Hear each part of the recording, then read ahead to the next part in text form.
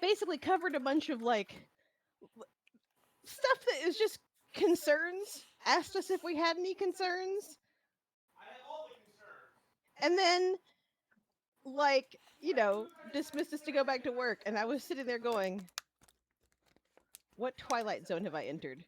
After coming from that other store, I've Well, heard so, like one person complain about the store, and I'm sitting there going, "You don't know how good you have it here." well, it does sound like a good workplace. Better one than your Oh yeah, previous place, it sounds like. definitely. It's very nice. Nice.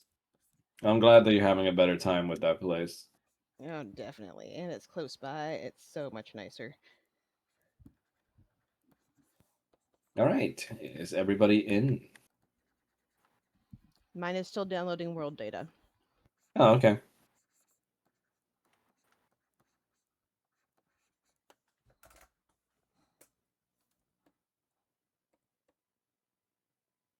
Actually, What's up? let me send this to you. Maybe that would work for us. Unless there's like something else you would want. Oh, is this like a module? Mm-hmm. Oh, okay. Into a clean standalone HTML. Oh, that is nice. It's very well designed. Yeah, I'll try this out after today's session.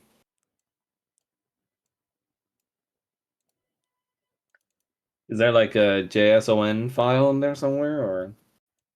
Click on the releases on the right. There might be. It might be in the zip folder. Oh yeah, yeah, I see it. And it just updated 2 days ago, so I'm assuming that they updated for version 14 whenever you do that. Hopefully, I haven't even upgraded yet. I'm too afraid. I mean, a lot of the stuff that I've seen still hasn't upgraded to 14, so Yeah, so I'm not touching that upgrade until like I want to say a couple of weeks in, just so I can be sure everything is up. sadly, the Foundry community is not the Minecraft community capable of updating their shit within 20 seconds of the release. And unfortunately not, because some module creators kind of just abandon their work or they just don't touch it anymore. Mm-hmm. To be fair, Minecraft also has snapshots out, like, Yeah. for the longest time, so people do have something to base it off of. Okay. Oh, here. I Oh, actually found the Foundry page for it. oh, nice. Oh, are we doing this again, computer? Are you having that weird thing again where you don't see anything and our character sheets look weird? It's okay. So my chat window is just not here. Like again. Weird. Yeah. Again. You're just silenced for the entire campaign. Like hang on, I'll actually get a picture for y'all. That's weird. Like this happened the last time. I had to refresh again, but like, oh, look at this nonsense. Let me put it in the right channel. Leave it Chanel. in general for now. There it is. Look at that. That's weird. Oh, well, I mean, at least you get to see the nice artwork, I Yeah. guess. That sure is Waterdeep. Yeah, everything's there except for the chat box. That's so odd.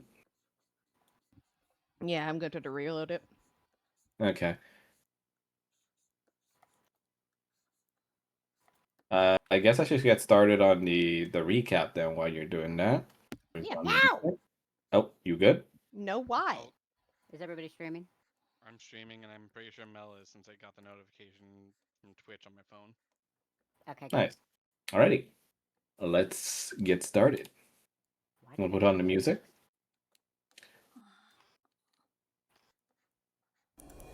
And this is when Forge decides to give me a heart. Oh, okay, that's you doing that. I thought Forge was lagging. I was like, oh no.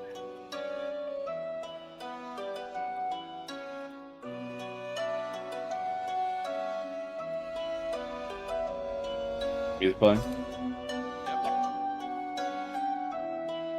So last we left off, Intrepid Heroes were basically kind of unearthing an entire conspiracy going on inside of Barovia's Hope. Kanan is the first to try and sniff it out due to finding that mysterious hole. And then after a conversation that was odd with his daughter and also with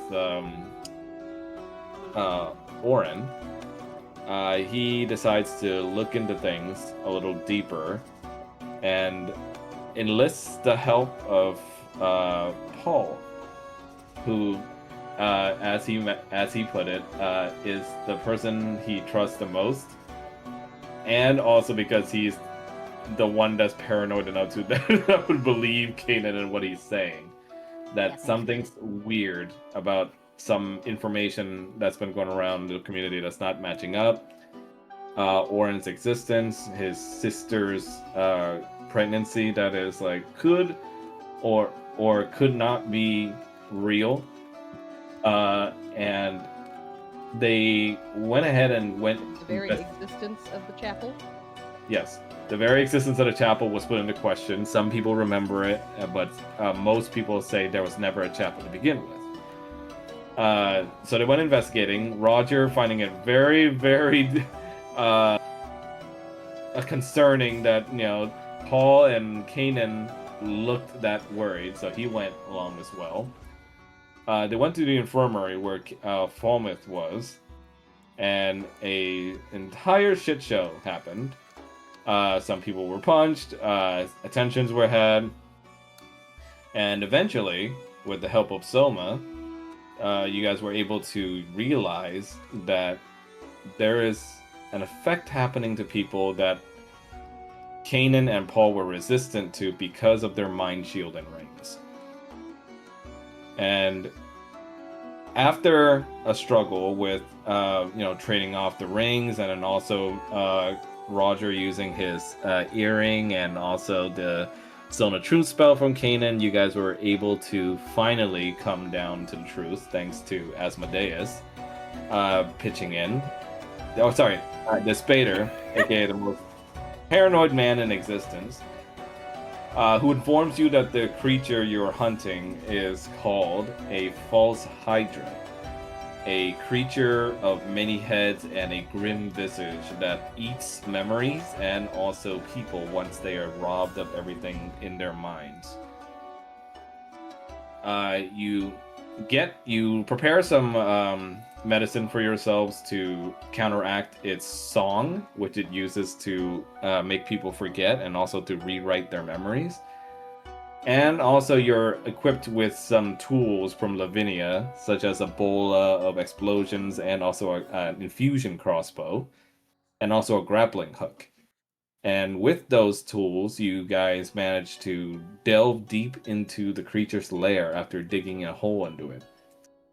And finding your two lost allies there, Nathaniel and Bob, you realize that it's systematically taking people underground to basically put them in almost like gestative eggs so that it can liquefy their memories and drink upon it to feed.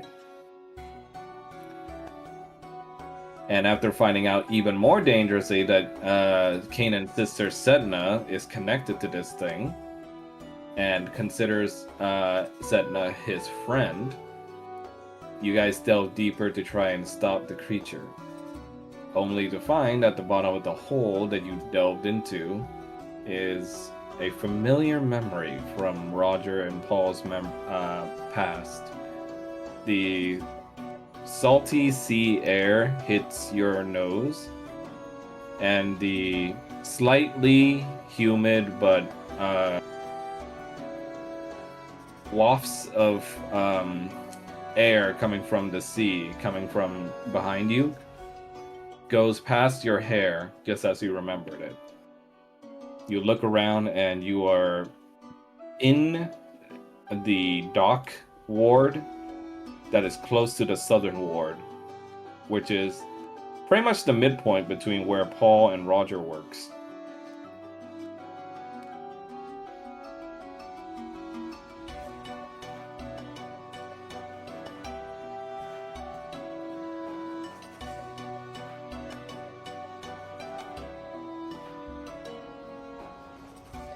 assuming it ever loads. Give it a second. It's trying. Try harder. Woo! This is a nice map.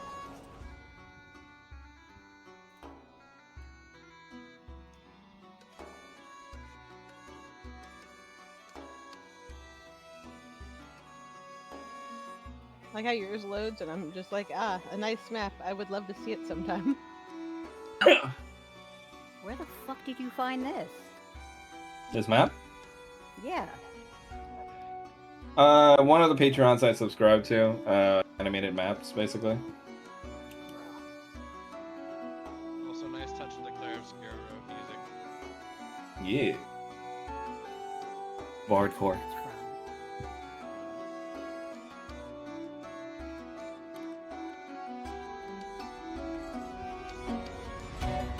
So, what will you guys do now? I mean, Shrine's still open, I think, so. Yeah, mine's still loading. It's at like 90%. I'm like, why?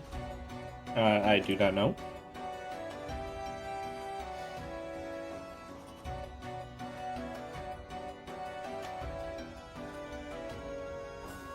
Maybe you shouldn't have it full screen. Well, no, it doesn't matter because even having it like this, I'll still have What's it say at issues. the top of your thing? What? Oh, that's from there's an extension that's like, yeah, there's an extension upgrade, but Well, in the meantime, while we wait for yours to load, Shrine, is there any way you could like look at, I guess, Rattles' screen and just go off of that for now? Bam. Okay. Perfect. So, what is everyone's thoughts right now as you stand in this place? Roger is just sort of standing there like, like because we just went into a hole. This is Waterdeep is not in a hole.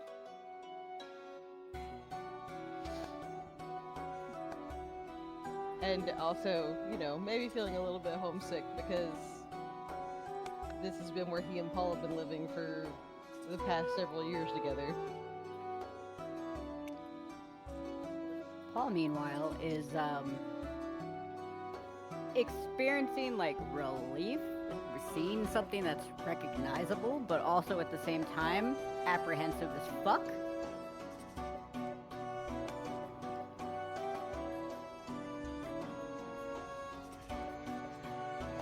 Why are we here? Don't think we're actually in Waterdeep. I think it's an illusion. Well, I mean, I sure hope so. Because I highly doubt that Waterdeep fell in a hole. This isn't an El Toril situation, I don't think. You dig your boots into the ground, Roger, and feel the sand hoarsely grain across your feet, similar to how it always does, as you remembered.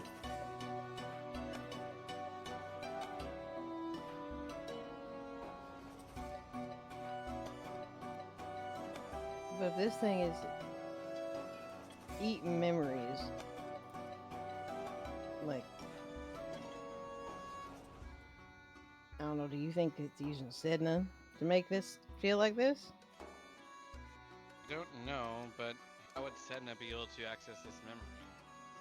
She's never Yeah, been to no, Waterdeep. I mean, how's it accessing this memory?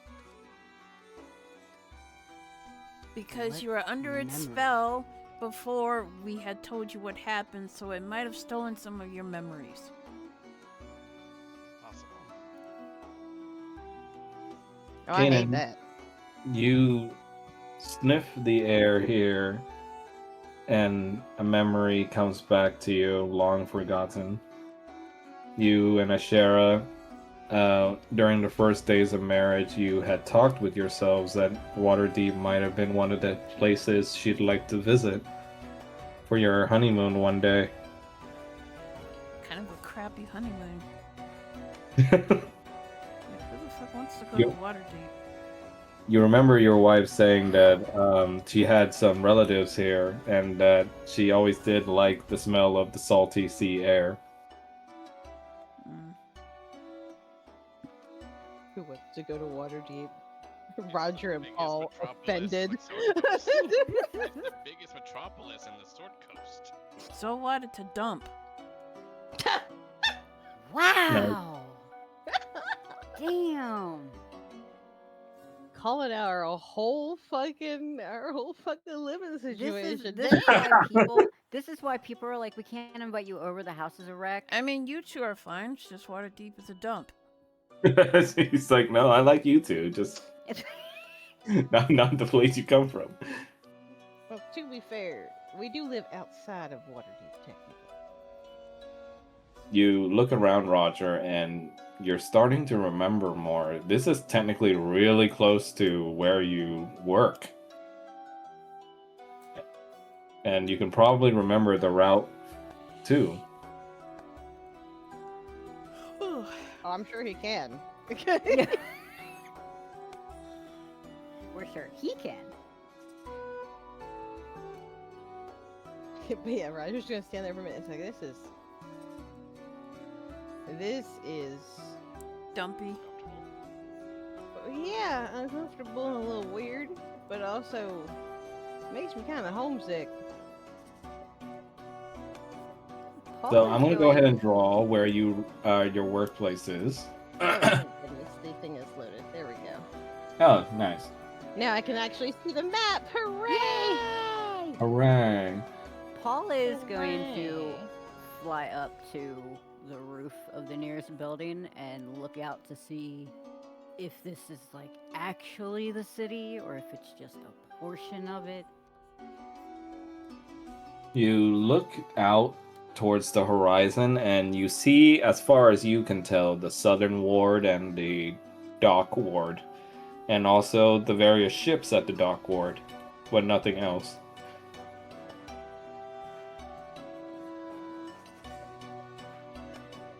He's going to drop back down next to the others. Well, if it's an illusion, it's a very detailed one. Does it cover the entire city, or is it just this section?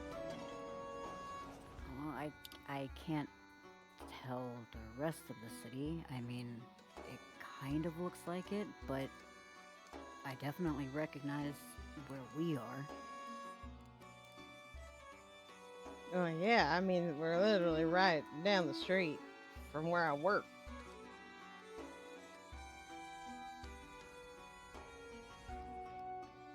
Which is 2 streets over from where I work.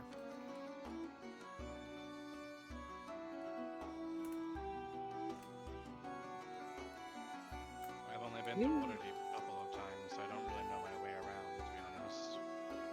Do you think this thing's hiding in here somewhere? Because that, Don't say that. yeah, no, he's gonna kind of like sort of gesture and it's just like, yeah, no, I work right up there. You hear Selma's voice coming from Kanan's mind. Be watchful of yourselves. A cornered animal is going to try whatever it can in order to fool its predators. It's gonna need to find a corner first.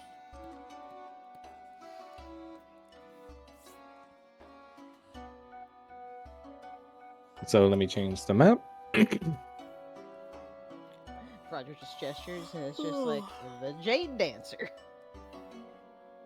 You come across a very sizable location with a ornate sign out front that says the Jade Dancer, and some Eastern influences here and there on the structural design and the decorations. And let me change the map. Wonder if it would meet Soma's approval. We shall find out.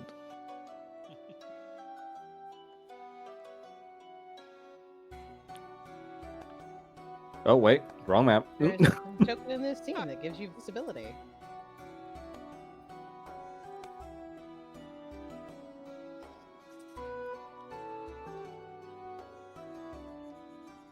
There we are.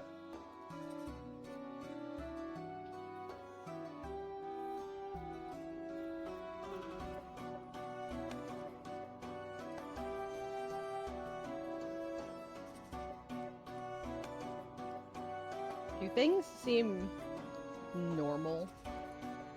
Things seem about as normal as you remember, though the streets are relatively quieter than they were. Almost as if this place draws upon only what the creature could draw upon. And this is the first time Paul's going to be stepping into the brothel. Roger's gonna look over at Paul and say, like, I told you it was nice. I'm not going in there.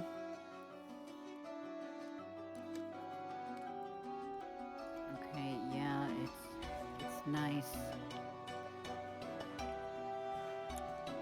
Kanan, you refuse to go into the establishment as Soma speaks to you in your mind, and being wary of the location. It's probably a trap, so I'm not going in there. Probably, but at the same time, we don't know anything about this place yet. If it is hiding in here like your companions think, then we have to sniff it out somehow. I'll wait outside. Kanan opting to stay outside. The rest of you go inside, and you are met with a friendly-looking woman out in the front.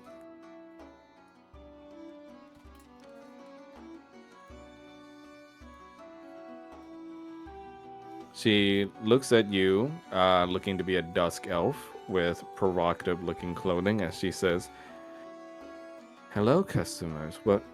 Oh, Roger, there you are." So I'm guessing Roger recognizes her. Yeah, she's her name is Vaskendra. She was the usual receptionist at the Jade Dancer. Sometimes she danced herself, but most of the time she helps with the front desk. Roger is gonna look unnerved by the fact that, like, oh,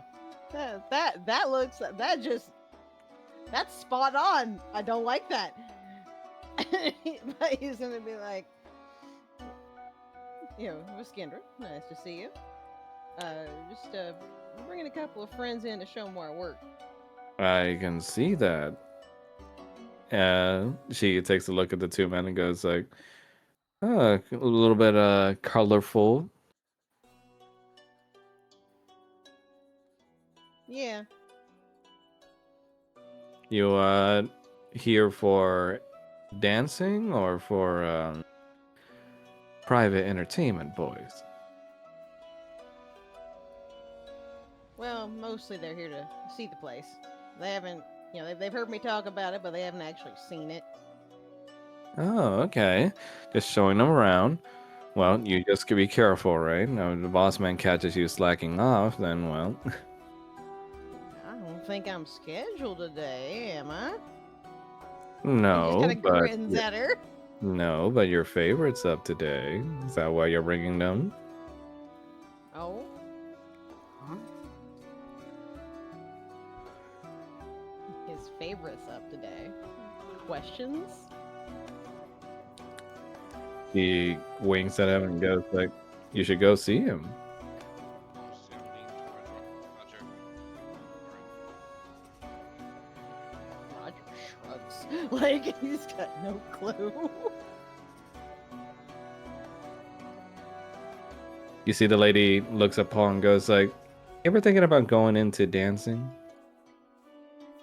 No. And he's going to pull one of his wings over himself and just throw it up to Roger.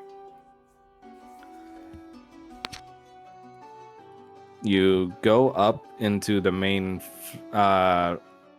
entertainment floor, basically, Roger, and it is exactly as you remembered it, with all the tables lit in the colorful jade style lighting as you remember. The guests here are almost packed to full. And as you look around, you notice that there's one particular thing that stands out of place so far. Yeah. Yeah, I'm about to say, I know I noticed that. Who drew the circle? Roger's making a beeline for the bar.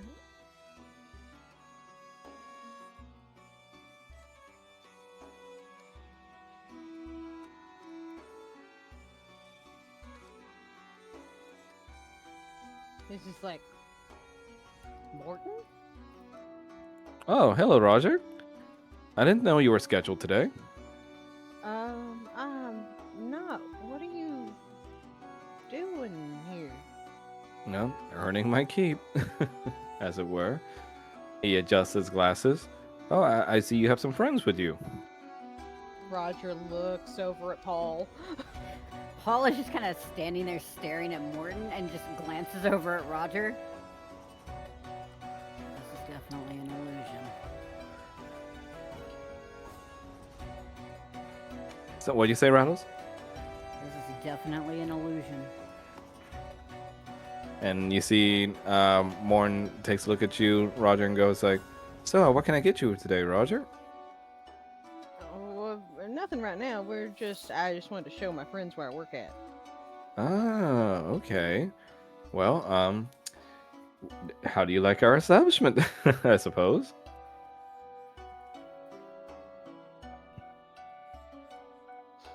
Roger looks over at the other one. Paul's just taking a look around, like trying to be like observant to see if there's any like sort of traps or around that. It's very different from places though where I come from. Yes, where would that be, Unsettling. friend? Time out there. Ah, very far off. Afraid I've never been there myself. Not on a bartender's salary, anyway.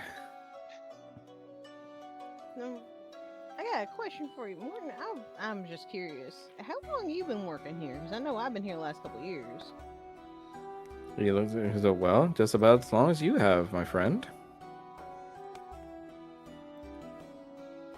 And Viskendra said that there was my favorite performing day. Oh, yes, I believe he's about to start soon. I'm at a loss. Who are The you talking about? the lights go low and a spotlight goes over like the walkway here entrance, and you hear ladies, gentlemen, and every creature in between, we welcome for you tonight the Jinn. Oh no. And Oh my god. bursting forth from the door, you see another familiar face, Yudi.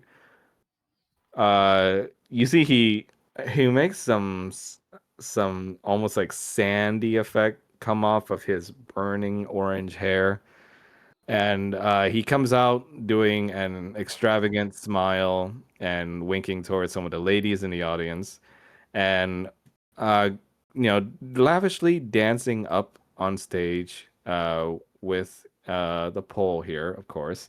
He's way better at it than you've ever seen him even attempt to, and this is the only time you've seen him attempt doing it.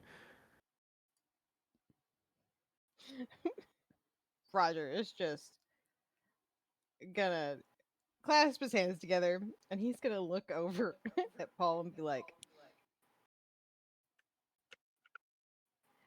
"This is now officially really unnerving. I don't like that it's doing whatever this is." Especially since he so emphatically refused to do anything of this sort in our establishment.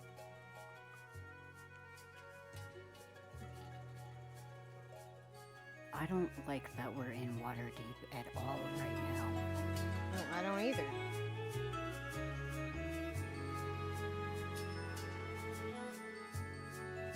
Meanwhile, outside the establishment, Kanan. You're standing there with your arms crossed, and you see a weird figure in the crowds outside of the Jade Dancer. One of them having a rather sly-looking, toothy grin. Okay.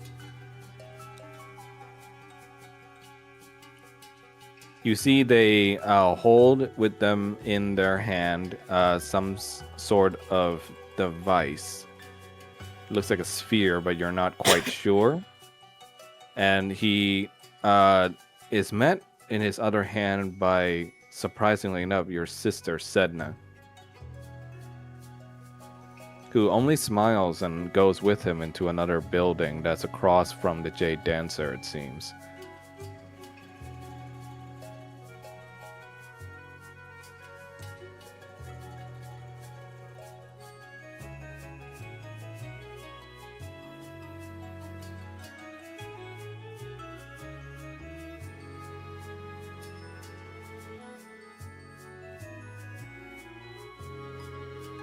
How does Kanan react? I guess he'll follow them. I don't know. Okay. You doing okay, Mel? Do you need a second or? No. Okay. All right. Following the figure across, you come across a store that you remember from memory. Give me a second.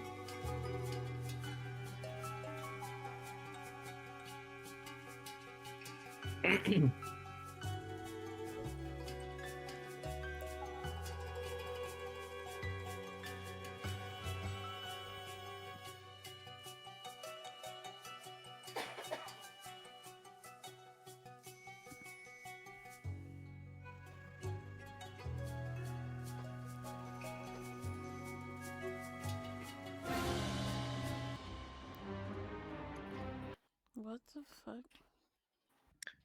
That was not the thing I was trying to pull up. Okay, let me see here. Oh shit.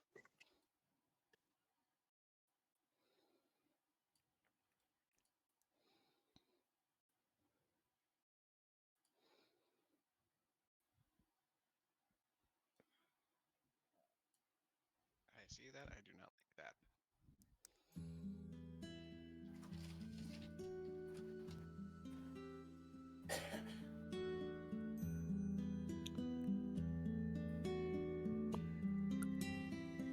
You open the door that they went into and are immediately greeted with a all too familiar sight to you as you see the Alacris store.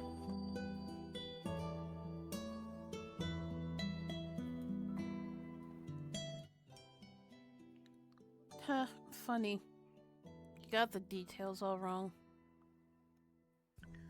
You look around and you also spot a familiar figure in the distance as well as you see Ashera sitting at the store's head.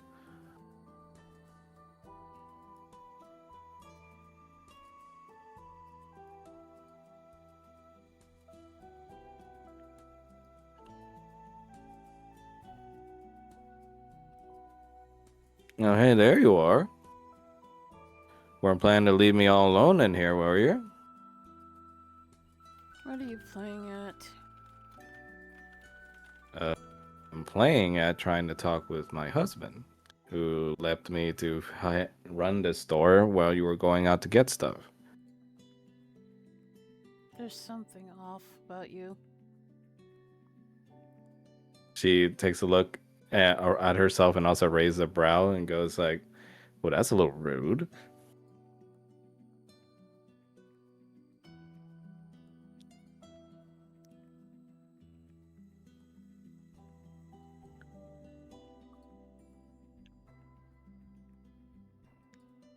She then places her hands on her hips and looks at you and just says like, not like you're much of a looker either, mister. Where's your scarf? I'm wearing it. It's not the right color. She looks at you and goes like, I know why you're being sassy today, but your sister also came to see you as well. How do you know my sister? Sedna then comes up and holds your hand. Brother, you're here. We're going home. What do you mean? We are home. This isn't home. Yeah, it is. It's your home. Our No, home, really. I don't live in water deep. I mean, isn't it a nice life here? No, because I don't live in water deep. You then hear the bell near the door open up, and you see someone enter.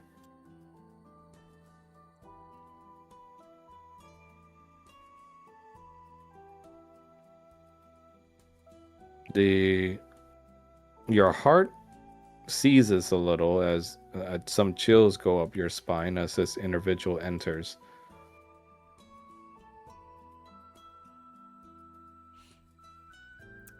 In any case, And- Sedna, we do not live in water deep.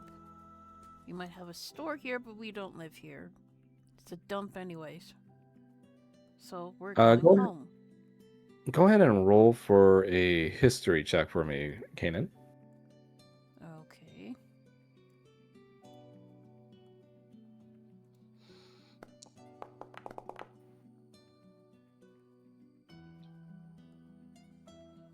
Why did that roll a d6? Yeah, that was weird. Go ahead and just roll a d20.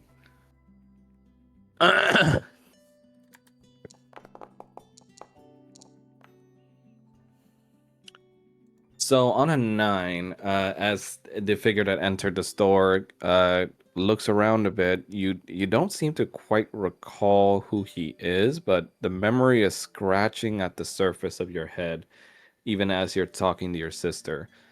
As she looks at you and just goes like, well, I mean, I admit that Waterdeep isn't perfect, brother, but I mean, who is? It's a dump. Brother, that's a little rude to the people that live here, don't you think? It's a dump. And she looks at you and just says that, well, then I suppose we'll just have to make it better then. Or we could just go back home.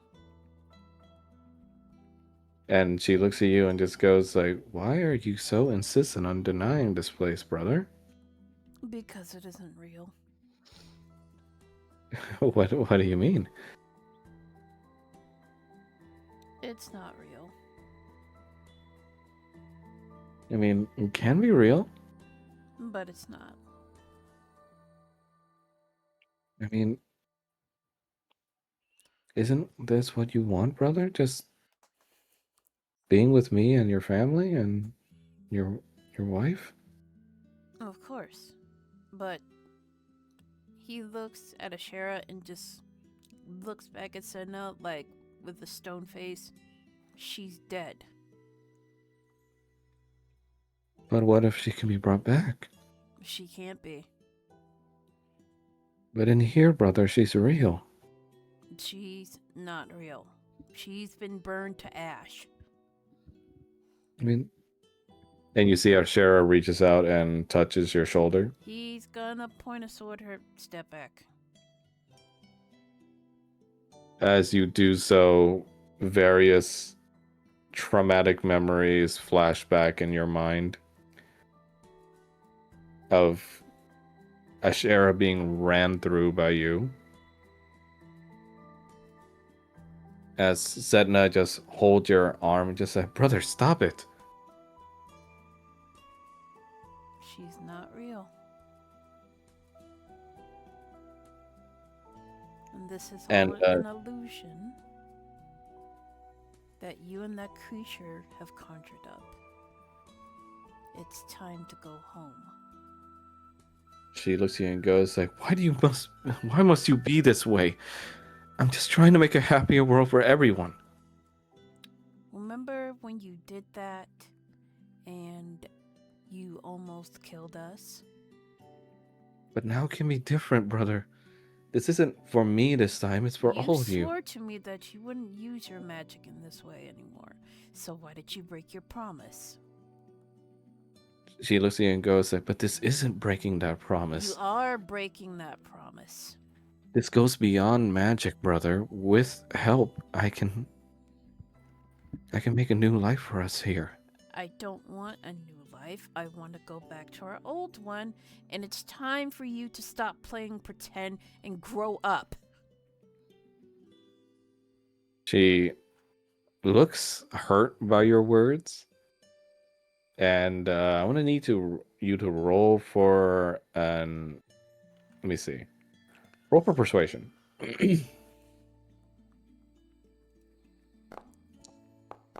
What the Why fuck? is it rolling d6s? I don't fucking know.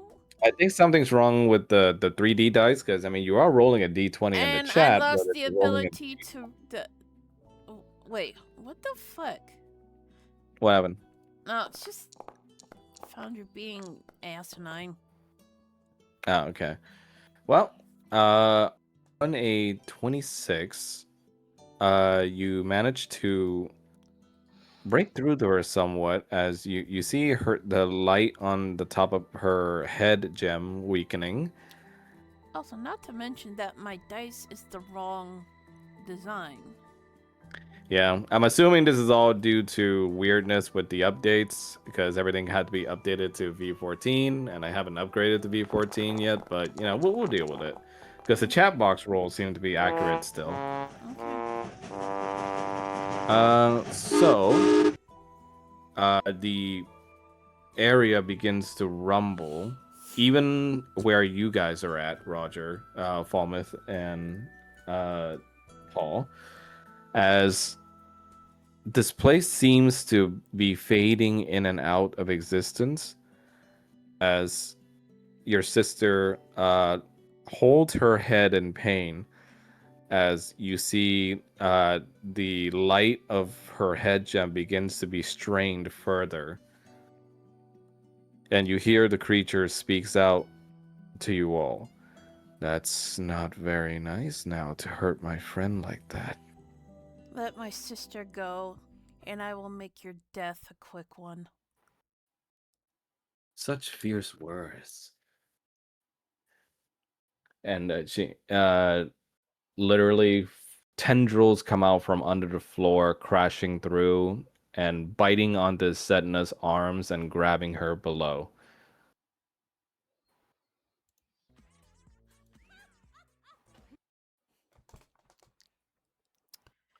Ah, fuck. I'm across the street.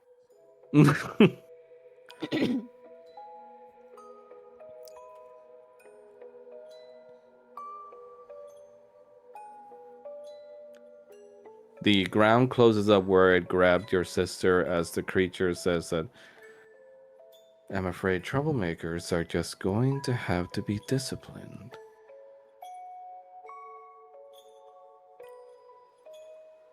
Give me back my sister and find something else to eat.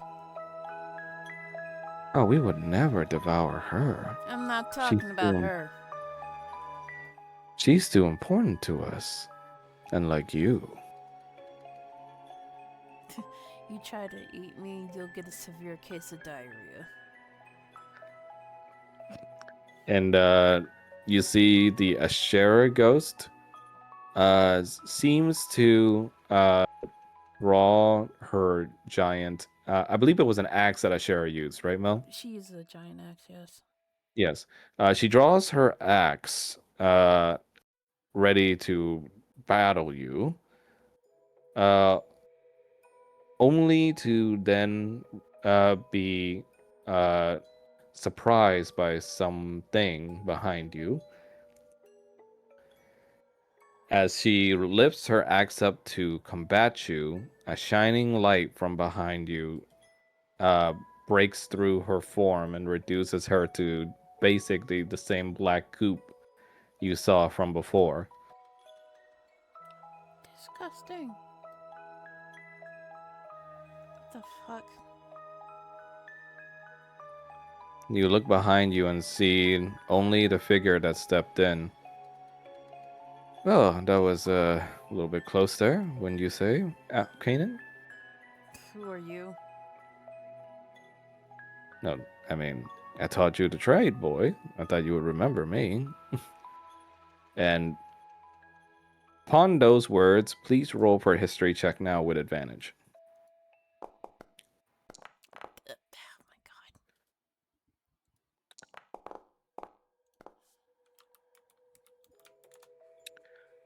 god. So on a 6, it takes you a while to summon up the memory again, but when he mentions having taught you, you finally remember. It's Mr. Margrave, someone from your past that taught you how to be a general store trader and also the workings of the craft. Goda? Say that again? Gota? No, that's his nickname. That Yeah, yeah. yeah, no, I'm just amused. He looks at you and just goes like, "Hello, boy." You're not really here? And he goes like, "Well, I mean, if we're gonna talk metaphysical, boy, I didn't teach you any of that." He flicks you on the forehead. Ow. That feel real enough? How are you here? And he just goes like, "Well, you want the real answer or you want the dirty answer?" I want the truth. Well, the real answer is I'm here because I wanted to check up on you, see how you've been doing, how the store's been holding up. I know you never liked Waterdeep too much, boy, but you know we got to reach out to even the parts of the world we don't like. And what's the He looks at other you and goes like, answer? "I mean, you seem to be doing all right on your own. I mean, I know it kind of seemed like I up and left, but honestly, I only left because I taught you everything I knew." Yeah, thanks for leaving. I thought you hated me. He raises a brow and just goes like, you can be a smarmy little brat, and you got some sassy attitude too. But I mean, it looks like you did all right for yourself with me leaving. Got yourself a pretty good-looking wife, everything. Yeah. Got some good friends too, don't you? Yes, I do. So it turns out your life isn't as gloomy as your negative, little pessimistic mind made it out to be. Well, I'm practical. And I always did like that about you. You you've been holding yourself together, son. Bit by bit.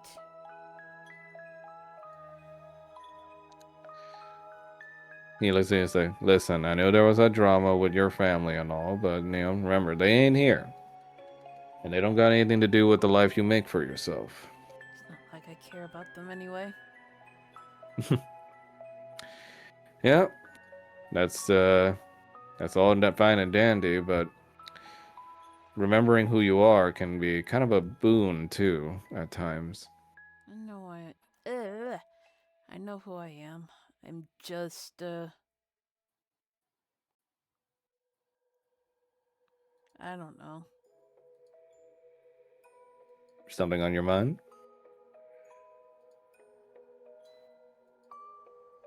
Not really. Just still wondering why you're here. Ouch. What, an old man can't visit one of his proteges?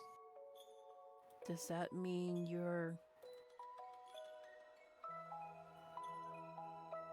deceased? He raises a brow and looks at you and goes like, "Deceased? Do I look dead to you?" Kinda. Gee, thanks. I mean, I know I got some wrinkles on my scales now, but You bet your ass I'm a live boy, and you hope you can look this good when you're about my age. Right. I'm fine. Seems like you're a little bit different than how I remembered you, too. You're doing a lot of changing, huh? I guess, and he looks over himself. You used to have this dour little look about you, and a little scowl that happens at all time. I mean, it's still kind of there, but you look a little happier than you used to be. Not that same little shit-nosed kid that used to growl in my direction whenever I told him to get to work. I have something worth fighting for. Always good to have that. What I told you. Doesn't matter where you came from or who you were born to. What matters is what you do with the life you're given now. Hmm. Whether that's selling trade or magical items or general goods. Or dancing for ass and titties out right across the street. I don't think I'll ever be a dancer. He looks at you and goes like, I've seen you dance, boy, and it wasn't pretty. Yeah, which is why I'll never dance again.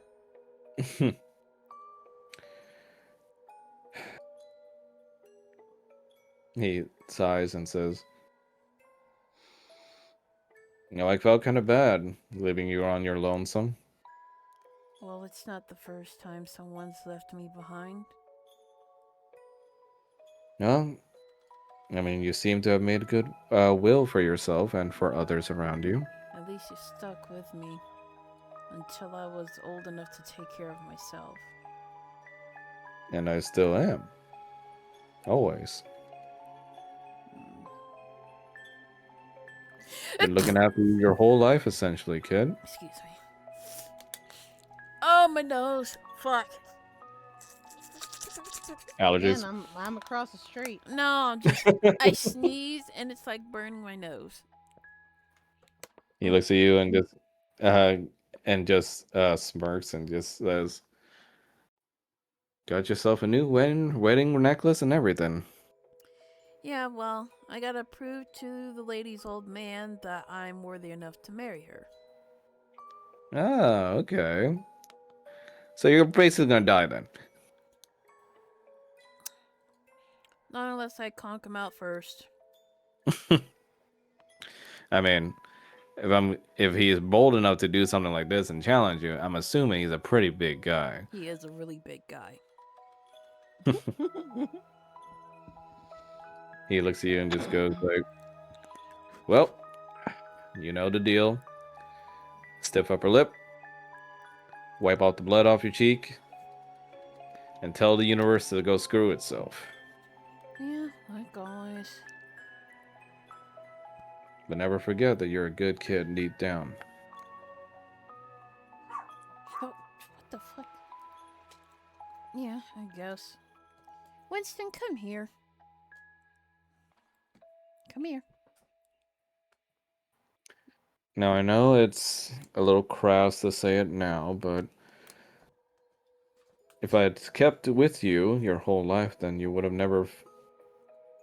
Well, he look around you, kid.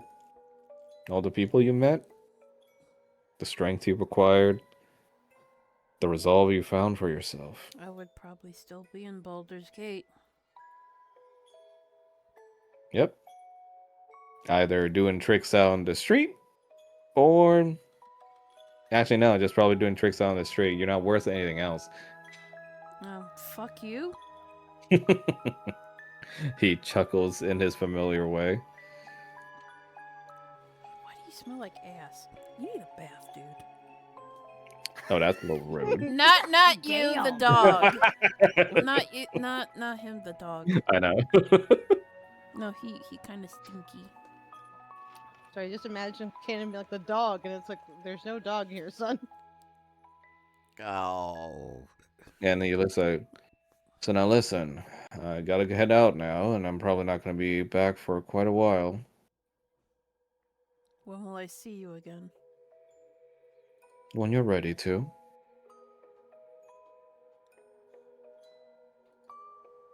Okay then. In the meantime, you keep that thing safe, yeah? He points to your holy symbol. Sure.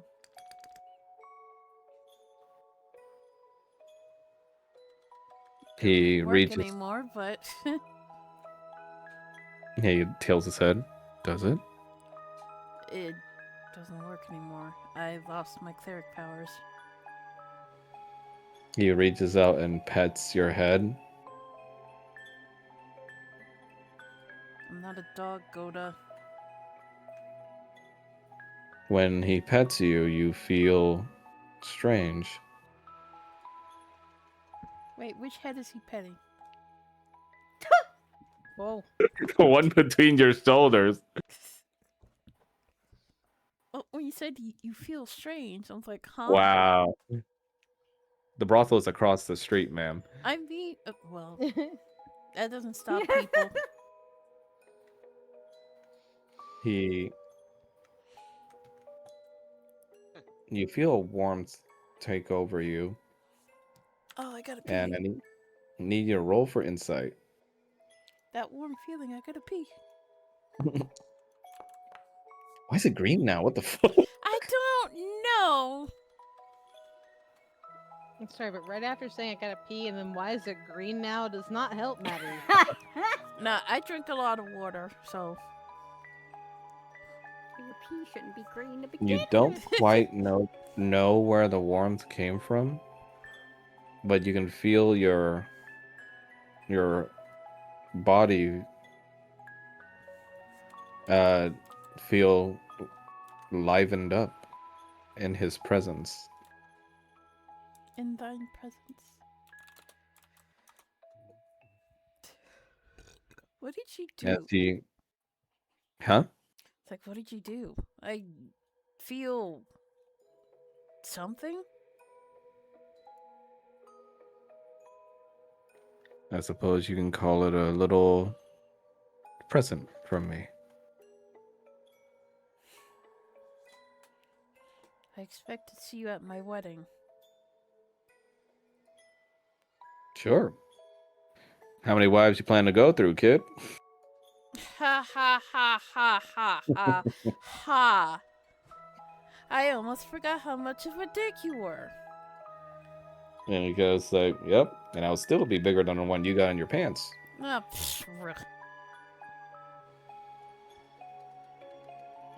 But you keep that chin up, kid. All right? You hear? okay.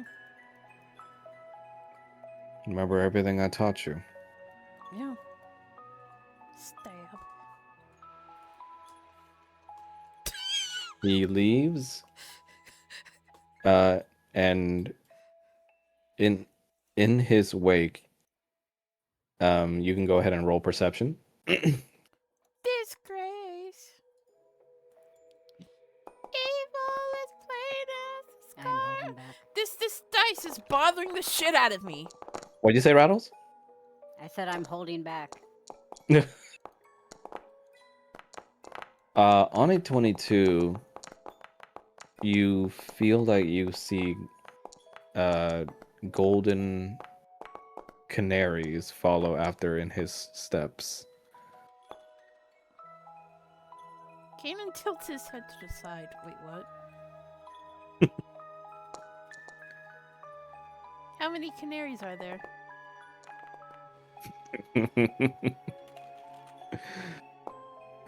Man, do I want to say? 3.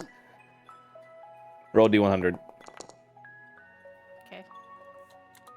There's 100 canaries. Oh God. There's 100 canaries following him. 85 canaries. Oh, excuse me. 7.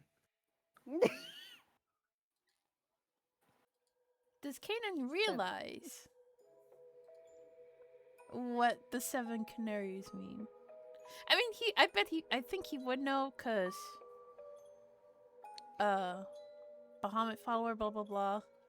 I think you answered yourself there. Yeah, I mean, I'm just like, does he? Wait, no, he's read the books and everything. So yeah, Yep, then he would know. and tiny smirk along his face. Ah, ah, Realization. ah, Oh my fucking god, he's 7. been Ah, ah, ah. realization that Bahamut's with you your whole life. Wait, so Bahamut was Goda? Hmm? How fucking dare you? Hmm? Don't you me? I will Anyways, kill you. anyways, back at the Jade Dancer.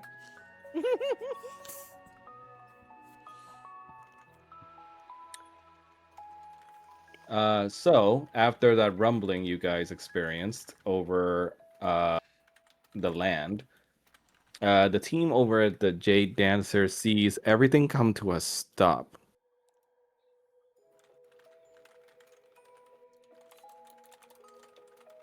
As you see, everyone creepily pauses in place, except for Yudi and Morton. Roger is taking out his mirror of perception.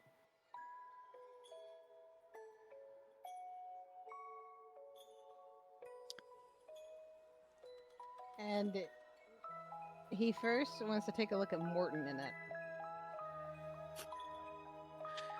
Okay, I'm gonna ask Paul here because what do you view Morton as?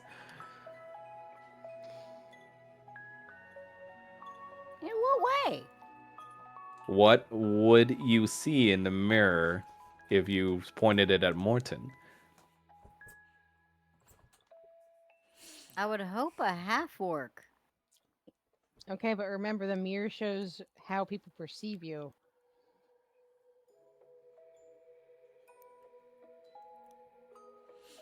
So, like, for Lavinia, it was like a tabaxi with a bunch of explosions cackling madly.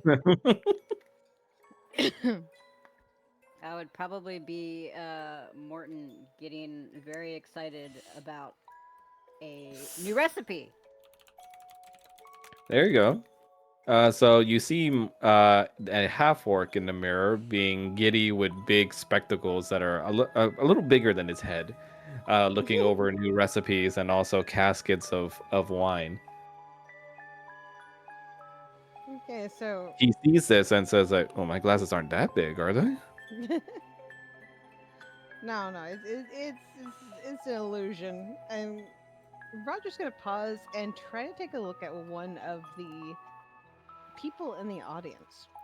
Suavemente.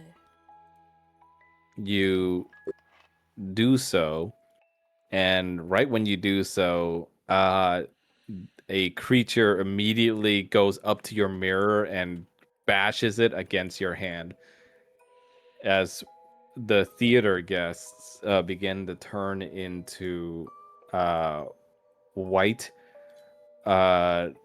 false hydra heads. Oh, okay. So Roger's just gonna be like, that's what I thought, and he's gonna tuck the mirror away. Is it the lens of truth?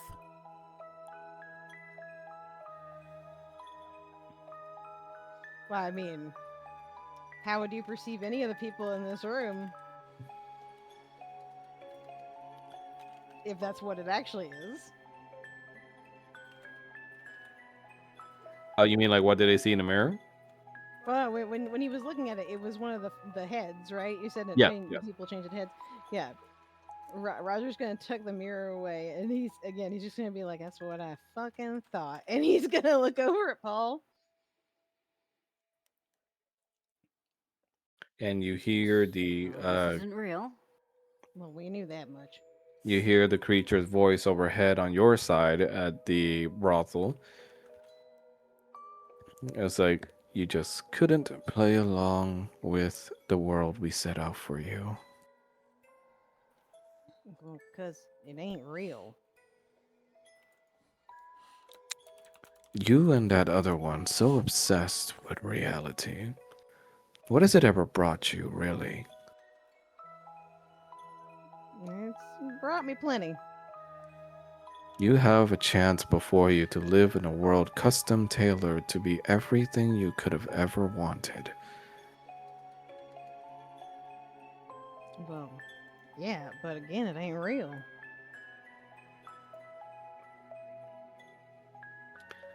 And he looks at you all and just goes like, if you are so unappreciative of what we do for you, then I suppose Sedna and I will just have to leave far, far away across the oceans. I mean, don't get me wrong. This is very impressive. And Sedna's power is also very impressive. It was impressive what she did before.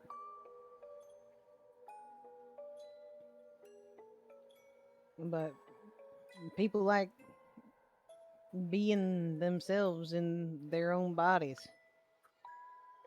I mean, you got poor Morton over here being a bartender at a brothel. He don't like doing that. He'd never like doing that. And Yudi over there, he's always insisted he doesn't want to dance. If adjustments are to be made, then all you need do is just accept our world and our gifts, and we will make it however you wish. But what about them? He looks over to them and goes like, they sleep in blissful ignorance of everything. So But this ain't you real. four are Sedna's most precious ones. And therefore you have the opportunity to be spared their fate and to just enjoy yourselves in And this. what's their fate? There is a silence that fills up the entire floor as all the heads in the audience stare at you still.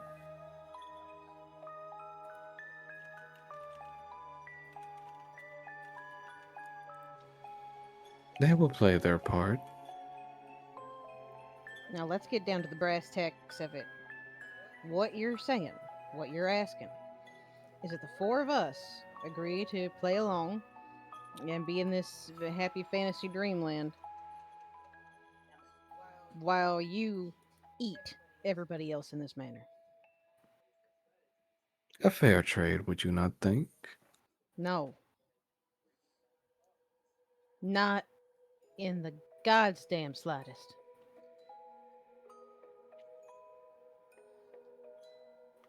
She looks at you and go, and you see the creature just hisses as it is no different than what you offer at these brothels. An escape. They don't kill them. And yet a price is always drawn, regardless, whether it be money or blood. Yeah, but when you're making a payment at a brothel, you know what you're paying for. In this case, you're trying to present it to us. You're not even telling us that you're going to eat them. We have to figure that out for our damn selves, for one. For two, you are saying you're going to eat our friends. We don't even know how many of them you've already eaten. And you'll never have to.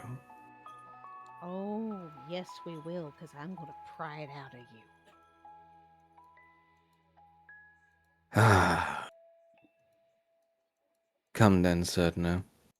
Deeper down we go, away from these that do not deserve your power. You do? I was the one who helped cultivated this gift. You're a parasite, a leech, nothing more. Her gift's been She, cultivated way before you. and says, yes, by that man she calls father. But we are different. We stayed with her for all those days, giving her the life she wanted as a princess. And then you all had to come and ruin it. Yeah, and you got real mad that we took your pretty little lure that you were using to bring in people so you could eat them. And now you'll pay the price then. You see all the audience guests start getting up from their seats and creepily start sauntering towards you. Boo! Get off the stage! Kanan, you burst out into the brothel from across the street, trying to find your friends as the lady in the reception desk lunges at you, trying to bite you with her long head. Ken's gonna stab. And she looks at you and goes like, "No entry without payment." Stab. Wait a Stab. sec. Yeah. Stab. For some reason it won't let me stab. For some reason, it won't let me stab. Like I'm not seeing the dice roll when I click. Maybe lag? Let me try. Which sword are you using? Dawn. Okay. Boy, I knew there would be technical difficulties, but I didn't know that would happen even though I didn't fucking update.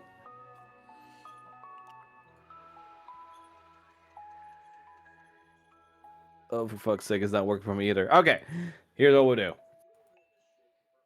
Just gonna raw dog this shit and do it ourselves. You can't just roll- update. Roll a d20, Mel.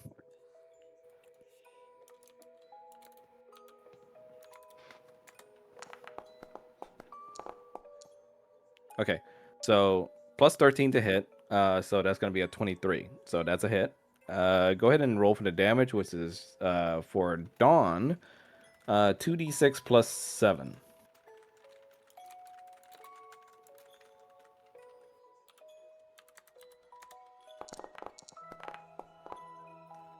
Nice. You slash back at the head that bit at you, and you manage to cut it off. Basically felling the zombie-like creature. As you hear various hissing noises above in the main floor where your friends had gone. And for the rest of you, you see the zombie-like figures trying to surround you. Donkey bitch. So, Paul is gonna grab Roger. Do Morton and Yudi seem part of this, or Which one do you look at first? Morton first? Morton just goes like, "Oh heavens! I suppose everyone wants a little bit of a drink." Okay, and if he looks over at Yudi, Yudi just goes like, he has like one of his bangs over his face, and he just does the thing where you like blow blow it off your face, and he just says like, "Should have known I just stayed in bed today." That sounds more like him. Yeah. Paul is gonna grab Roger and pull him behind so he's next to Falmouth. And he's gonna cast Fireball. Where? Oh no. I have a feeling it's going to be in this region.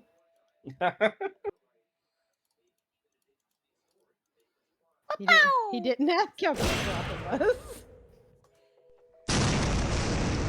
Jesus.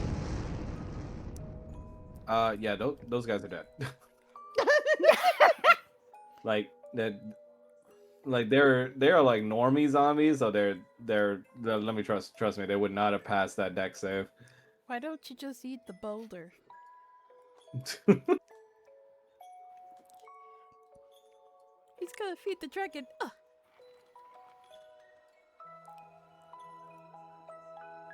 Kanan, you hear that trademark explosion and know immediately it's Paul's fireball.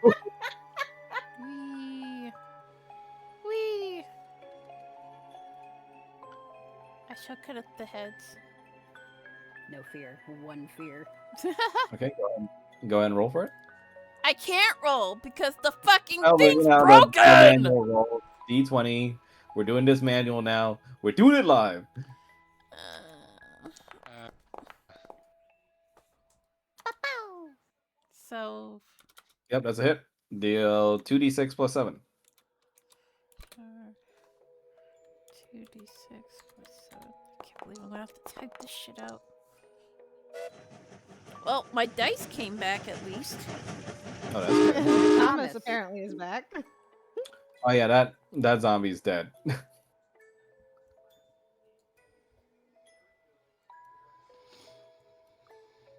Falmouth, you head over to one of the tables, and what do you do? Oh shit! That man saw the Tetris line and was like, "Yay!" I'm not seeing any Going dice for it, first. which is annoying. It's okay. Again, they're pretty much dead. Frozen in place. As you guys killed those individuals, you see more zombies start spawning up from the tables nearby. Simpis. Simpis.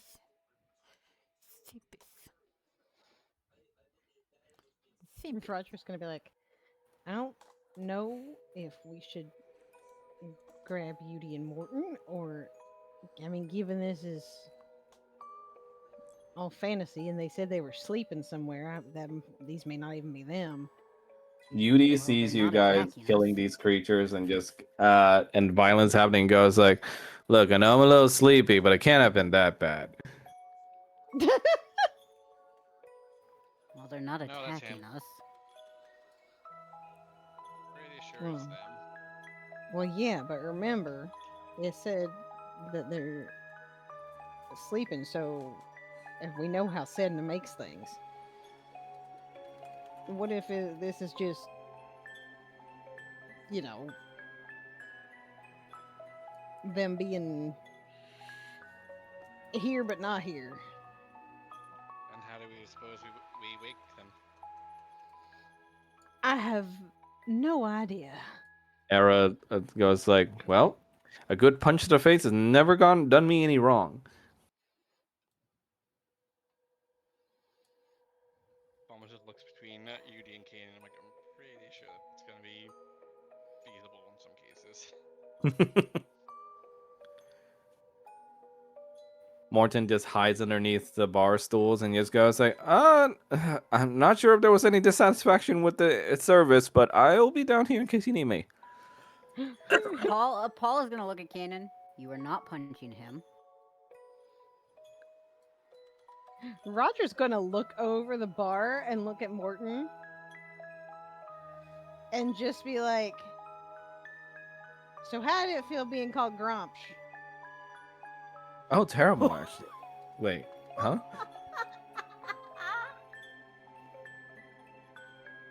Well, I mean, that. Wait, how did? What?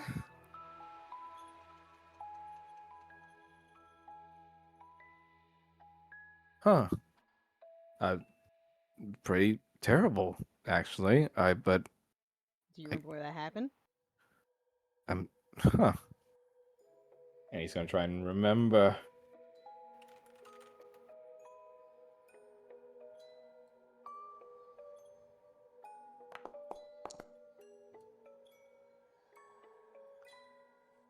With Miss Faye, I think.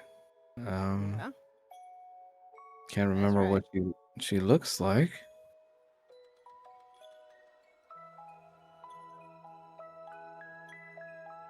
You remember Just where she remember,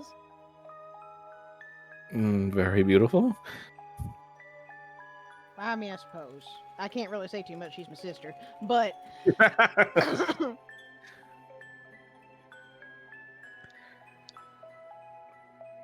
Meanwhile, Yudi looks at Kanan and Falmouth and goes like, "Well, you two look sensible. How about throwing a tip at your local dancer, huh?"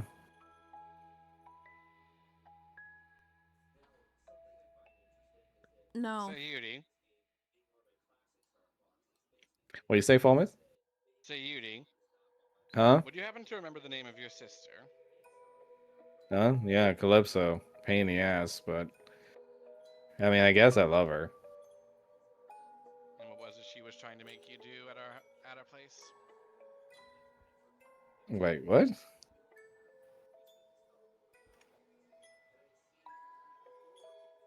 Something you were very much refusing to do. Something you're kind of doing right now. He scratches his head. Oh my gods, don't ask me this before I had my coffee. Oh, I don't. Why do I remember getting really annoyed by you two? What did I do to piss you off? Don't know.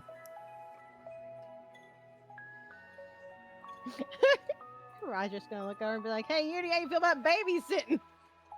He goes like, he snaps me. That's it. He points at him. Even me. You have me babysit your little brat.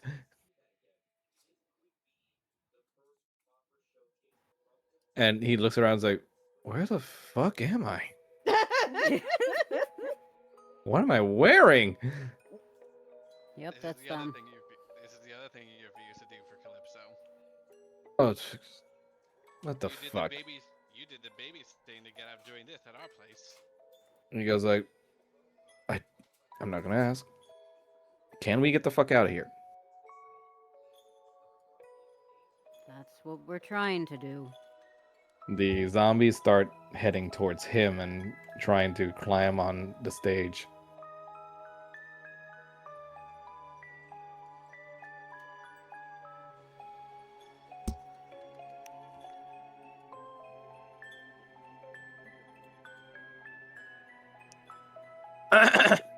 Paula's gonna look over at Roger and be like, "You got a spotlight?"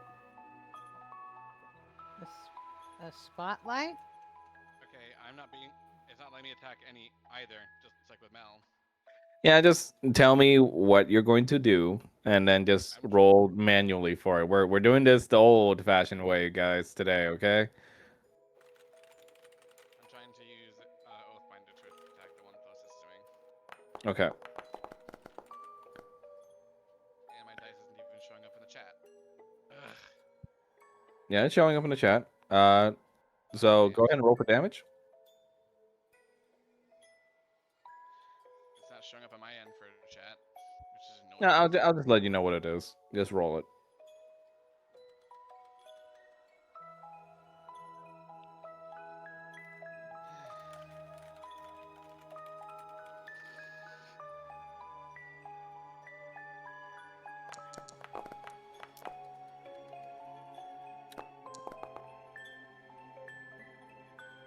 Nice. You definitely fell the creature. If any of those are ones or twos, they're automatically threes. UD then looks at you, goes like, "Oh, I am so out of here."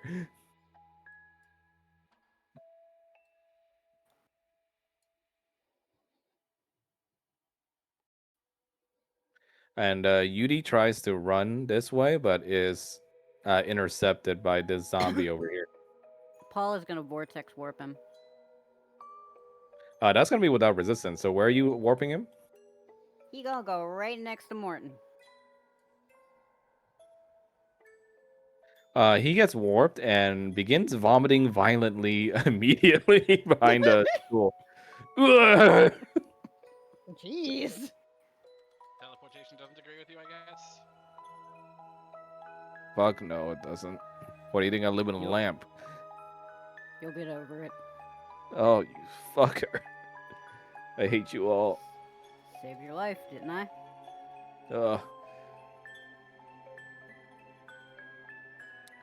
The creatures start spawning more and more as you guys are quickly realizing soon that this is going to be a losing battle unless you get out of here. There's too many. We can't get them all off. We need to get out. Yep.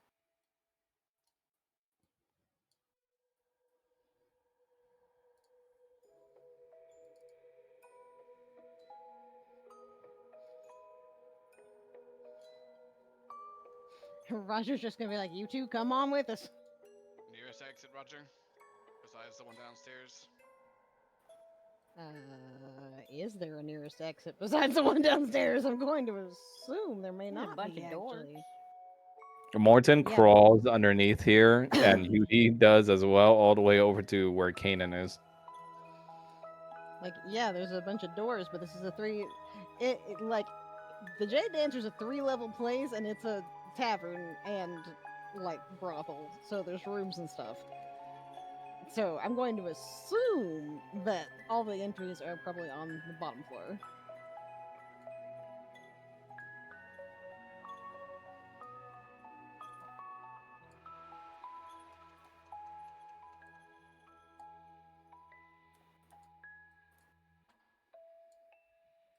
You guys leave Shut through up. the door as you see the Jade Dancers building begin to melt in on itself. Oh, lovely.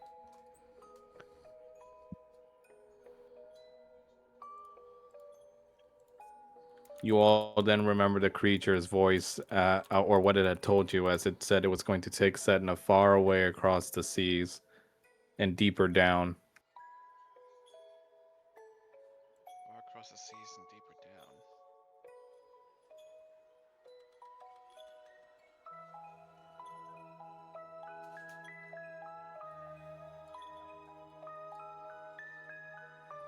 Taking her back to where she was, or some place similar to where we found her. Yudi looks at you all and goes like, "Okay, so we're never talking about this ever again. I'm going to get out of this fucking outfit as fast as I can. I don't want to know what we're a part of, what we're about to do. Just tell me that you're about to get us out of here somehow." That's what we're trying to do. Yeah, that's what we're aiming for. Morton just looks at you all and goes like, "I suppose you saved my life once again." I don't know what's going on either, but I trust that you all do. Long story short, there's a thing that's under the manor that can manipulate people's memories, and it's gotten Tried a to hold of eat Sedna. you. Yes, it's trying to eat you, and it's trying to eat other people from the household. Nobody knew Oh, it was there lovely. because it screws with people's memories. Oh, lovely. Oh, boy. And it unfortunately has its grips on Sedna, who has reality powers. So it's not great. I think I might know where the creature might have taken her then. Really? Where do you think it took her?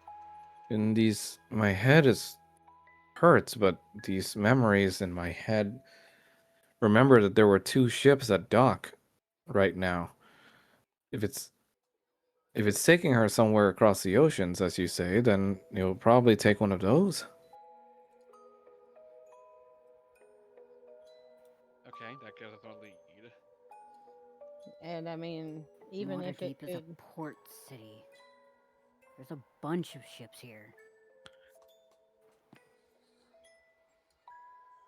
and I mean, even if it's not necessarily, Roger waves his hands. For real, like it seems pretty intent on keeping Sedna in here, so her thinking she's going on a ship might be an easier way to, you know. You then see Roger, you spot some rustling in the bushes nearby. In the bushes nearby. Where are we looking at? Like,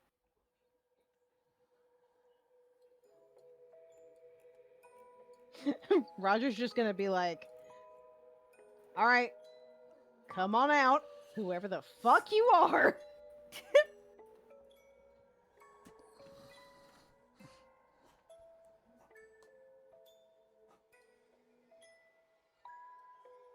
You don't see any response as the bushes just stay very still for a moment. he's gonna have his chakrams out,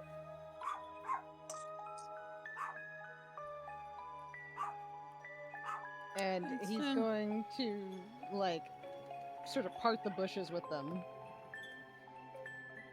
And set them on fire. You you start to part the bushes with the chakrams, and you find a familiar smiling face inside. Oh, hello there.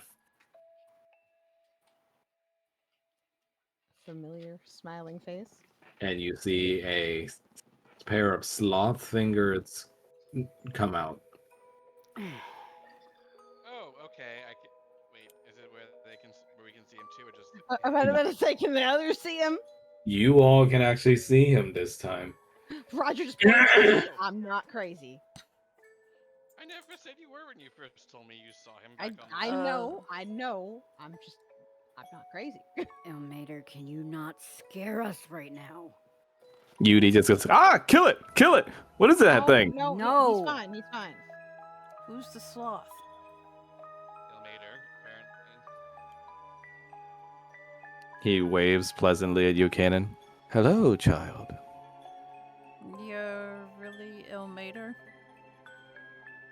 Last time I checked.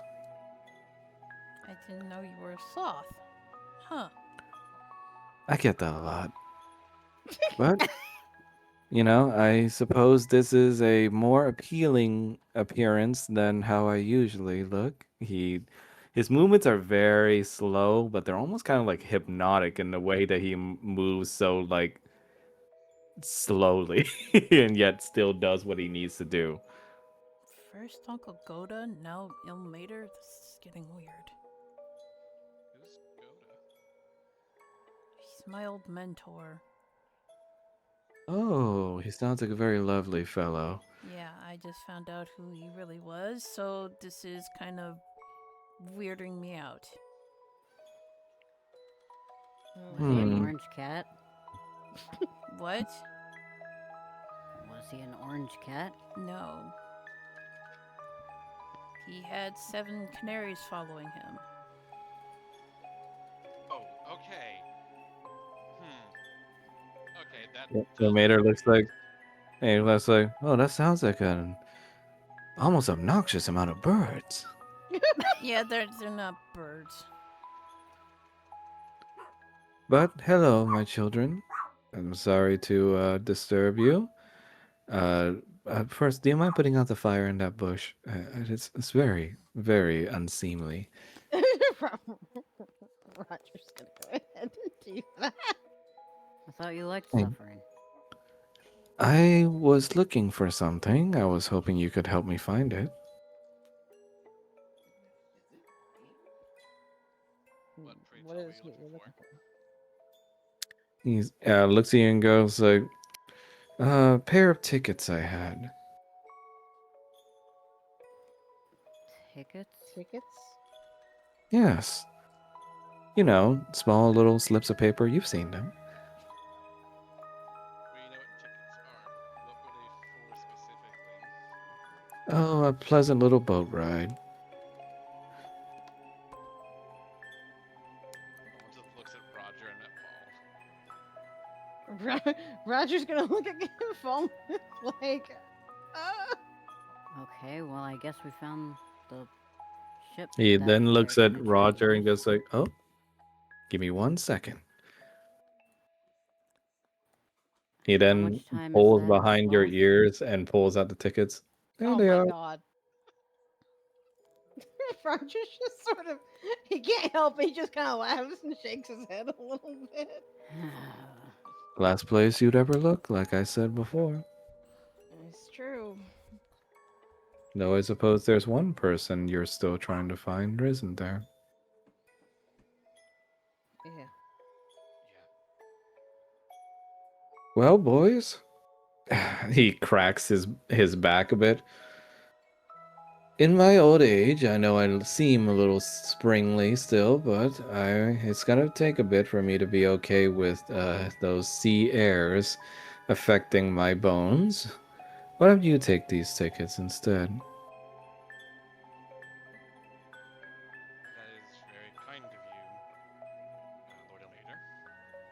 And he goes like, no, please, don't call me such a formal name.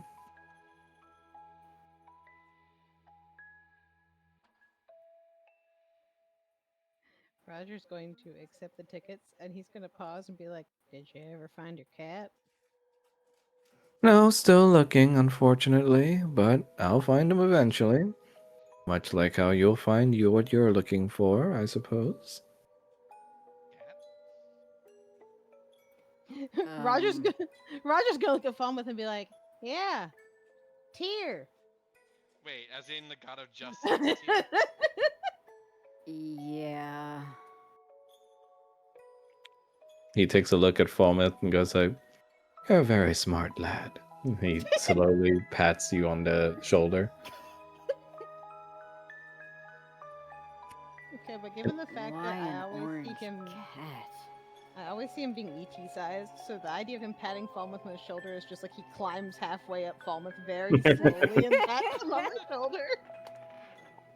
He then goes over to you, Kanan, and looks up at you while scratching his sloth face. Hmm.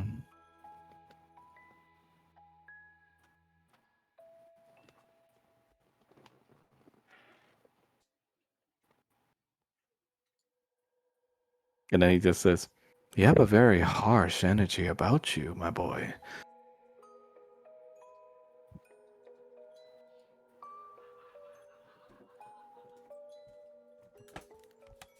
Nah, Winston, you don't want none of this wasabi crisps.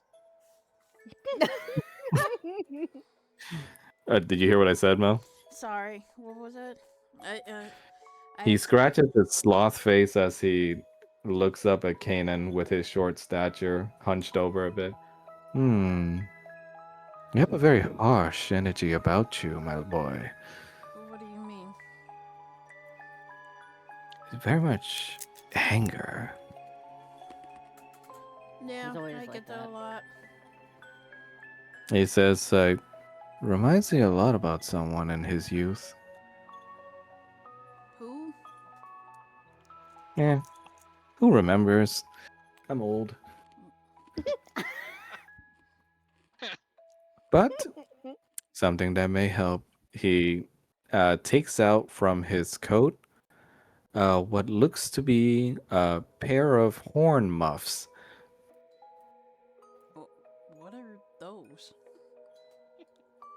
He says, well, you have very lovely horns, dear boy. I thought these would help warm them up a bit. They Oh, could be useful. um, thank you, Ilmater. And he'll Not hold to, his hands out. not to brag and all, but I am well known for strings. All the same, thank you. Yes. Now remember, they may come in handy in the most unlikeliest of situations. He'll take the horn muffs. And to commemorate the other lad that can now perceive me, Falmouth. Oh, do you mind bending down a bit, my boy? You're a little bit taller than my usual height. Fawn's just gonna go down onto his knees into like Seiza. He takes a look at you and puts a hand over your cloak. Hmm.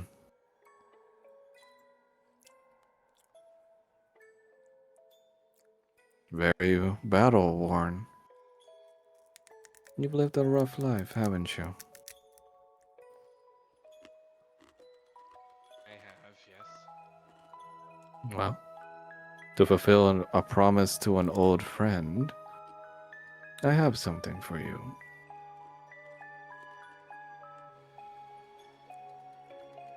Thank you.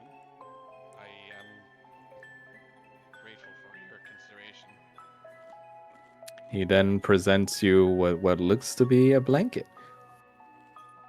It's always a blanket. Fawn just takes the blanket into his hands and smiles. Thank You see, it has the Bahamut symbol knitted on it. And he goes like, he and I were friends. Word. I've heard the tales. Yes. Though he cheats a bit at cards,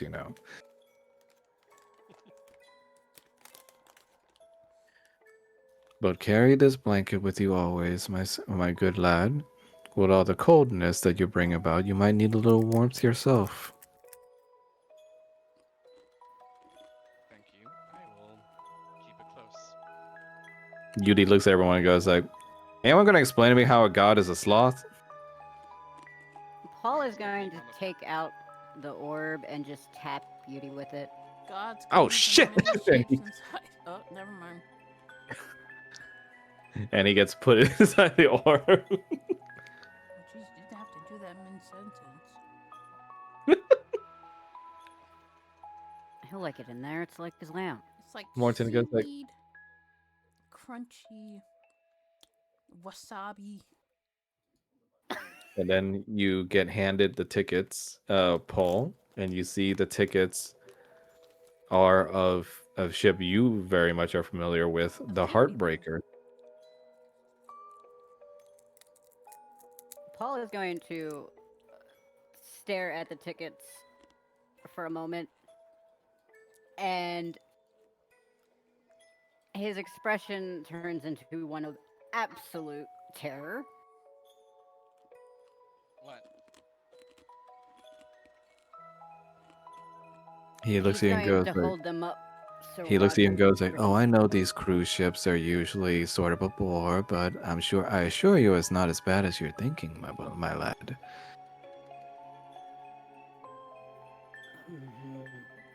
Roger is just gonna be like, I mean, it's pulling everything, isn't it? Well, I suppose I have to head off now. Old people like me need their naps.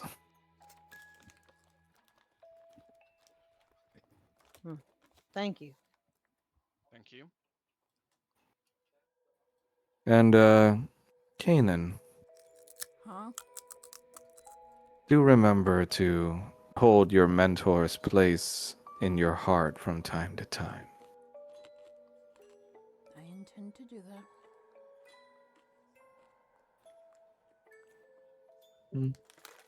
He was right about you kids. A little weird, but good kids.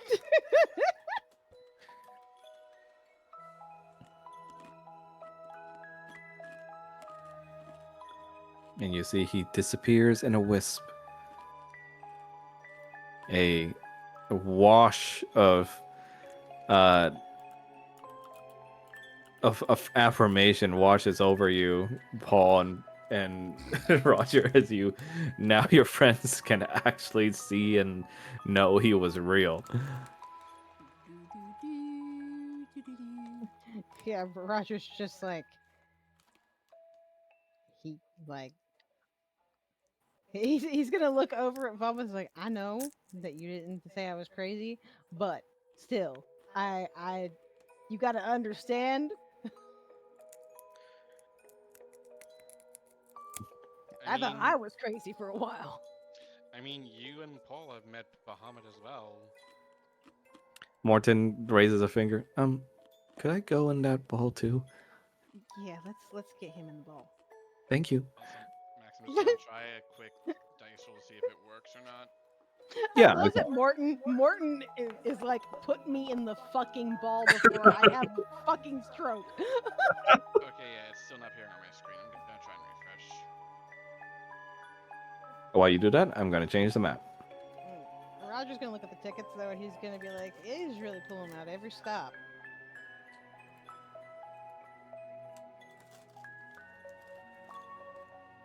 It's trying to. Paul, you guide your friends to the docks where the ship you used to work at, the Heartbreaker, is.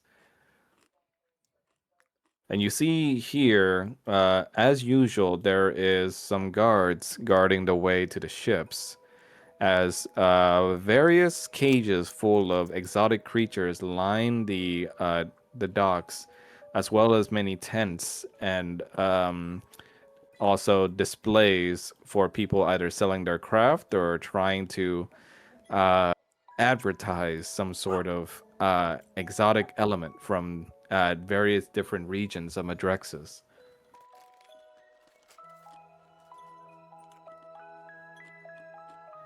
Paula is going to look at the others and kind of give a half-hearted gesture towards everything. Welcome to Maiden's Fair. That dog eating a whole ass duck head. You say a duck egg? Mm-mm. Duck head. Oh, okay. I've eaten one of those before. Pretty good. Ugh. Weirdo. Don't knock it till you try it. Also, snails. I like snails. Ugh. Hey, you can blame the French for influencing us with that. Omelette du Hakuna fromage. Matata. Yes. Hakuna Matata. God.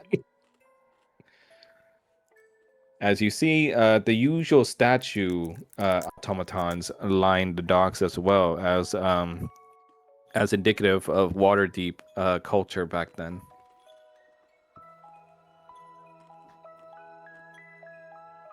As you head towards the docks, you realize that the song, even though it's muffled thanks to the precautions you guys are taking, it's beginning to get louder and louder.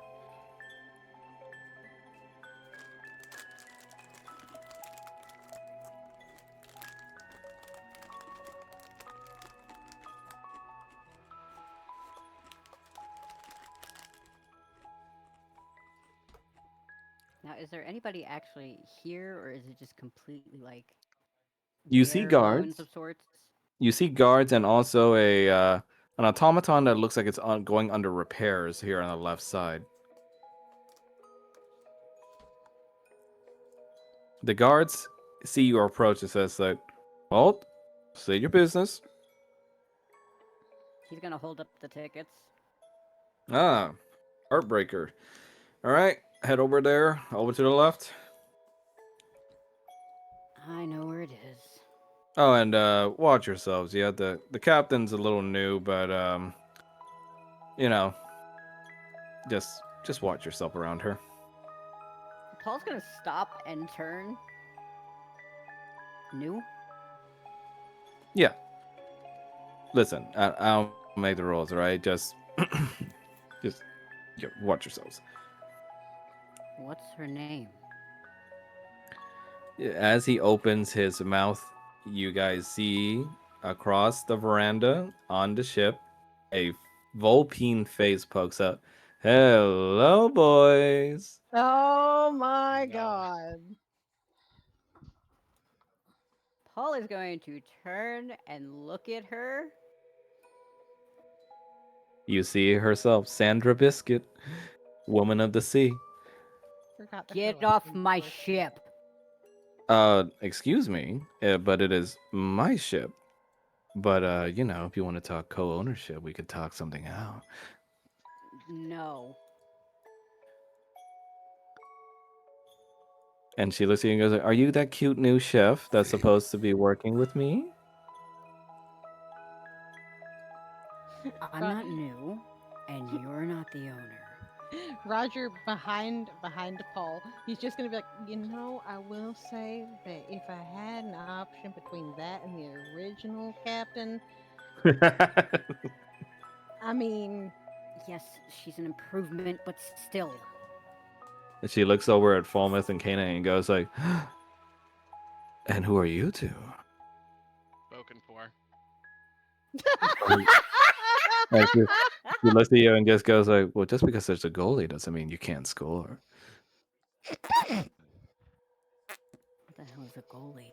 And she looks over to you, Kana. "And how about you, handsome? What about me? What's your name?" Doofenshmirtz. Really? Don't kill us, Disney. Paul just looks at the king. He looks like, "Oh, well, Mr. Doofin, you wanna You looking for a Mrs. Doofenshmirtz? Oh lord. He's gonna look at her up and down. Your tits aren't big enough. Excuse you, this corset is very tight. Paul is just completely ignoring this conversation and just Even getting on the so, ship. your tits aren't big enough. We'll see. And she is like, well, come on, boys. I see those tickets. Don't be shy.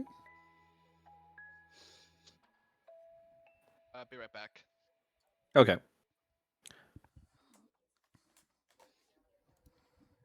Honestly, same. I want to grab some ice cream. Oh, okay. Short 5-minute break then, everybody. We'll reconvene in 5. Because we're melting. You know, what you should do is get a cold washcloth and put it on your head. Oh, shit. I did that when I was sick. That'll help cool you down. Or, what you can do is put a cold, wet washcloth on your feet. So it helps cool down your body. But Does your that's dog just ever try to Huh? Does your dog ever try to bother you while you do that? Do what? Like put a washcloth on your feet? No. Oh, okay.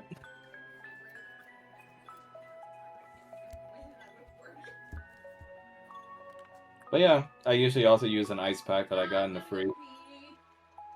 Okay.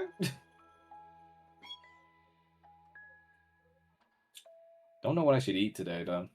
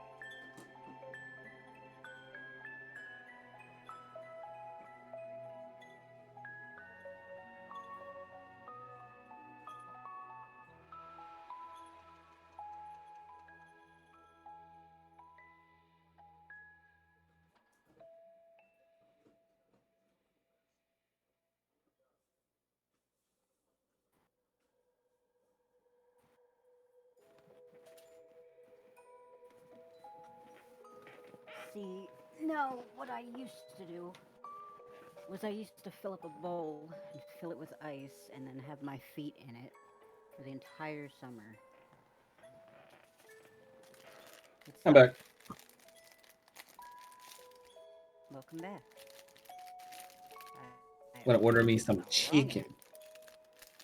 one. I got a bluey. A bluey? Yes. As in the TV show? Uh-huh. Got the ice cream. What you say? I got the ice cream. Oh, okay. Welcome back.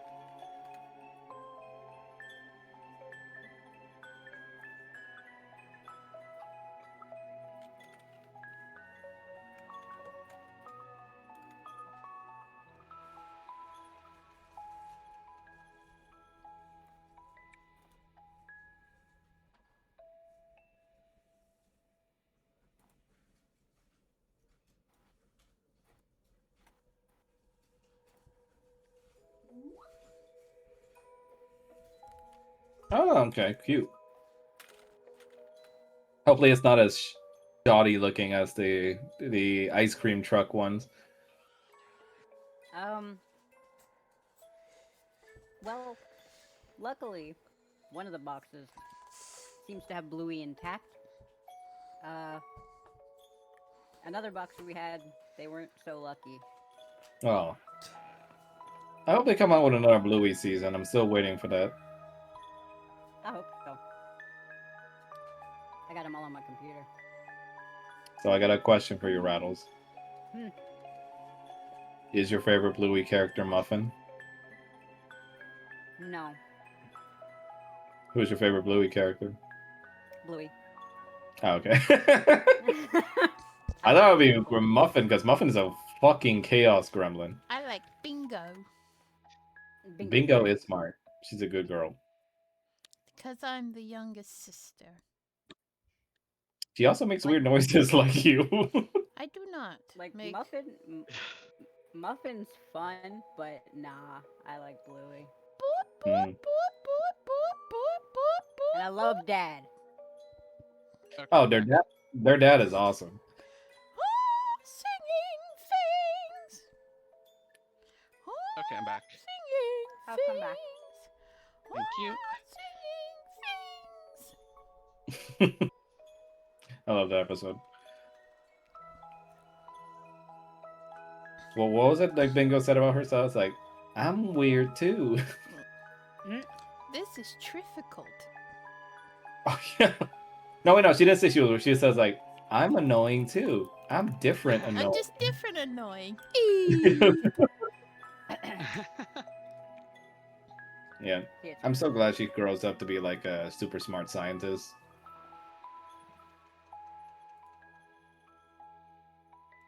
Yeah, everybody at work knew I was a Bluey fan because I came in with a Bluey backpack and I had Bluey shoes and I always got everything Bluey.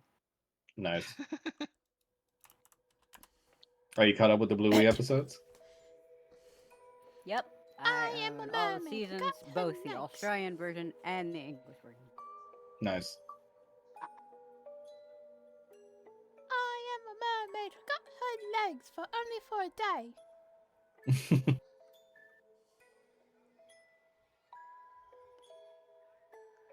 Yeah, best thing to come out of Australia, to be honest. Oh my god, that's sad. Is that a Sonic ice cream? What is that supposed to be? That's Bluey. No fucking That's way. what happens sometimes. It looks like that Sonic meme where he's got like the weird ass like proportions. Yeah, sometimes they come out great and they look exactly like what's on the box, but then other Oh. times. Jesus. You mean Sanic? Yeah, that. It Yeah, looks like that's- Sonic. It's Sanic. Sonic. Oh lord. Oh shit, nice Bluey shoes. I'm guessing we're waiting on Shine still. Yeah. Is she in the bathroom? She's stuck. I'm drinking coconut water. Let the bodies hit the floor. Let the bodies hit the floor. Let the bodies hit the floor. Let the bodies hit the floor.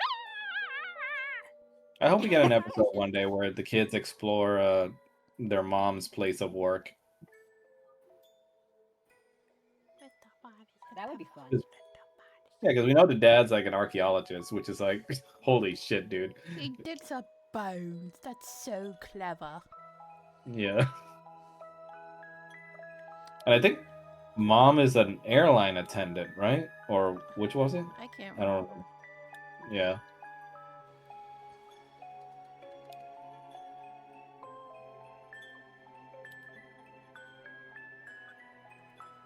Oh god. When it was my birthday and I was working, some of my coworkers got me a Bluey Bunch of balloon Bluey stuff. and the plushies. Yeah. Nice. You were I like such how a the coloring book beautiful has little the gay boy. grannies on the top right. Hilariously enough, that's not a coloring book. Oh, that's not? Oh, it's a That's a monthly magazine. magazine, and I collect them. Nice. Like, they have a bunch of stuff that you can do in them, but yeah. Yeah. I love the episode where Bingo's trying to sleep. Is it the Like, one that- where she's like having a dream, like being in space? Yeah. Yeah, yeah. that's a good one. Yeah, they won an award for that episode and well deserved. Yeah. Did you guys watch the Australian version of the show, or were you unfortunate enough to watch the very clipped and censored version? No, we watched the original. Yeah, we watched. Okay, the good. original. Yeah, kind of dumb that the Disney version like cuts out certain stuff. Yeah. They banned French people. Really? But it's because in one of the episodes, the camping episode, the fucking dog that's French. John Luke? Yes, he when they introduce themselves, they state that they're from France, and for some reason, that whole line got taken out and was replaced with something else. What's wrong with him being French? How does the baby get No in idea. the lady's belly? Oh my god. Yeah, they censored that episode too with the baby. Oh yeah, they censored a shit ton, and it made no Yeah. sense. It wasn't even like that bad. Like, I don't know what the hell's up their butt. It's Disney. What do you expect? True. I do like how they call dim sum over in Australia though. Dim sims. Dim Sims. Let's see, where is it at? Also, the Ignis sketch is looking great, Mount. Thank you. Is he together with Nissa? Huh? Is he together with Nissa? What do you mean? Oh, I'm just asking, like, is he with Nissa in that sketch page, or? I don't know. Oh, okay. This is Vietnam. Yeah. What the fuck? What?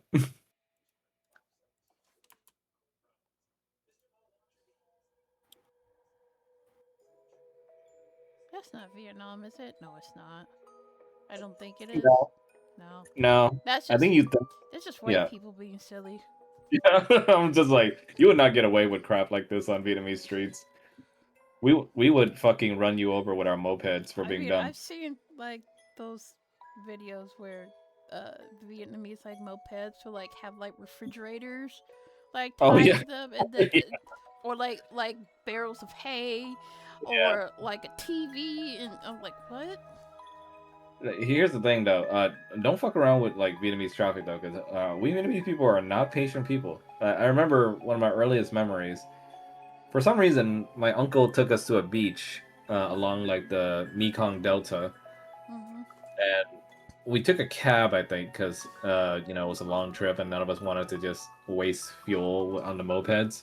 Yeah. From my earliest memory, we drove right next to some guy on his moped, and I think my uncles were like having an argument with that guy for being a bad driver or something. Hmm.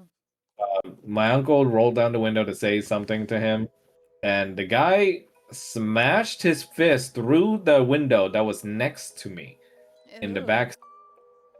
So, you know, little kid me screaming at the top of my head, seeing a fist go through the window and shards of glass just everywhere. Uh-huh. And then the guy just drove away afterwards. That's weird. And Do you the whole still- time, Do you still call Saigon City Saigon? oh hell yeah, Mhm. no one calls it Ho Chi Minh City. The people that do that, you know, they're like either Americanized or like super duper like new.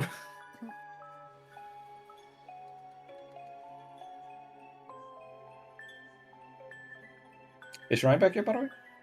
Nope, she's stuck in the bathroom. Oh, hope she's okay. Because I know she was having stomach problems the other day. I want to talk to this Yeah, no, this is person, the but norm. They won't wake up no matter what. So I tried dazzling them with light reflection.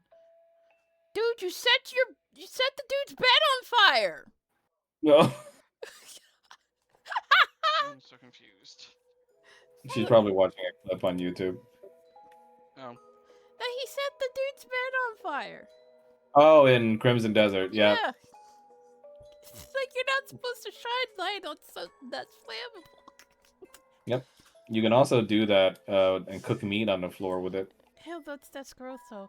But I got a bear mount. Oh, nice. Yeah, I told you you can tame those guys. Yeah. Did you see that clip someone posted? Because you know how when you put stuff down on the ground, the townspeople are always going to try and jack you. Yeah. Somebody- Go ahead. it was a clip where the guy tested that by putting, because there's this like little wooden board sticking out where you could die if you don't balance yourself on it. So he puts a piece of meat at the end of that Oh, and see if the townspeople will still go for it then. I saw that clip. Yeah. Yeah. Punish the greedy people. Yes. Do it. Do Yeah. it. Hilarious. But yeah, bear mount, pretty cool. Kind of slower than the horse, but it's pretty cool. It'll fight stuff while you're fighting. Yeah. Yeah, you can maul people with it too. Yeah. Then- I still want to learn how to suplex. I haven't learned how to suplex people yet. Oh, it's a story progression thing. You unlock it. Yeah, I Uh, know. but yeah, DDTing someone is hilarious. Mm. I'm still annoyed that I'm gonna have to mod the game just to use the dragon Yeah. because the timer is so stupid. That's ridiculous, dude. It's like end game. Let people have fun. Don't try to like restrict people. That is so stupid. And it's not even a multiplayer game. It's like what the fuck? Yeah. Unfortunately, Skyrim did the same thing where dragons were more like a. Yeah, but Bethesda is like fucking ass monkey garbage. Yeah.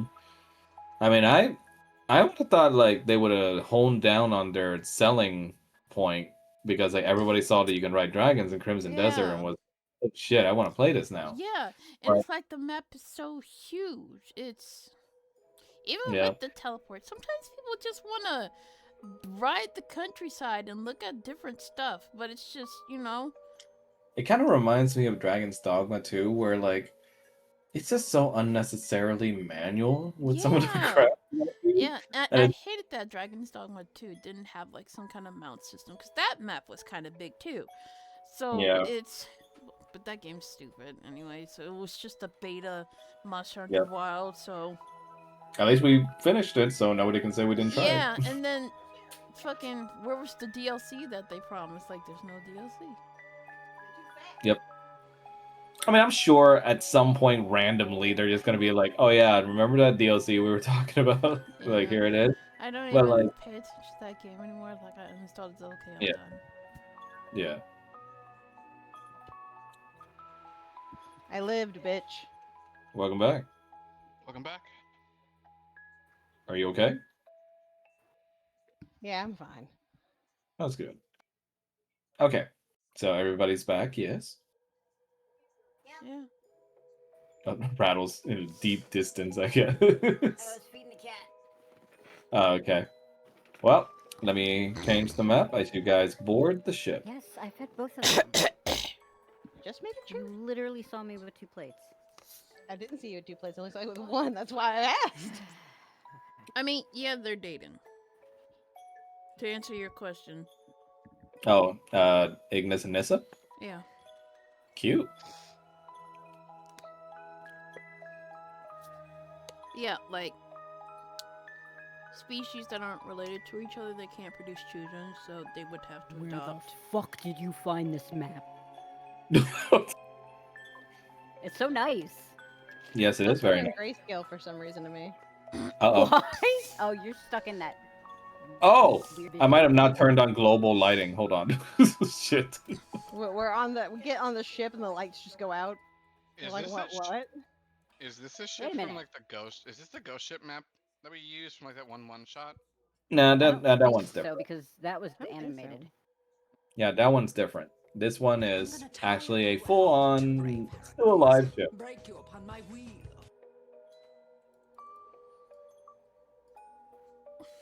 Sandra goes down and greets you all. It's like, hello, gentlemen. Hi. Now, are you chefs like he is, or are you... What? Now, are you chefs like that interesting little fellow over here there is, or are you seamen?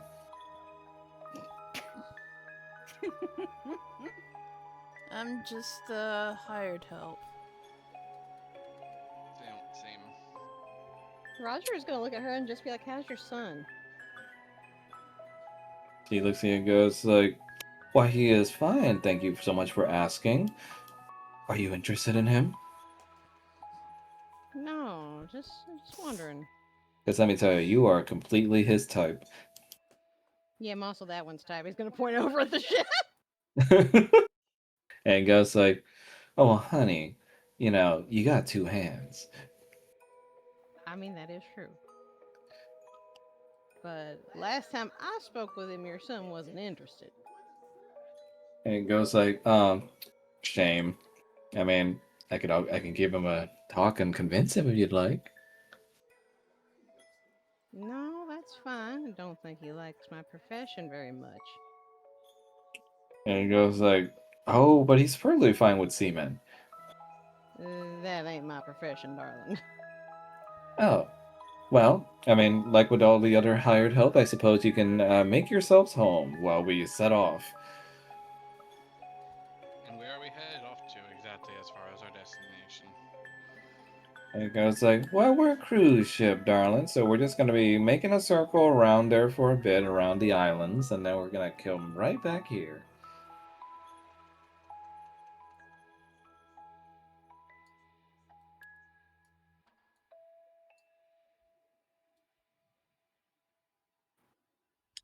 Oh, and make yourselves home below deck too, along with the other hired help.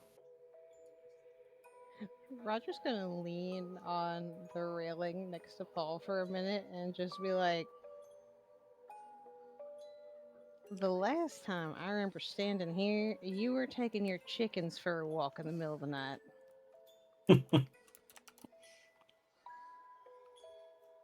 And that was also the same night I think Tank wanted nothing to do with you. Well, I mean, you just had them with you.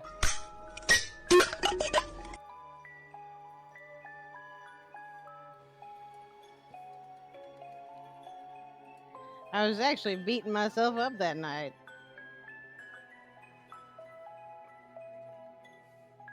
That was a really long time ago, so what was that over again? Falling for another boy so soon. He's gonna walk off like he didn't just say some shit.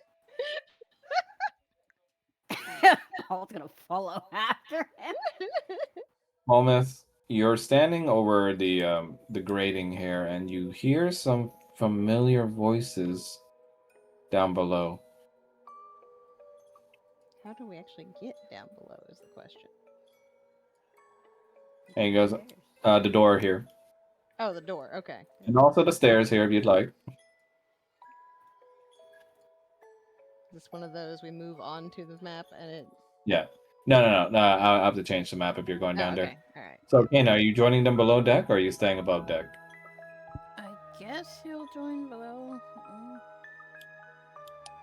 As you go down, Kanan, Sandra just goes like, "So, where are you from?" Oh, she sees you leave.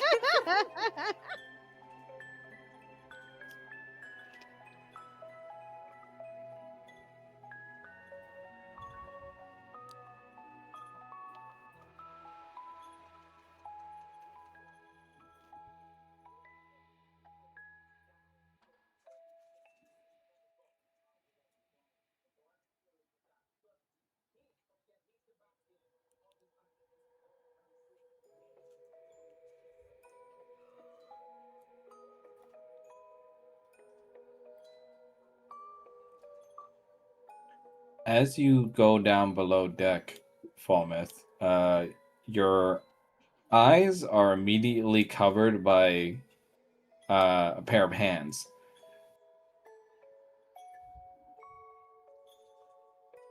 Okay, it's just loading up for me again. Okay.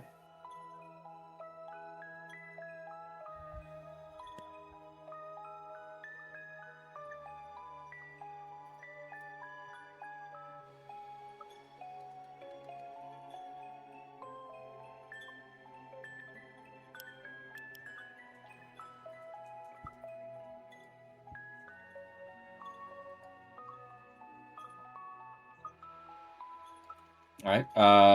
While Falmouth's loading in, Roger, you see below deck is as you remembered it.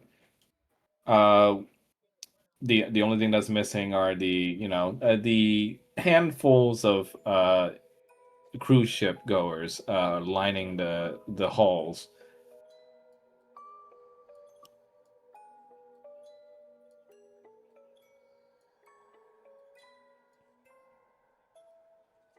Roger's just like, this is real uncanny.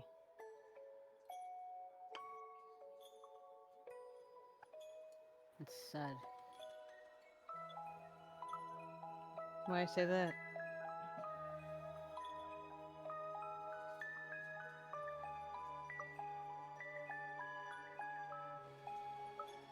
Because it's not home.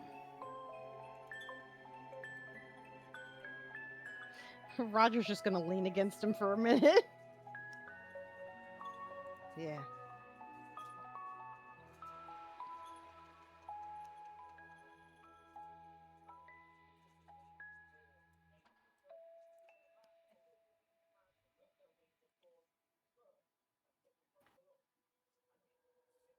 It's also sad because it's also wrong.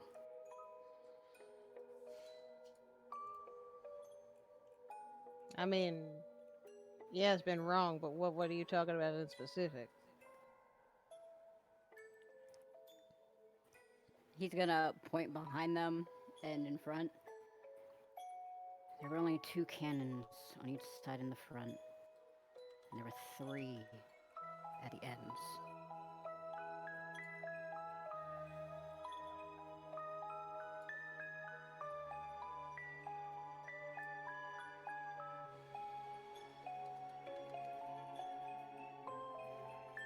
Also, it wasn't this clean. Okay, now it's loaded in. You see a pair of hands covering over your eyes immediately, Falmouth, from behind.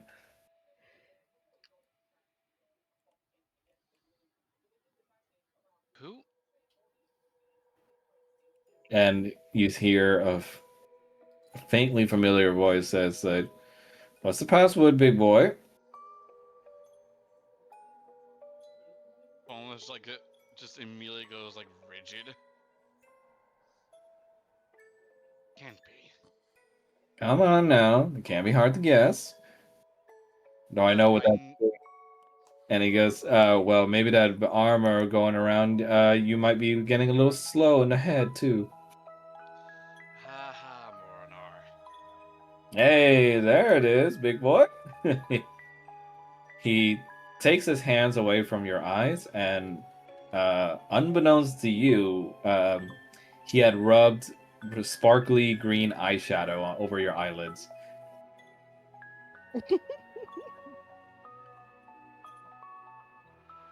He smirks at you and just goes like, "Figured you'd show up at some point, but didn't expect you'd be late for our job. You're usually on time." What job would mercenary company have on a cruise ship? Yeah, he goes, shrugs, and goes like, "Don't ask me. I don't. I don't ask the important questions. That's her job." You're the And second in command. he points over to behind you, and fearfully, you hear a voice say like, "Oh, come now, none of that right now." And you hear her voice. The color just drains from Fallen's face when he hears the voice. Swear to God, it's you two. Can't you just behave on a job for once?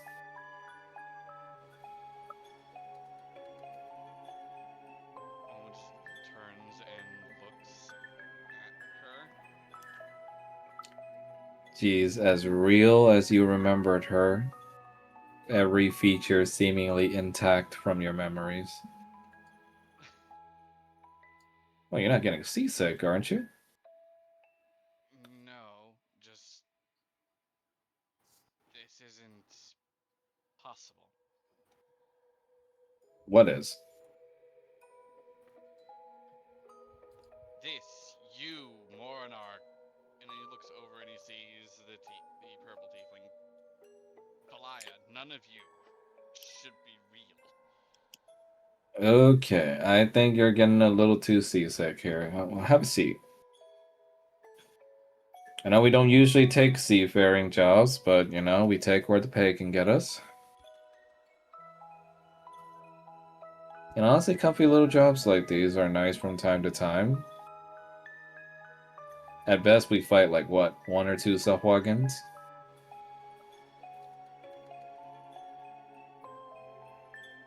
Fallen is just looking and he notices there are some who are not present, which just makes him more suspicious.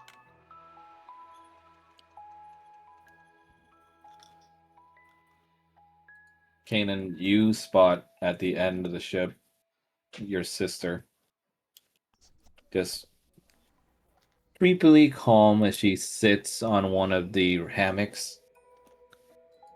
Kanan stares at her.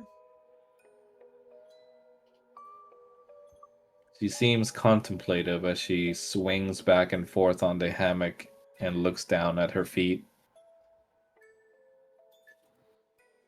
Are you ready to come home yet?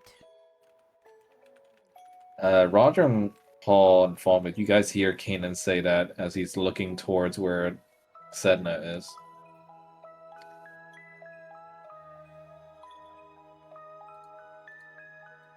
You see Sylvetta's response to you, Falmouth, goes like, well, I see you found our employer. Which just has Falma just go even paler. And she's a sweet girl. So, just gotta look out for her. Should be simple, but you look like you're troubled. What's wrong?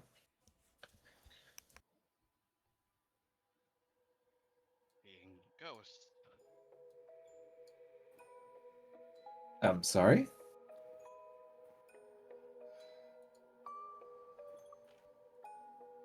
I said I'm seeing ghosts. Okay. Not sure at this point if you're still just a little out of it due to the ship, but I'm not getting you, Falmouth. And Kanan, your sister looks over at you but doesn't respond, even as she sees Paul and Roger approach her. Sedna, it's time to come home. This has gone long enough. You don't like this place, do you? It's not that I don't like this place. It's just I like being in the real world with my family, including you. This isn't helping anyone at all. What if it's helping me? Have you ever thought about that? So you're gonna damn everybody in the manor. Not everybody. But the fact that you're even thinking like that. What? Damn it, Kanan, what do you want from me? I want you to end this farce. I can't. Why can't you? If I do, the memories come back. What memories, Sedna? All the people I fed on. The people I killed. So you're just gonna make up this stupid dream just so you can forget for what you did? She looks at you and goes, well, I'm sorry that I'm not like you, Kanan. I can't just bear and grin through the pain and then just lash out angrily at other people. Then find people you trust that can help you deal with that pain. Not just go off into some la la land pretending everything is okay because everything is not okay. Do not walk away from me. She looks at you and goes, you don't tell me what to do, Kanan. I am your guardian and I am your brother. You are not in the right sound of mind, and as Mother said, I am supposed to look after you.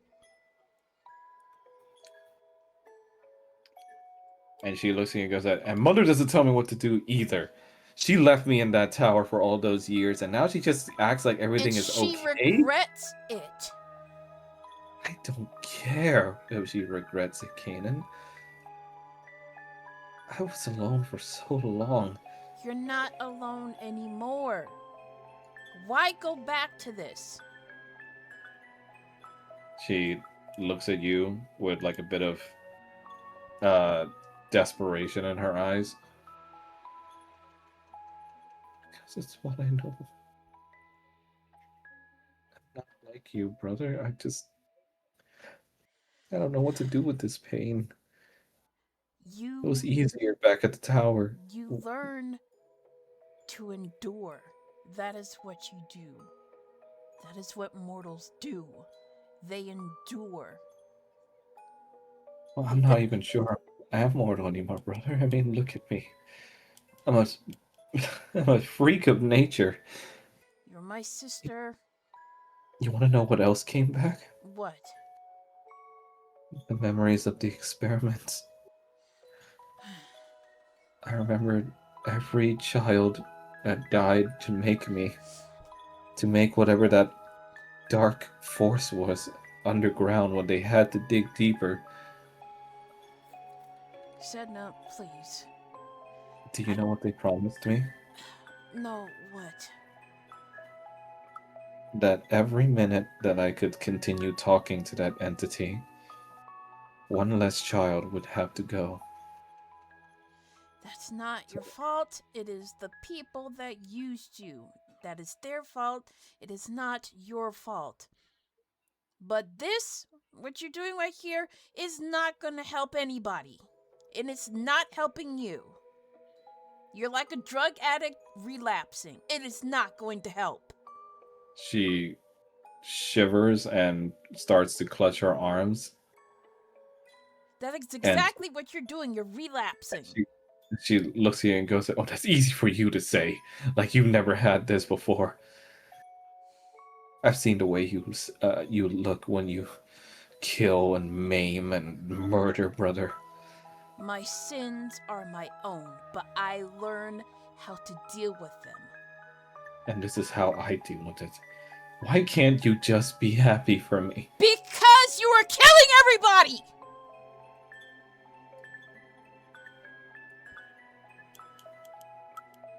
Roger's gonna hold out his hands to Sedna. She flinches. It's alright.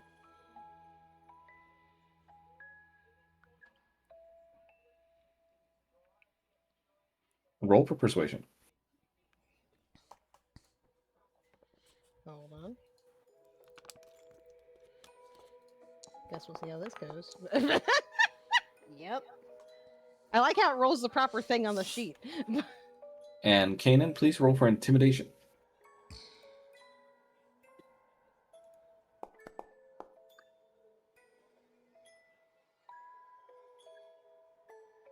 You see she looks over at you and Kanan, Roger, and she warily taps her hand on yours. Roger's gonna very gently take her hands. Do you know how you help yourself deal with what you're feeling?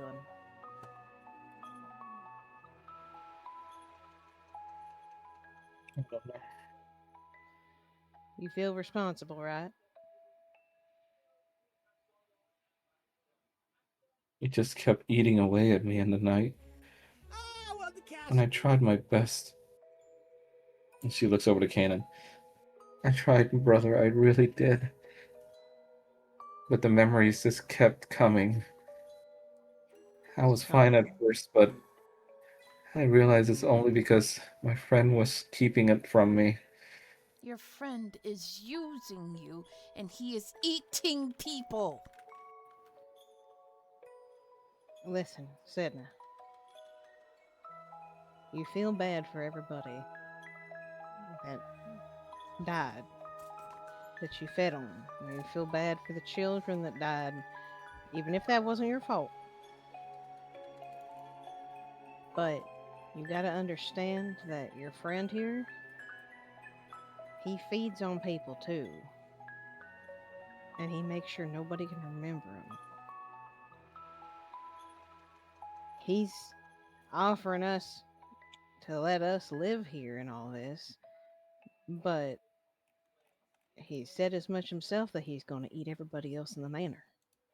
Sylvetta takes your hand, Falmouth, and goes like, "Hey, where are you going?"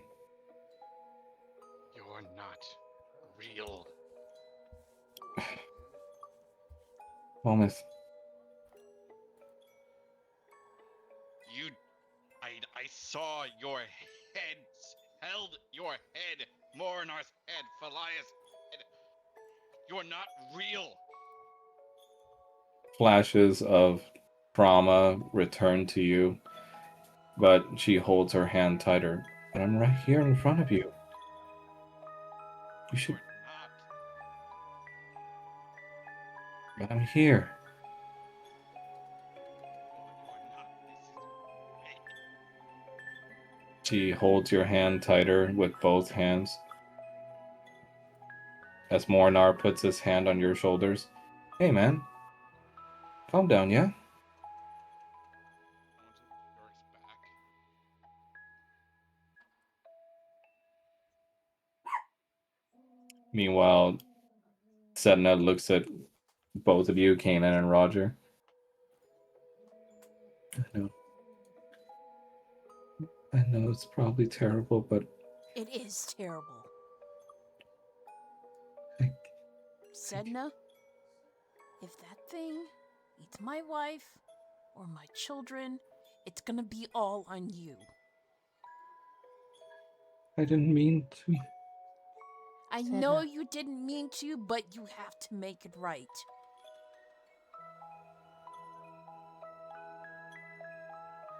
The way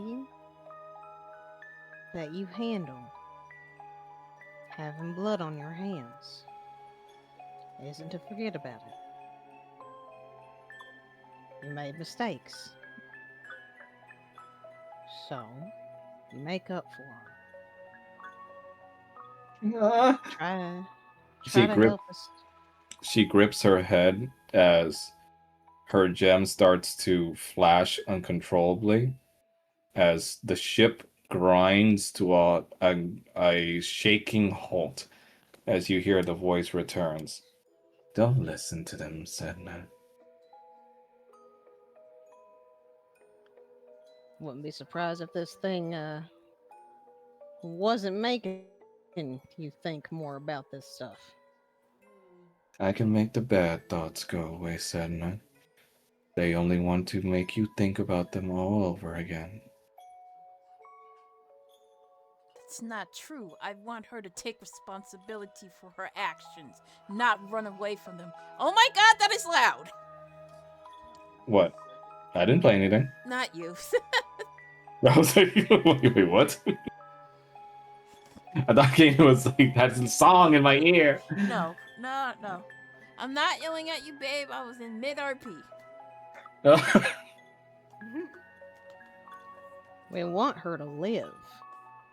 You want her to suffer. I want her to be the woman that she is.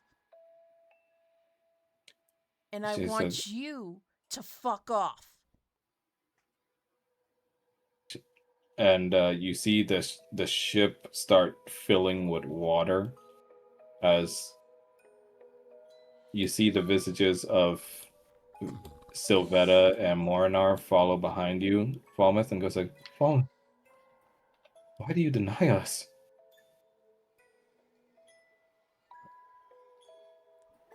Because I know that as much as I want them back, I can't have them back.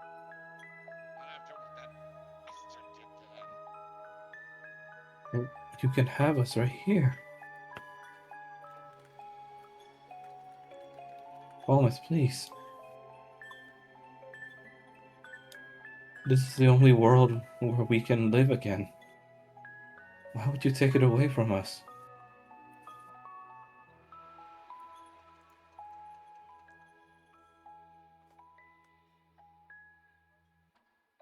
Dream of having you back, having my parents back. I know I can't not have it and still be able to move and help people who need me. You see Era appear from your sword as he holds his hands in front of the creatures. Back, you phantoms. You will not corrupt this man today.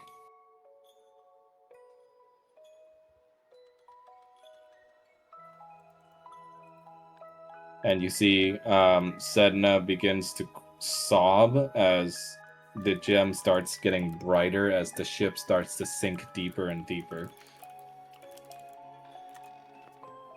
The Sedna? creature chuckling as it says, "We're close now.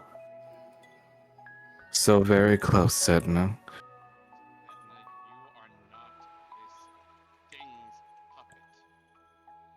You are your own master. She sobs and looks up at you all. "I'm not strong enough. I can't." Then let us give you our strength. You don't have to do everything alone. I was born to be a weapon. That's all I'm good for. Roger is going to hug her. No, nobody's born to be a weapon. You were born to be a little girl, and someone took advantage of that because you happen to be powerful. But now you get to choose to do with power what you want to do, and you don't want to hurt people. That much is obvious. You She know done. you hurt people, and you hate that you hurt people. She looks at Kana and goes like, "Even so, Mother would have me return to being a killer again. To be a killer or just sire eggs for a legacy I'd never asked for." You don't think she's trying to do the same thing to me? You And need you to haven't learn to to say stand no to up. her either. I did say no. You You need to learn to stand up for yourself. You are a dragon. You need to act like one. She reaches out for your hand, Kanan. He will, like, his words are harsh, but he will gently, like, hold her hand. The ship's mast then breaks open as tentacles reach out with Hydra heads on them as they wrap around her. Damn it, give me back my sister! She is Roger was in the Okay. Roger was in the middle of hugging her. Like, how does that? Yeah, he's probably grabbing you too. Well, shit. Vortex warp? On who? You can only choose one. Why are you like this? What do you say? Damn. Why are you like this? Because he's a bitch. Who That you is a got? bitch. I mean, there's another option there. Uh-huh.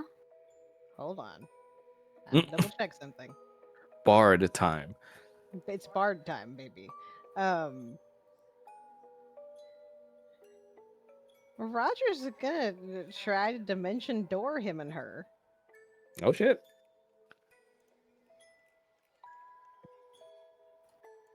Like back near where Era's at. Go ahead. Okay. See if it'll actually, cast. If it will do anything. Probably not. Because her stuff's been broken. Okay, I'll just do it for you. Yeah. So your spell goes off, and you manage to dimension door, Sedna and yourself out of grasp, as the creature hisses at what you've done as the ship sinks completely, leading you to a new location.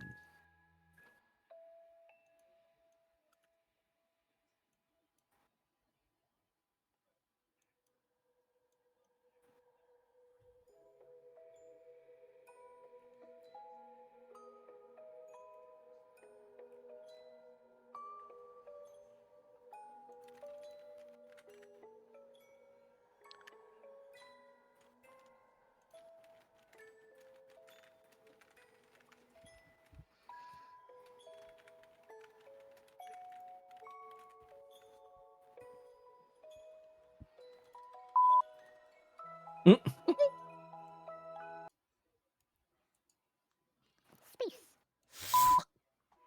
Gotta go to space. I can see my house from here.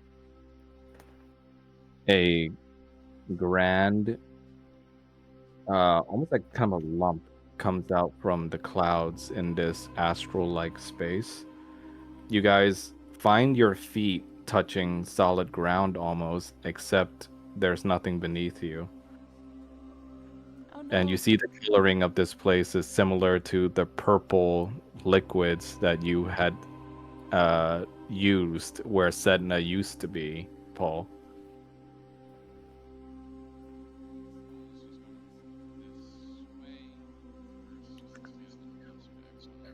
You rob us of our princess.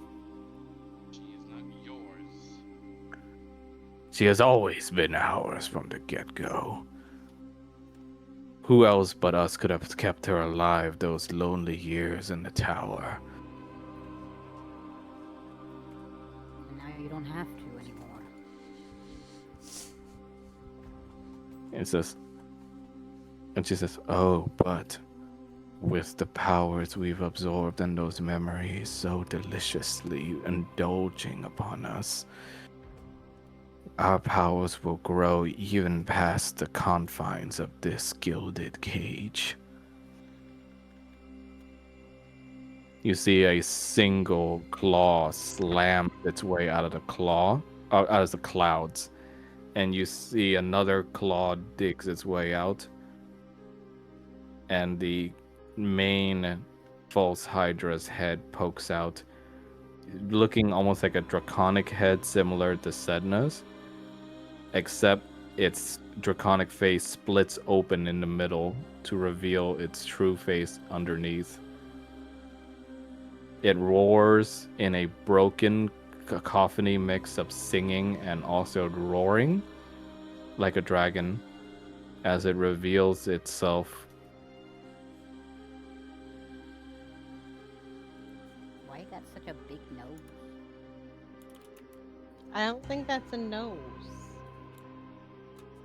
It looks You like a see nose. taking the form of almost like a strange mix of a dragon and hydra now. Its wings, quote unquote, being the several hydra heads.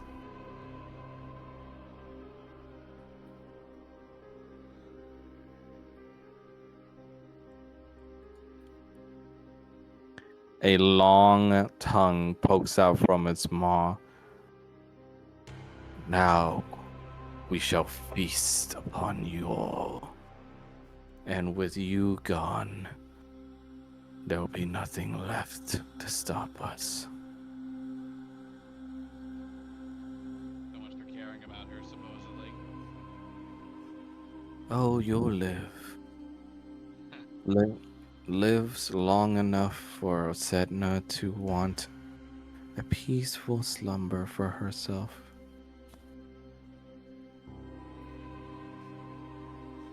Just like the Sleeping Beauty story has spoken.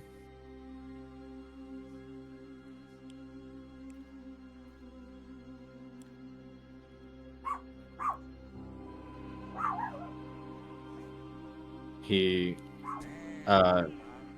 cocks his tongue around and says, now, show us more of what memories made you. You see, as he's revealed himself and you're super close to him now, you see that even with the mind shielding ring, it's tough. Your limbs feel a little sluggish as you're so close to this creature that's constantly singing now. And those without the rings, this would be the perfect time to take your countermeasures. So, I already did. Yeah, Roger's gonna take the I pill. already did, yeah. okay. Yeah, So, Roger was holding off until basically last possible. Well, I thought that like when Well, we here's went down the- the hole that we would actually be at the boss, but but which one are you taking? Lavinia's or I took the the- Spaders? The Spaders. Okay, gotcha. Yeah, Okay. Invaders. So roll a d100. Those that have taken the pill. I can't even remember who took the pill. Kanan, Roger.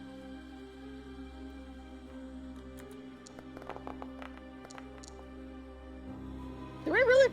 Wow. Oh, Same rolls. You two fucking would. So with a 60, thankfully, you do not suffer the side effects of the pill.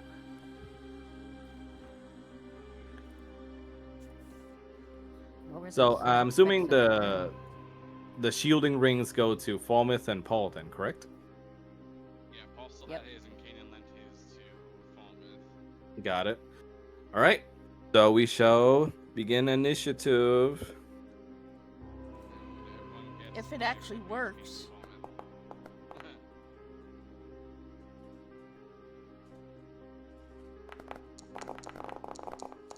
Oh god, all the D6s. Okay, looks like.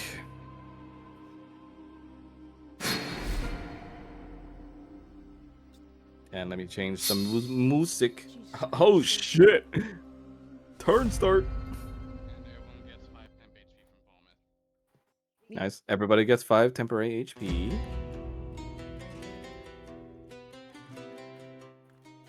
God.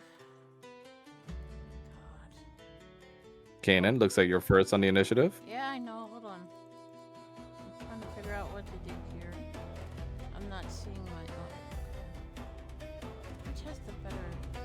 Let's see.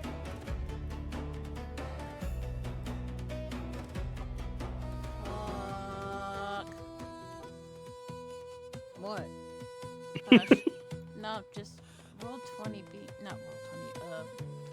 Foundry being a dum dum. Yeah, I'm definitely gonna have to look into this dice situation after the session's over.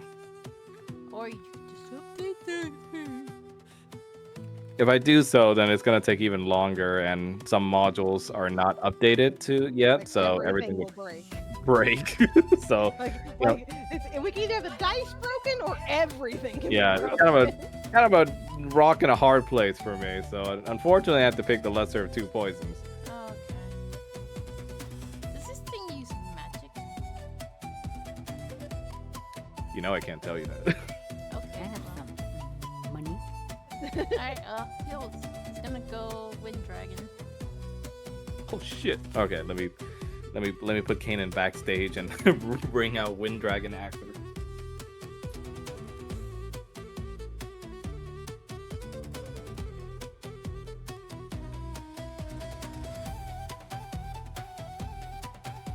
He's so tiny. Pretend this is you. He's so tiny. I know. I know. He's tiny boy. He's so tiny. Still bigger than all of us. Let's see here. I got spells. Let me see here. Go this way. Whee! Wait, did I go too far? Like past your limit. Oh wait, he's got fly 90 feet. Never mind. Yeah, you're fine. You're a fucking Wind Dragon. So what shall you do? Oh, that's right. You do have a tailwind thing. I can't even see the damage. Like. Oh, Let me see if it's in the chat. it's Yeah, it not- doesn't show. It's not in the It's okay. chat. Okay, we'll roll it manually. We'll do it live. Well, I Uh, don't know what to roll because it's a uh, spell. Yeah, I'll take a look for you. Don't worry. You're using a lightning bolt, right? Yes. Dex saving throw, and if it's unsuccessful, he takes the full 8d6 lightning damage, Okay. or half if he's successful. And believe it is a I did Dex it saving. like diagonal, so it was like this. Oh, so the head gets hit too. Okay, I'll roll the Dex saving throw for both of them.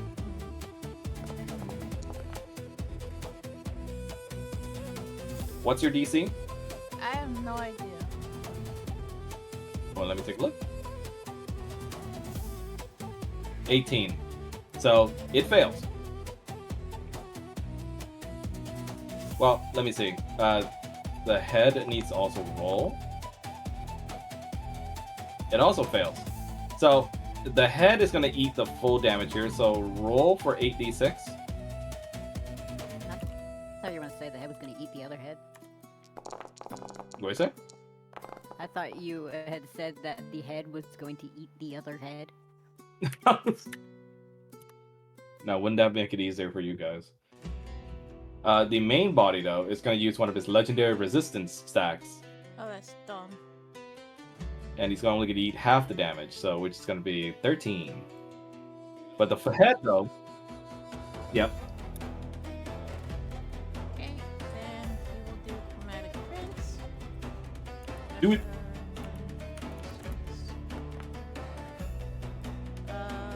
Fire. Fire! Slash R 1d8 Yes. for.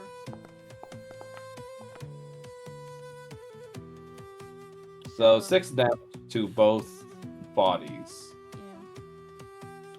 Oh, and do you wish to activate the tailwind thing since you technically took off from where your friends are? Yeah, sure. Let me check. Well, I have to fly over them for it to work. You're right. Yeah.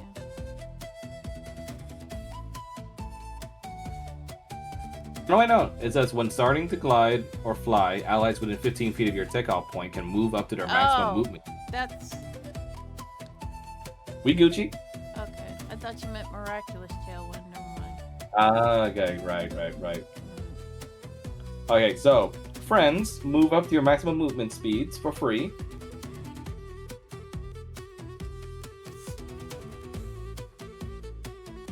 No. I'm amazed. I refuse.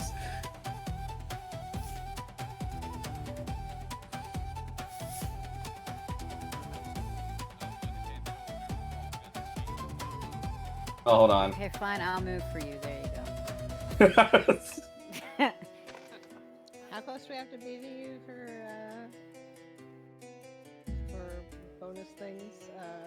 His aura Promise. now has a 30-foot radius. So Oh, okay. All right. So we're within range. Good vibes radius. the radius got some.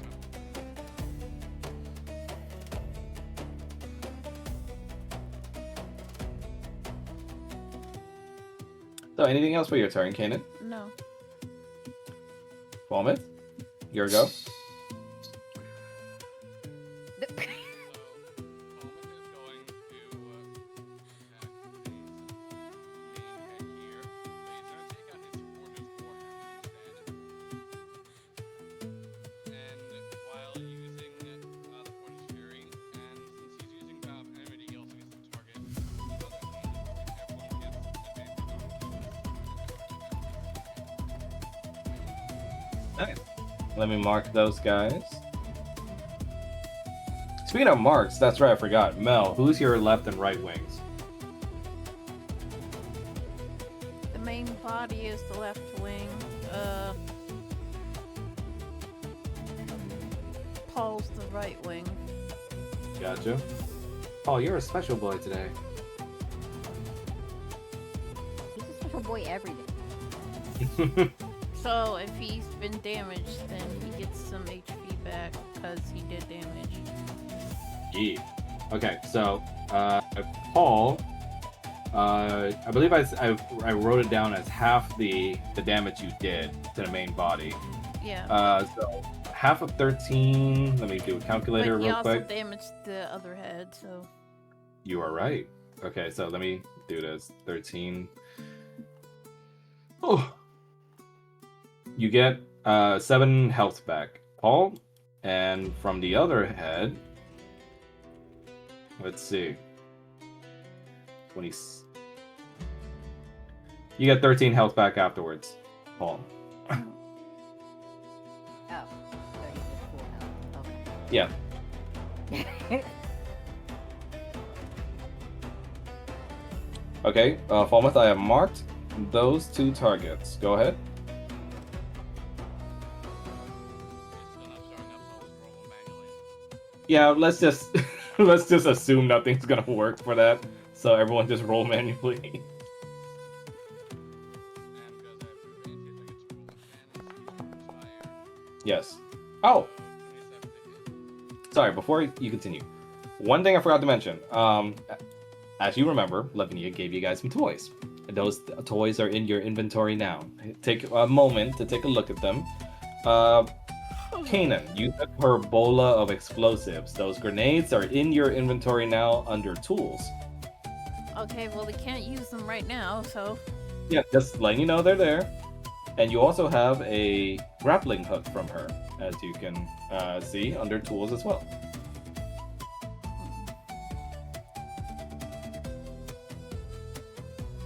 And Roger, you have the infused crossbow.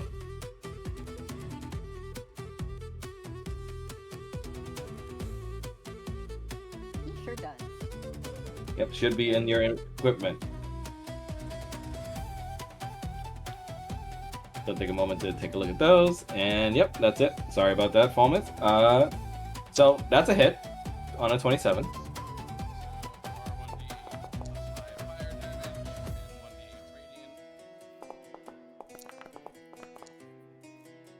radiant. 15 damage total. Wait. Which portion is the fire damage? The 1d8. 1d8 plus 5, so that will be doubled due to its weakness to fire, so that's going to be 20 damage. And second strike.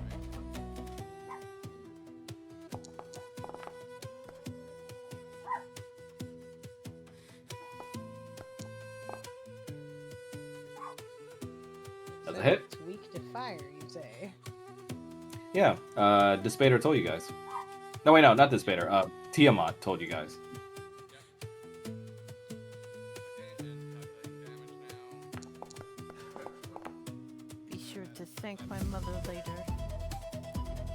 22 fire damage. Kanan's like, I'll send her a gift card. Gotcha.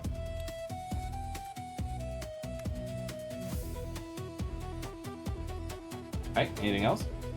And that will end Fallen's turn. At the end of your turn, it is going to do a legendary action.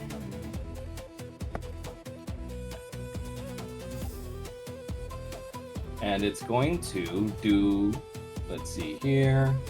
It's going to do a gnawing bite on you. Okay.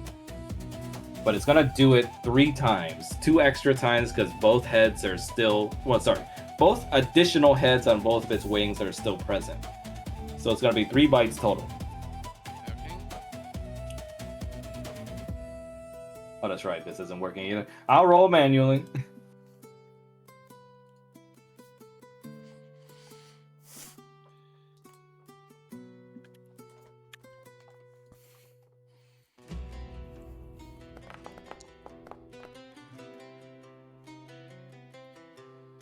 So that's a miss, even with the +7 to hit. Okay. Second.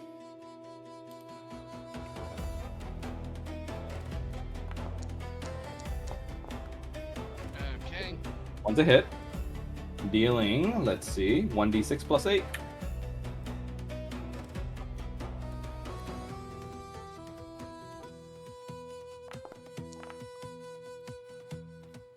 Dealing 13 damage to you. And please roll for a con saving throw, Fulmouth.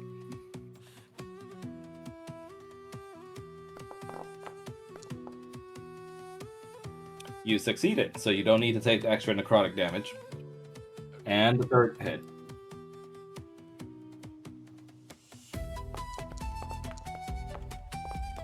And swing and a miss.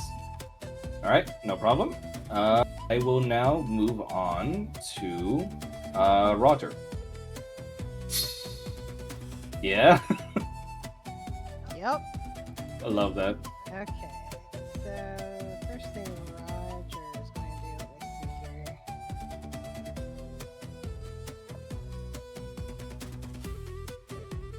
see here. So, since Roger has the Dance of Flame, like, his stuff does an additional 3d6 fire damage, Yes. and they use a Scorch Mark. Video game mechanics. Video game mechanics indeed. And turn to attack the other heads too.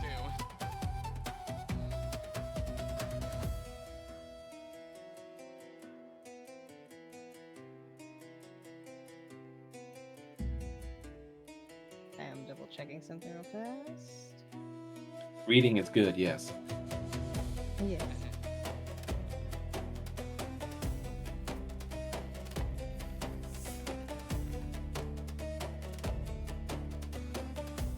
What is the crossbow's range?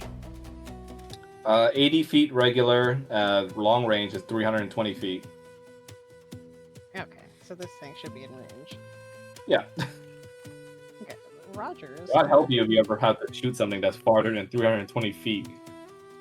Right?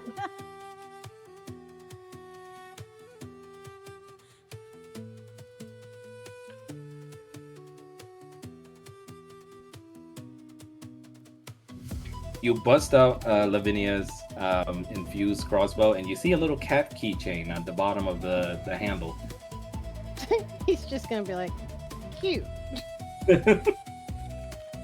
Alright, so if we do the attack roll with it, it's not going to work. Right? So the way that we've been seeing it work currently is it's not rolling properly. Alright, so Yeah, so you gotta roll manually.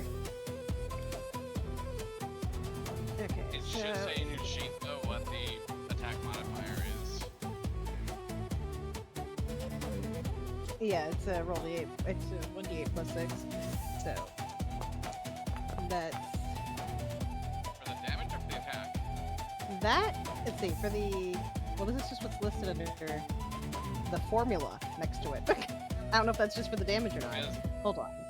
So on the sheet, if you look on your weapons, it'll say roll. Roll is the attack modifier. So you add that Roll number is to the your attack. damage Oh. to hit. Oh, okay. Yeah, alright. So just d20 to hit and then alright, gotcha. Yeah, so roll d20 plus 1 because you do get a +1 to attack and damage rolls made with the crossbow.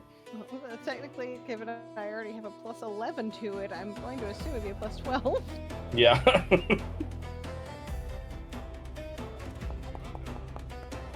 Thank you. Oh,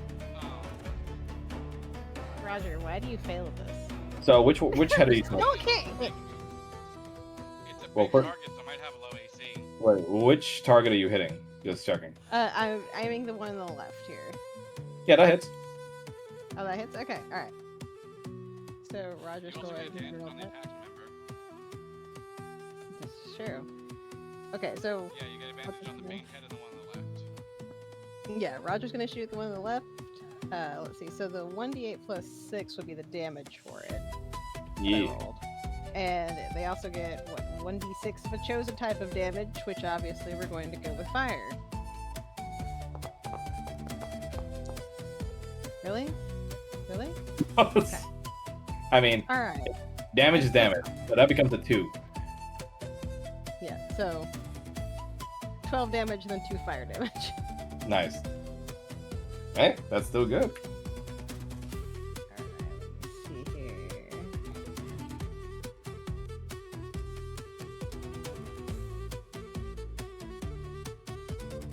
Oh, actually, it should be 3 damage from fire because like you do get a +1 to damage rolls. So and then additional 1 damage. Hurrah! So wasn't the Huzzah. dance thing that Roger was doing 3d6 fire damage? Oh yeah, that's also another 3d6 fire damage. Hang on. Oh shit! It is a fire. You should... Ow shit! Okay, so Another So 17 it's damage. fire, so that because it's double. yeah. Oh yeah. So you shoot this fire arrow that looks a little calm at first, but with Seraphina's insistence, she's like, no. No. Yeah, No, let's we make can that do better. let's make that a little more exciting. And she makes it into basically like a big puff of fire that you shoot at the head. He's just gonna be like, yeah, what? I'll take it. You're welcome. Let me see here. I'm gonna see if there's anything else I wanna throw out here before.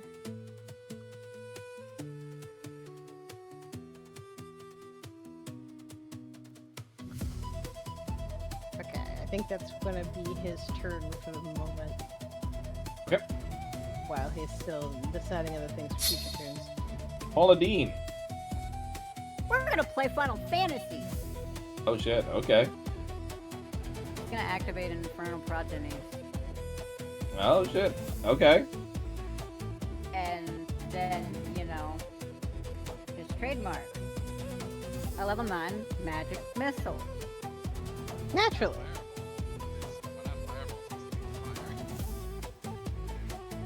Because the Infernal Progenies thing only affects the magic missile. Unfortunately. So let's see. Oh my god. 30d4. Oh my god. Let's see. It's Of course, That's a those lot dice. nice. Of course, those dice still work. 30d6. Oh my god. And, punchy seasoning, 15d4 fire damage. Yes. Rattle's single-handedly keeping the D4 industry alive. Oh my fucking god. Yeah. You deal 76 damage first. Wait. Where is this damage getting allocated? It's going to the main bitch in the center. Okay. 76, 122. Oh my god. All that is guaranteed damage. That is nuts. You did this. You did this to yourself. I really did. You gave him And the 35 is double because of fire damage, ain't it? those 70.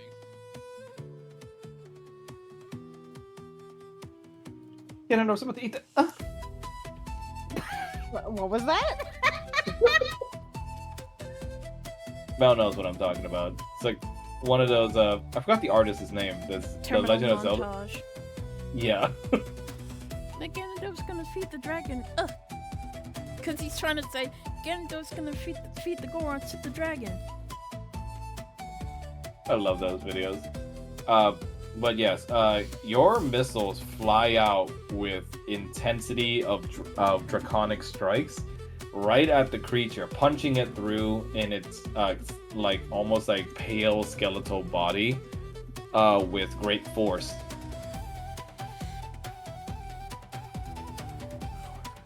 Still ain't dead. Yep. Damn. That sucks.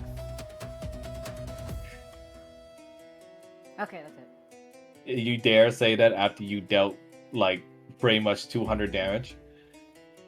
More. That sucks. Wow. Typical wizard. It was 76 plus. Okay. Oh, actually, is there anything else to your turn, Paul, or no? We don't know if this thing's actually a dragon, do we? Wait a sec. We don't know if this thing's actually a dragon, do we? Don't You insult don't me. Kaden's like, oh, no.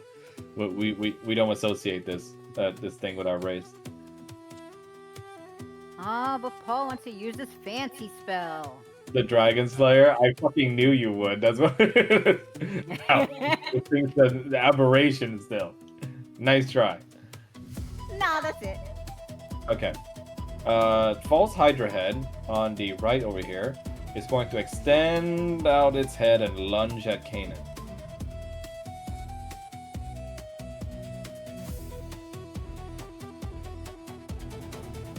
Prepare to be bitten.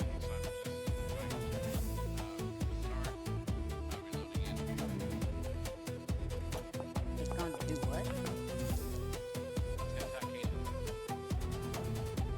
what? So 19 with the +7 to hit. Does that hit you, Wind Yep. Dragon Kanan? Yeah, it does. Okay. Why is Dealing my damage. HP at 143? No, it's not. It On says... my screen is 224. Oh, I got the wrong sheet. Oh. Well, it's just there's two wind dragon Yeah, it's character just sheets. one is when you were transformed as OG Kanan, and the other is when you were transformed as Fighter So which Kanan. sheet do I use? Fighter Kanan. It's so confusing. Yeah, I mean, I'll make the rolls. Technically, I do make the rolls, but you know. So you can't. What's up? Nothing. Okay. Dealing damage.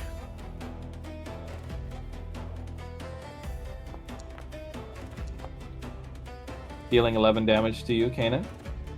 And please roll for a con saving throw. I got something for this. Hold on. Oh shit.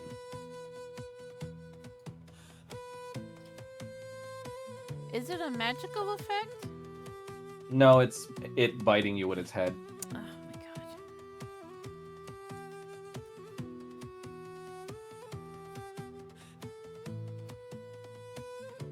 god. Okay, the roll won't go, so I guess I'm doing it manually. Yep. Just roll a d20 and plus your con modifier to it. There it goes. It was just lagging. Nice. You pass, so you don't take extra damage. Okay. So next bite.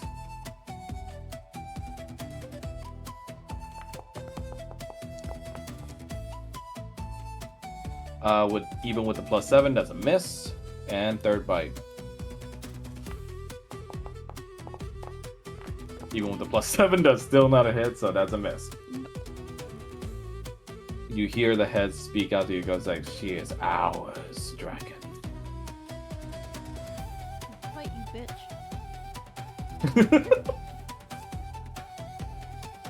And next set of heads over here, gonna wrap around and it's gonna go for Roger.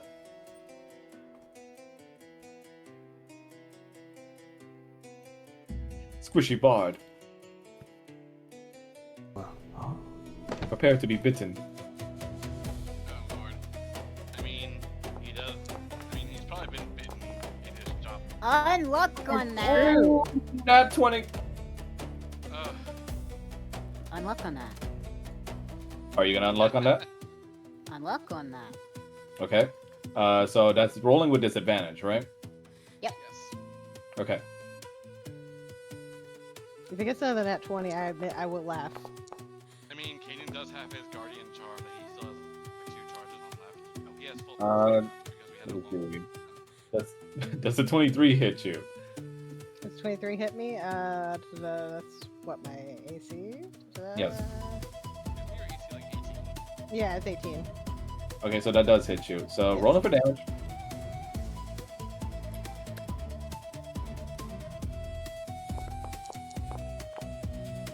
Dealing you 14 damage, and roll for a Constitution saving throw, Roger. Okay.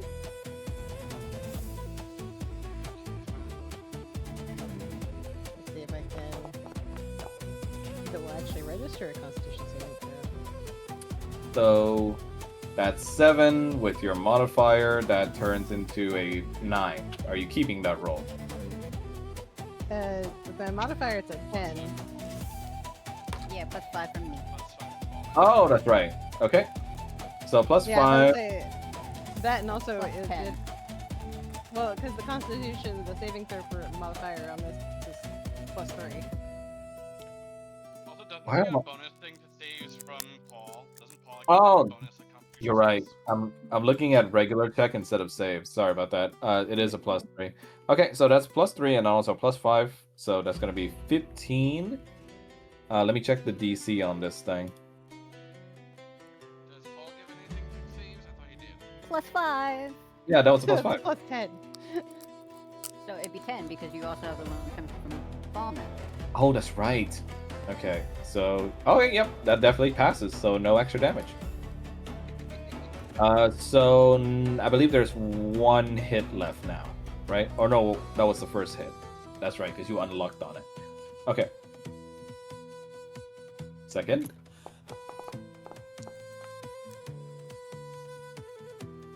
With the +7 to hit, that is unfortunately going to be a hit.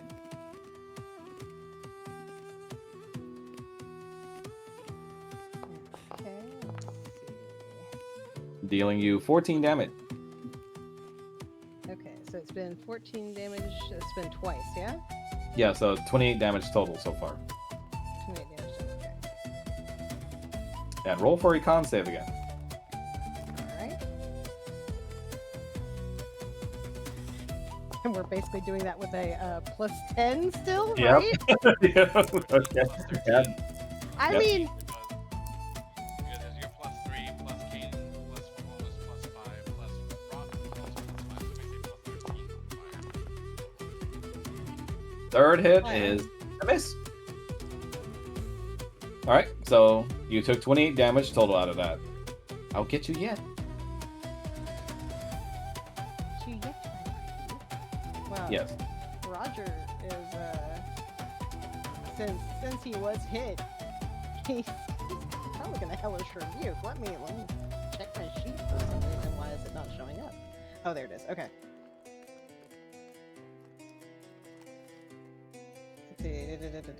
So it's going to need to make a dex saving throw. So let me do that.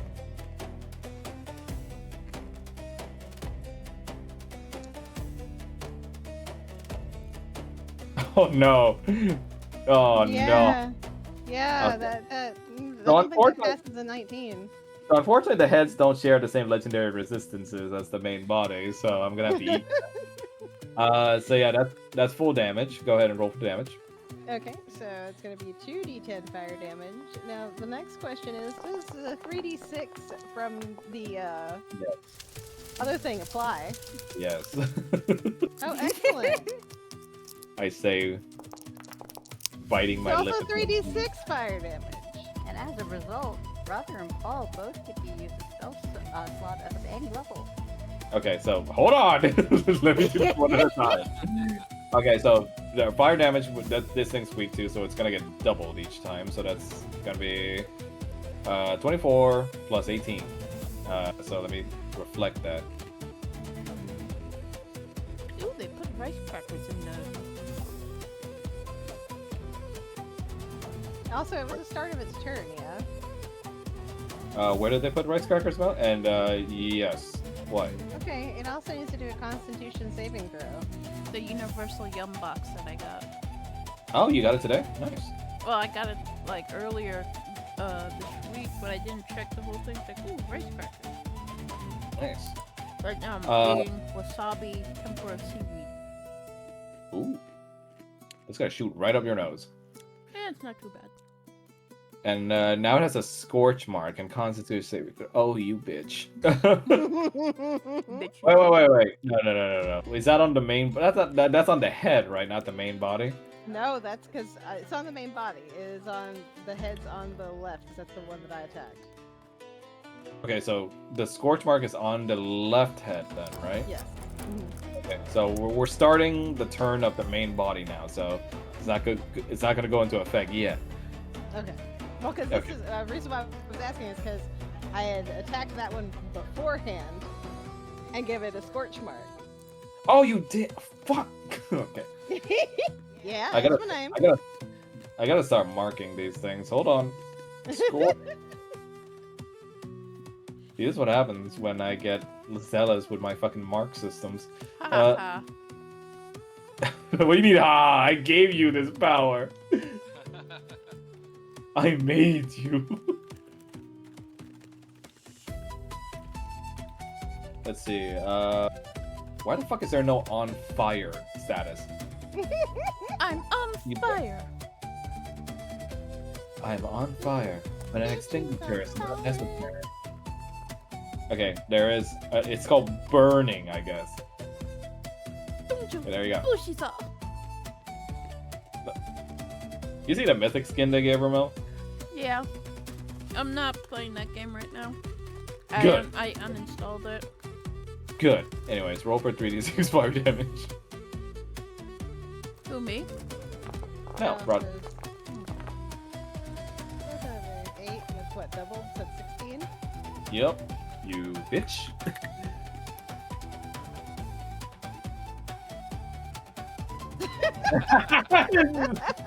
Okay, catfish. Not I like how kitty it zoomed face. my screen in to show me that. Kitty face! Yes. Okay. Roger with that expression on his face.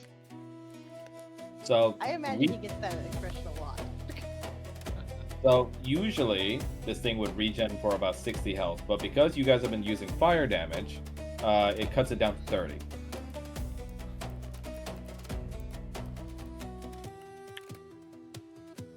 As you see, some of the heads you guys have been lopping off starts to regenerate. As main body sand over here is going to target Falmouth.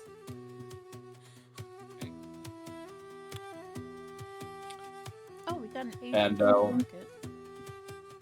Wait a second. Sorry. I meant to mute Oh. myself.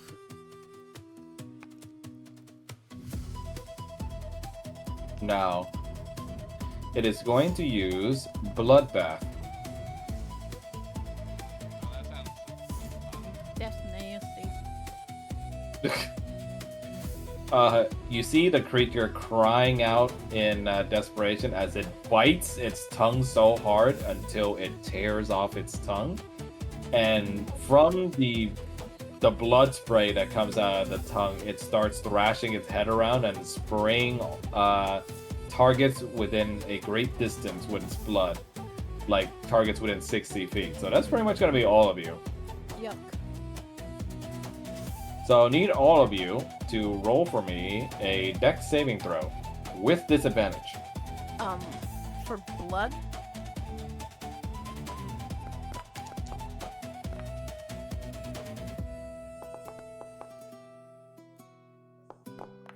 That's so lame. That's annoying.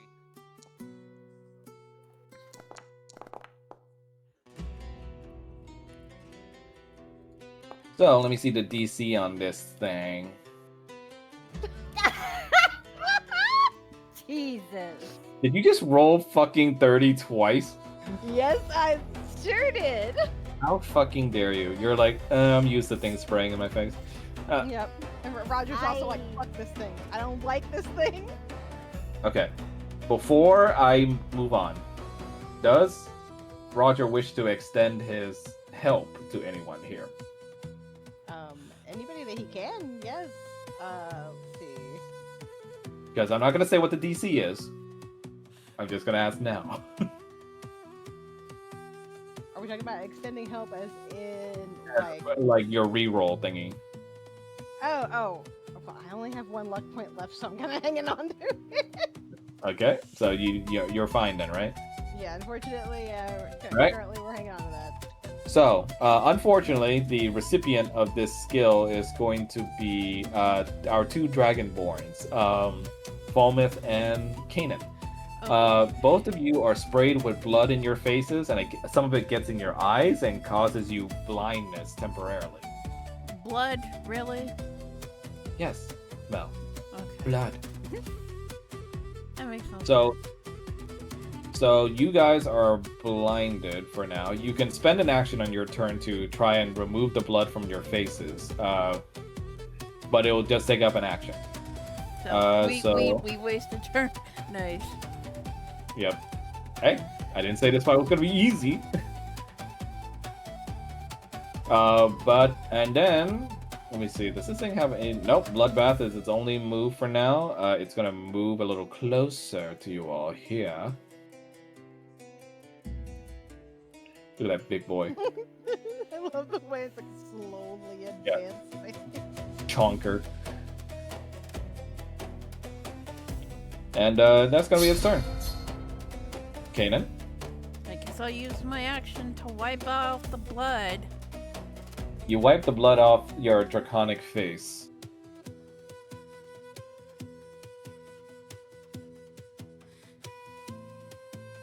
Good job, good job. Good job, good job. Anything else for your turn? No, I can't do anything. You ain't got Gotcha. no bonus actions? Wait a sec. You ain't got no bonus actions? No. Not in Wind Dragon form, I don't think. No. Yeah. Alright, so that's gonna be Kanan's turn. Falmouth. Okay, so Falmouth's going to use Restoring Touch to remove 5 points from his lay on hands, which he still has full to remove blindness from himself as a bonus action. Gotcha. And he's going to swing at the other marked head,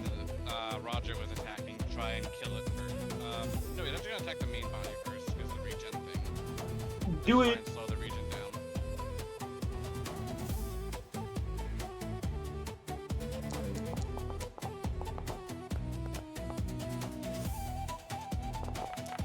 Okay, that's 16 to hit.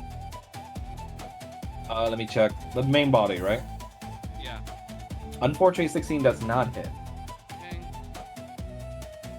Second attack then.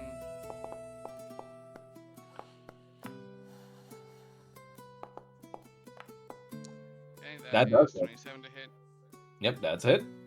8 plus 5 fire. So 22 fire and 1d8 radiant for 4 radiant damage. Okay, gotcha.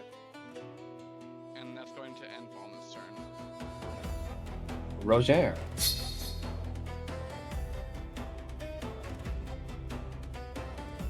Alright.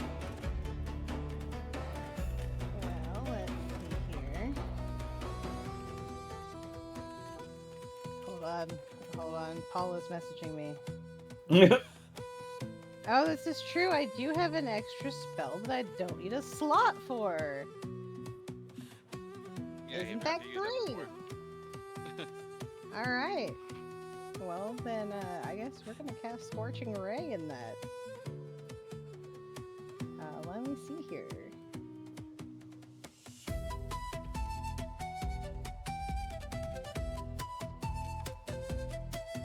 Hold on, let me see here.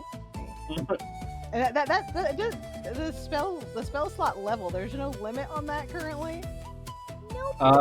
Currently no, but now that you're mentioning it, I probably should put a cap on that crap. He's like, suddenly I am realizing I've made mistakes. Suddenly I realize I need the patch notes. Okay, well, if that's the case, then, you know, we're going to do Scorching Ray at 9th level. Oh, So, you bitch. yeah, that's gonna give it 10 rays of fire damage. Okay, roll for the attack. Okay, let's see. Make a ranged spell attack for each ray. Okay, so range for the ranged spell attack is what the. So you look at your spell list, and it tells you what your spell attack modifier is. Yeah, so it'd be the roll plus 11 for it. So okay. All right, and I have to do this for each of these. Yep. So let's see. That's what 3, 4, 5, 6, 7, 8. Oh boy. So that's 10. All right, give me a sec.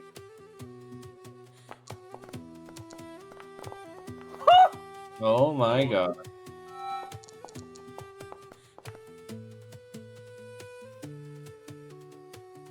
And because the attack roll, and because their attack rolls, you do get advantage on them. Am I Oh, so going to that's need 20 it? Oh my god. You need to stop. Love too strong. Let's see. How many have I done so far? Let's do 1, 2, 3. 3, 4, 5, 6. Number 7. My god. Number 8. When you allow a bard to have a 9th level spell slot, man, Jesus Christ. Number 9. And number Why you say that 10. like, why do you say that like a you're like your Watch Mojo video? Number 9. Technically, because it's advantage on the attack rolls, you technically can roll 10 more. Yeah, but I mean, Technically the question is, are there any of those that failed? So this is all main body, or are you splitting them? This is going to be on the one that was trying to attack me before. So I'll split. I'll do 5 for that one and 5 for the main body. Okay. So, rolled. Okay, you rolled 2 nat 20s. So, you're gonna have to tell me where those nat 20s go to. 2 nat 20s. Wilson. Yeah, you know what? 1 to each. Why not? Okay, so roll for the nat 20s each. Roll for the nat 21s first. The damage, I mean. Okay. All right, because that'd be what, doubled? Yeah. So it's gonna be double the damage of what the ray is, but then you're gonna have to double it And again. 'cause double it's the other fire. day. Oh, so it's quad. That is Oh my god. mad dumb. Max is just sitting Okay, behind the DM so- screen like shit. There's the first one. Or correction, wait. Yeah, so double that, so it'd be 18. I have to kill Roger. So 36. Let's see. So technically I should be rolling 4d6 instead of just the 2d6, because 2d6 is the main. 20. That's 40. So 36 to Oh, 1, 40 boy. together. Oh Okay, so- my god. You basically completely immolate and sever the left heads. Okay. So it's dead. Alright. The main body still lives, but that's a lot of fucking damage. Oh yeah, the main body hasn't taken the rest of the damage yet. Yeah, Yeah. there's still 8 more. There's still 8. Still, Yeah. I mean, I guess is the rest of the rays go over to it since No. so So we roll still for the dividing it up. damage. Roll for the damages that you allotted to the main body. Okay. okay, so another So, 4 rays, so that's another 8d6 fire. yeah, hold on. So 86 fire total.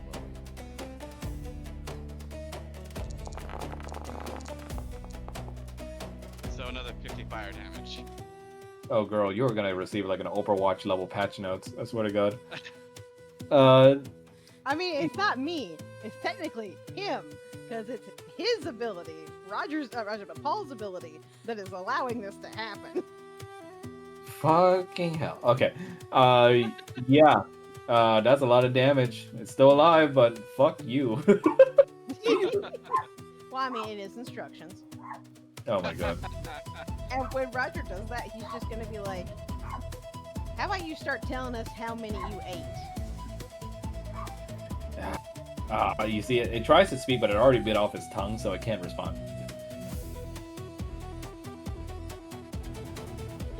Somebody get a translator. Is that?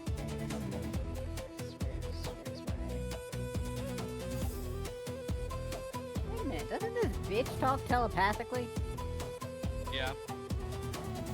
It can. So we're just choosing not to, like the little bitch that it is. Perhaps. Perhaps.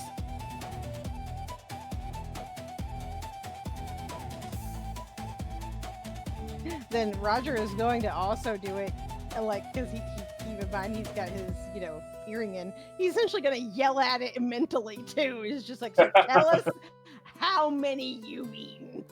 Never. Very poor choice of words. That is going to be the instructor. So Paul is the problem TM. No spell slot. Level 9 magic missile.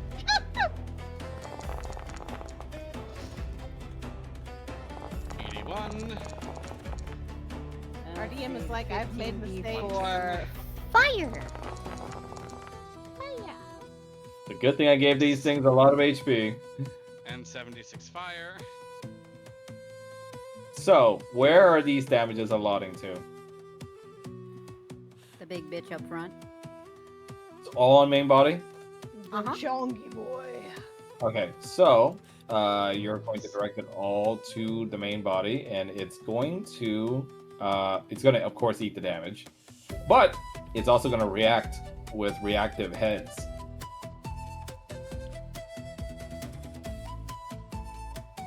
Reactive heads. Yes.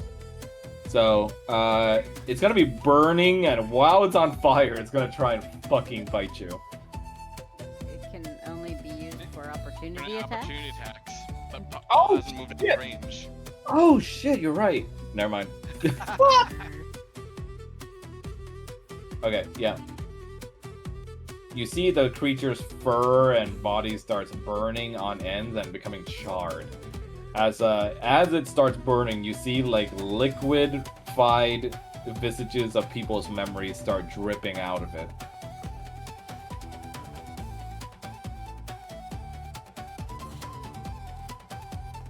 So, do you want to answer my boy's question or not? It snaps its fangs at you. Okay, you're lost. And that's gonna be it.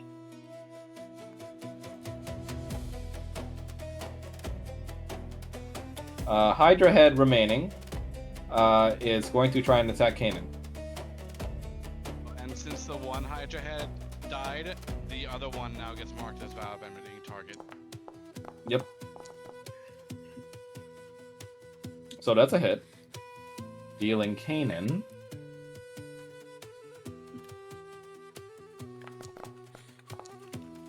12 damage. And roll for a con saving throw, Kanan.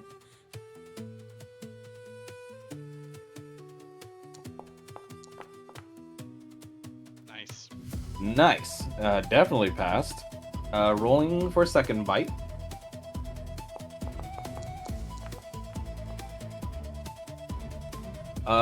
That's a no hit, even with the plus. So, third hit. That's a hit. Dealing 11 damage. And roll for another con saving throw.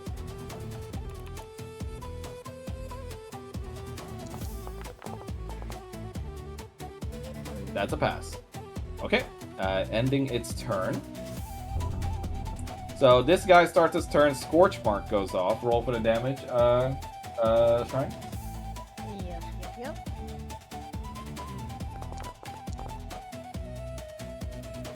So that's gonna be 20. Got it. Okay. So, it's gonna go ahead and see all this fire damage coming from Roger and Paul, and it's gonna try and fucking bite into Roger.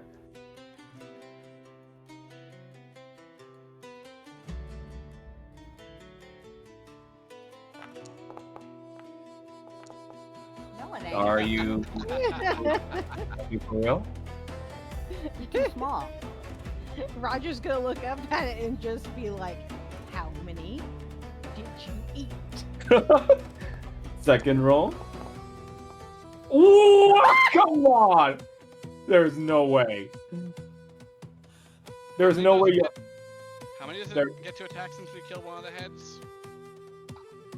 2. Wait, no. Main body can attack 3 times as well. No, but Okay. fuck it.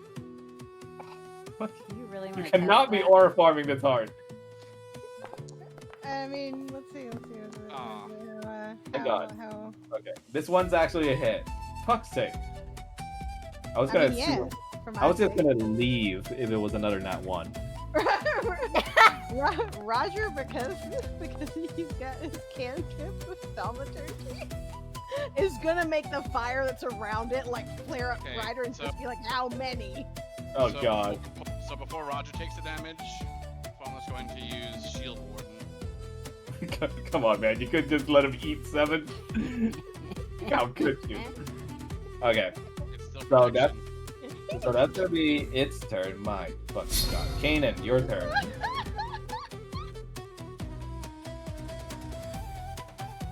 Like, I'm gonna give my So- players lots of This firepower. is also On the Kanan's last turn, turn for Project. An object slams down from above, and you think it's coming from somewhere in the manor, having dropped down the holes that this thing has been making, and you see that it's actually the arcane cannon that was given to Paul. Oh boy, So go ahead, Kanan. I don't like the implication that means for the for the manor right now, but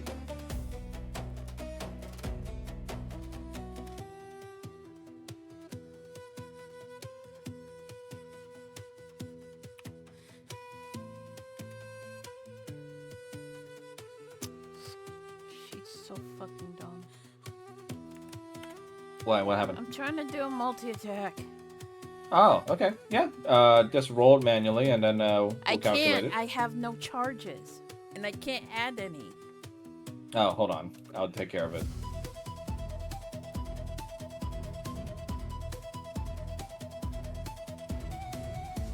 I'll take care of all of it. Give me a sec.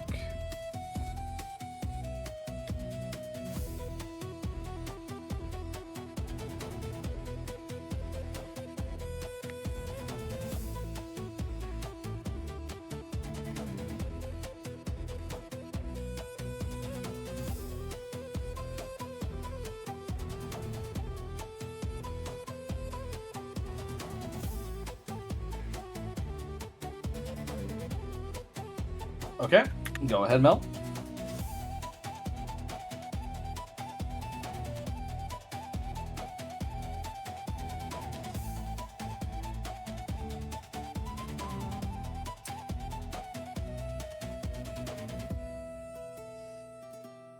Bite 2 claws.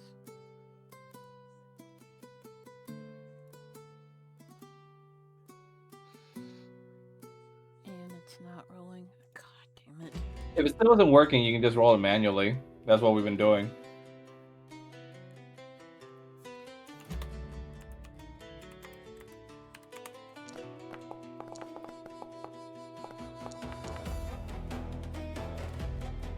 Let me see here. This is for the bite, right? Yeah, I don't. Yeah. Hold on. Roll a d20. Just one d20. It's fine. Okay, okay. I get it. I get it. I got it. I got it. Okay. You have it back. advantage. You get advantage. You get advantage.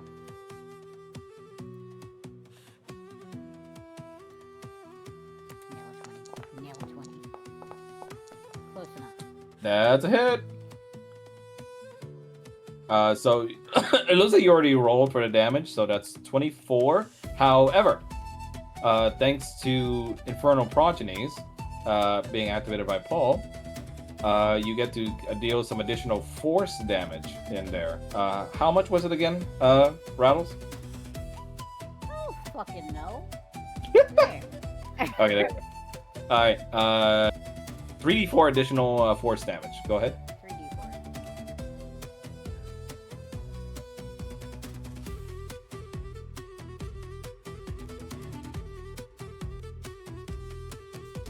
What was it? 3d4.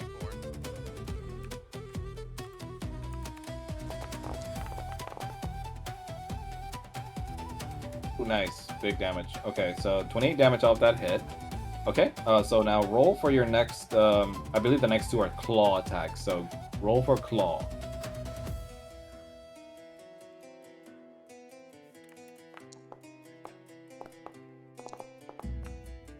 You can roll with advantage.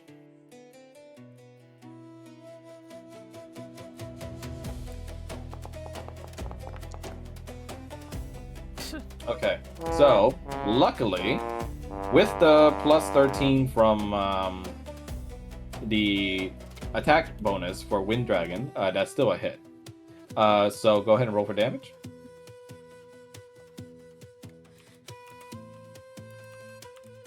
This is all targeted on big main body, right? By the way? No, I'm targeting the other head. Oh, gotcha. Okay. So that's going to be 13. Nice. Roll for an additional 3d4 force damage.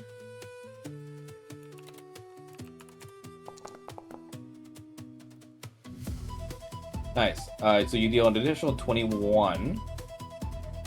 And go ahead and roll for your third attack, which is with the claw.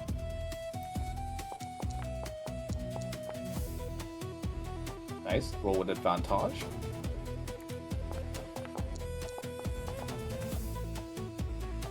That's a hit. Dealing. Go ahead and roll for damage.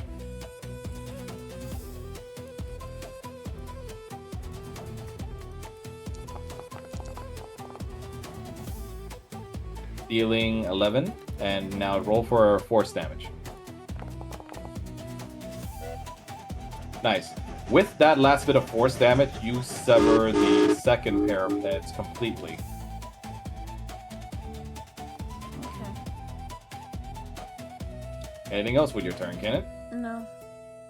Okay. Walnut, your go. So Falmouth's going to draw Oathbinder instead, Mm-hmm. and he's going to attack twice.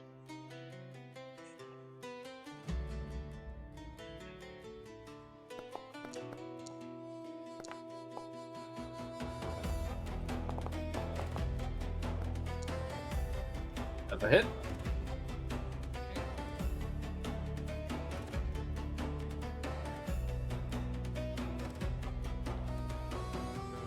So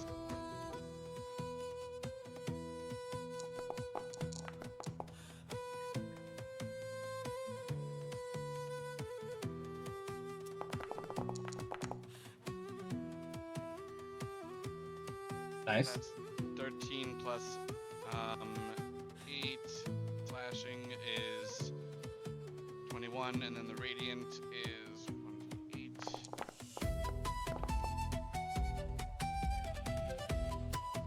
Nice, And nice. the second hit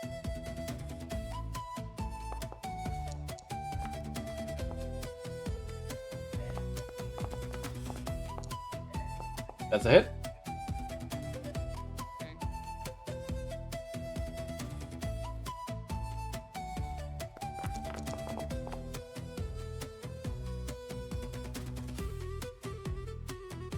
Plus 6 from the Great Weapon Mastery, and then 1d8 radiant, so that's another 3 radiant. Describe how you slay this creature. Falnet's going to try and strike off the main head, and then use the icy touch of Oathbinder at the tip to just like freeze over like the separate stump. You do so, cutting off this creature's final head where it stood, and freezing over the stump to negate the regeneration. And the creature is slain.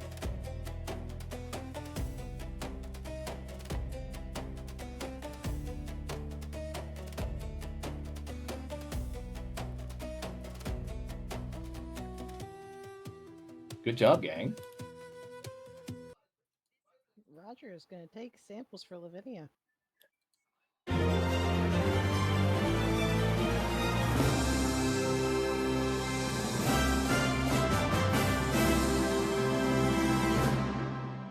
That's a cool logo, by the way, Rattles. Oh. So with the creature's death, you see Sedna's body rise up from the clouds beneath, and basically she's unconscious right now, but her eyes begin to stir. Is she severed from the creature? Yes. How big is the creature? About like feet wise, Is it small enough for Kanan to eat in chunks? I will say so, yes. Okay, then he'll start eating it. Damn. Falnet looked at Kanan like Paul is just confused. staring at him. Roger is taking samples because his logic is thus. He's going to take samples to give to Lavinia because then maybe Lavinia can find things to help combat it or prevent it from coming back. Well, Kanan did promise you to eat it, so promise fulfilled. To prevent it from coming back, I must eat it.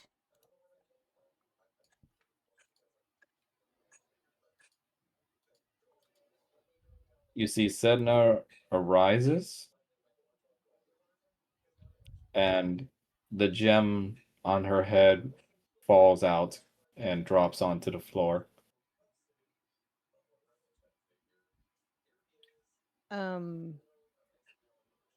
Is that supposed to happen?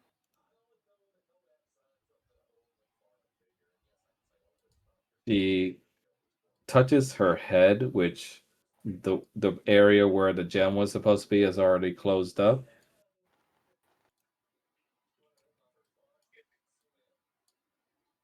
And you see tears fall down her face.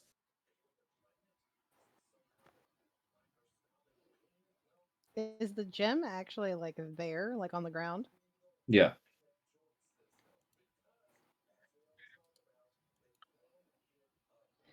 Can Roger examine it but like not touch it? You take a look down at the gem and you see that it was a ruby gem, containing what looks to be some sort of incorous liquid inside of it, rolling around. Kanan, you feel a little bit of familiarity with that ruby, and if you were to inspect it, you would recognize it as being Alicris's blood inside that gem. He's gonna push his big snout to smell it.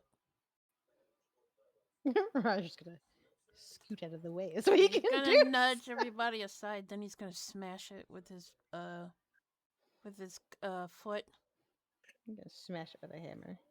She sniffles and says, I can't hear the voices anymore.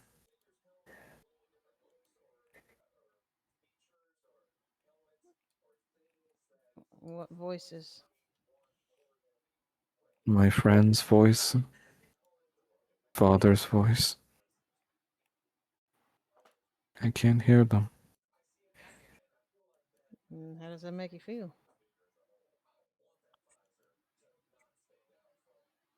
Strange. Disconnected. Useless, kind of.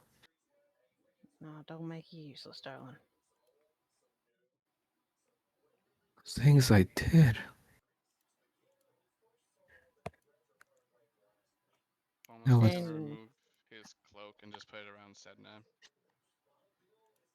you put on uh Ilmater's blanket and see that it is, as he said, useful in this situation that you wouldn't have thought of. You see your sister starts crying, Kanan, even more as she dips her head in her knees.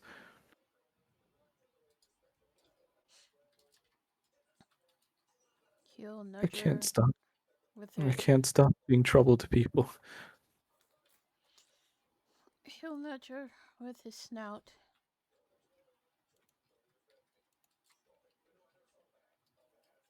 So there never was an Orin.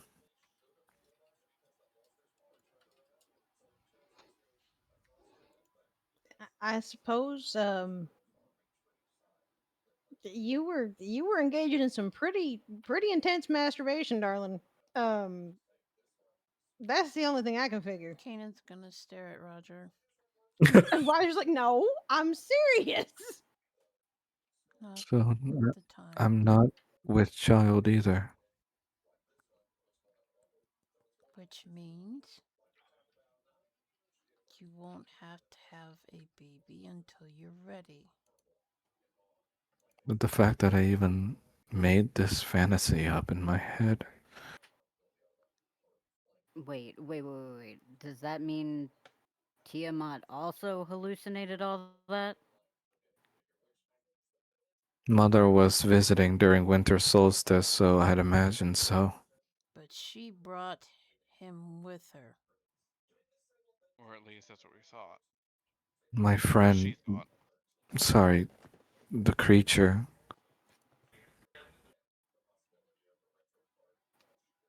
it must have read my memories and my my doubts.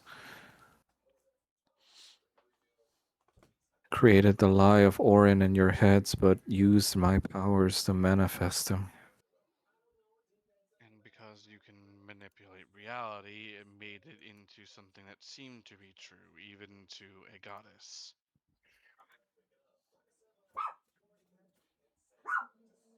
And now I have no powers.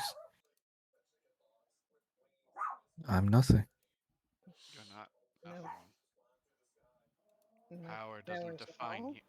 Power doesn't define who you are or what you're worth. Wait, no, none of your powers? Like none of it? She shakes her head. I can't feel it.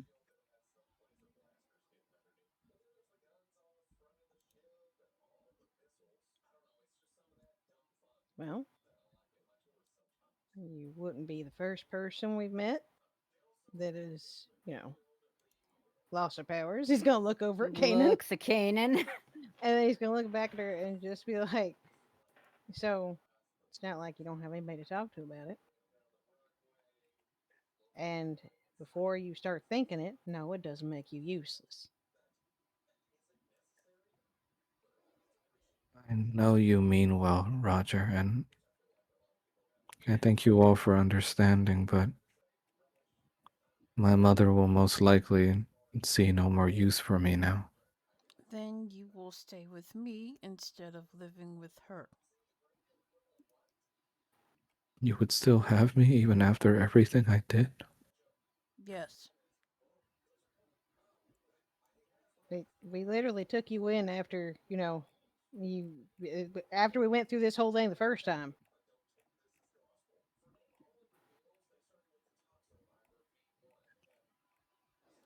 She just outright begins sobbing harder. Roger is going to hug her. She hugs you back. And he's just gonna be like, contrary to what you might think, we actually like you, Sedna, not just because you can do things or who your daddy was or any of that. Kanan, from your claws where you used it to crush Alicris's gem, some motes of blue etheric energy begins to roll out from the crushed pieces of the gem and forms into your body.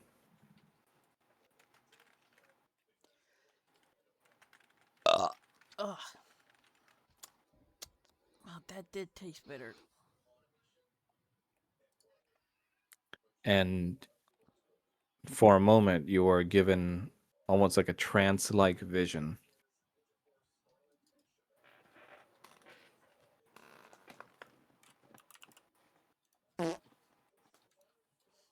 Okay, what do I see? Give me a moment. You see nothing. Okay, Scar.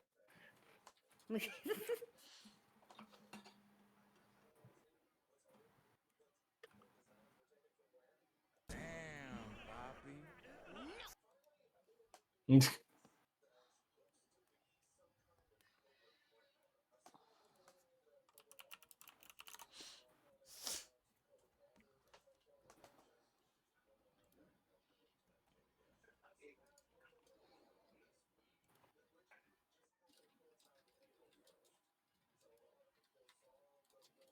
What the fuck? What?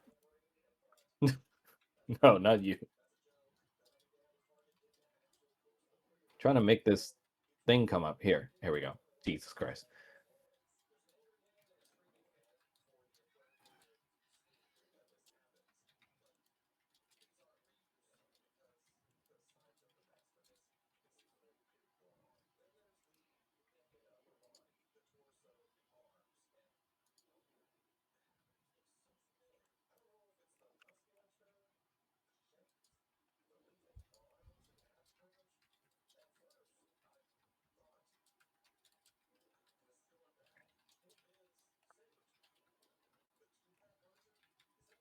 Yep.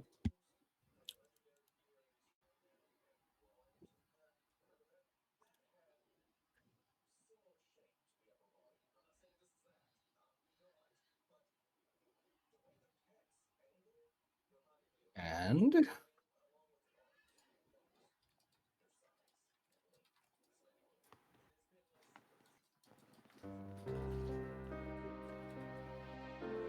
Oh, not that song. Yep, Don't want to get a I can Square. hear that. Yep. Don't want to be Square Enix. Give me a sec.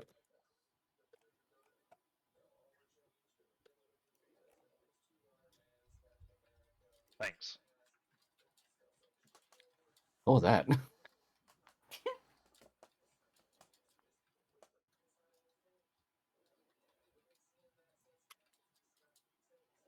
Be quiet! Shut up! Nobody talking, goddamn. Mm. Why she split the penis like that? That's weird. What? You open your eyes and are witness to being the inside of what looks to be a temple. Two grand, giant, dragonic looking guards stand before you.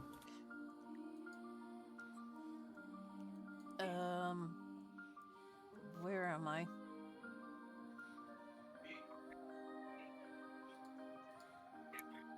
They look to as if they're about to approach you, but they hear the sound of the wind and stand aside.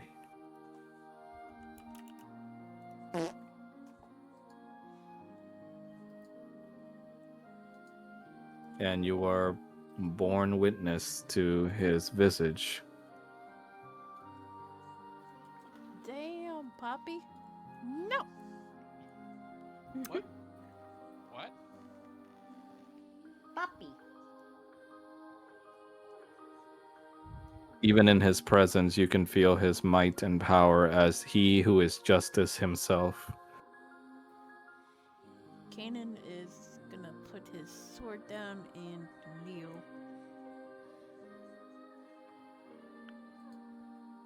Come now. A bit too late to be familiar, wasn't it? Not too long ago, we were exchanging all sorts of crass jokes. Boy. So you were Uncle Goda? That was you? One of my mortal guises. I apologize for the deception. I'm flabbergasted. I didn't even know it was you. Well, that's what disguises are. Hello again, Kanan. I'm glad to see you again. As am I. Though in a temporary state. I am but the living memory of the vestige of my power that still remains within you. When will you be back for good? That cake looked nasty. He looks at you firmly. There are more important matters at hand. Like, what? The land that you have found yourself in, Ravenloft. Yeah, it's like hell on earth.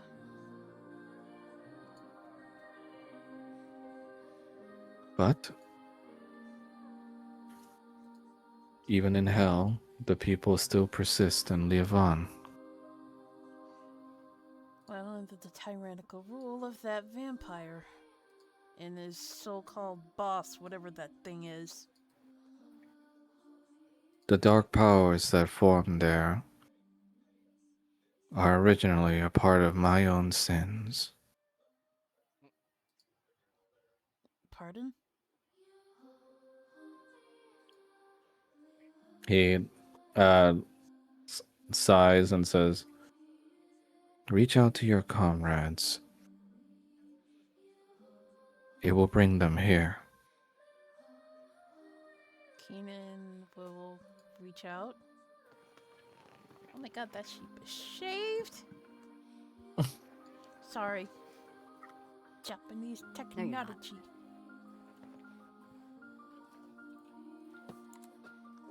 Bahamut's like, what's Japanese? So, in a beam of light, your companions are brought before Bahamut as well. Falmouth, you knew who this is even before you laid eyes on him, just based off his presence alone. You feel a familiarity to him as he who is god of the metallics, but also he who is your god, and he who stands for everything you believe in. And Falmouth kneels. I thank you for the formality, Falmouth, but as I said with Kanan, it is all right.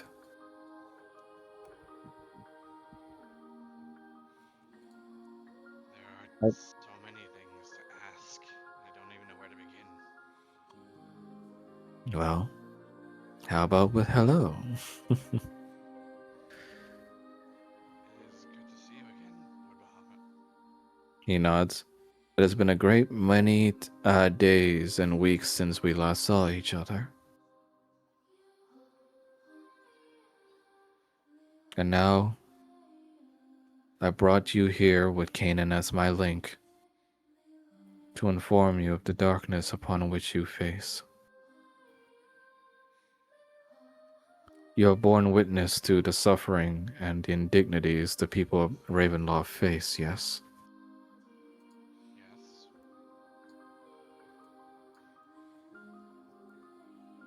He nods.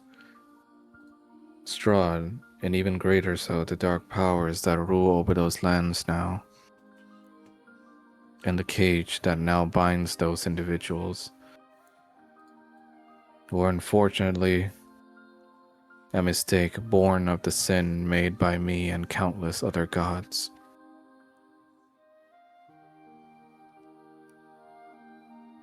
Begging your pardon. Long ago, when the dark powers began to corrupt those lands, Strahd acted in his interest and began to massacre not only the people, but also his own kin, all to preserve the little happiness he carved for himself left. The gods, outraged by such evil, contrived together a plan to lock away the realm of Ravenloft to its own dimension, tucked away in safety, so they thought.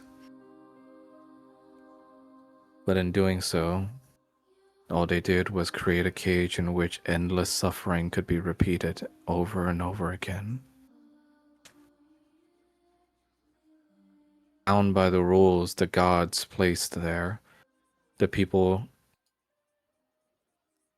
are forbidden to die, reborn over and over as a way to teach Strahd a lesson. He's not learning. No, he is not.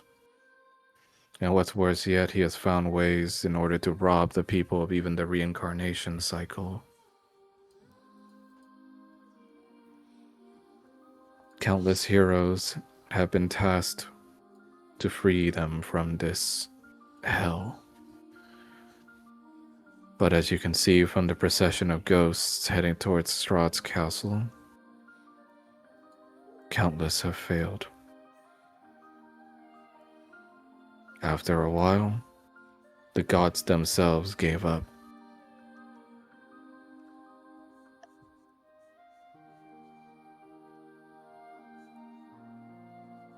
But I had a different plan. And so I, after countless amounts of years, helped oversee things and put plans into motion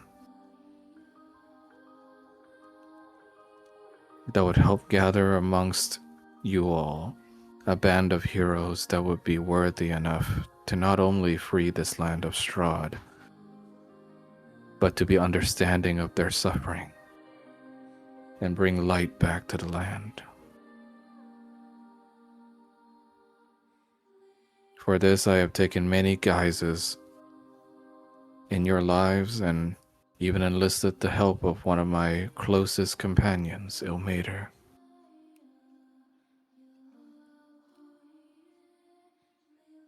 And so you have been brought here now, at last before me.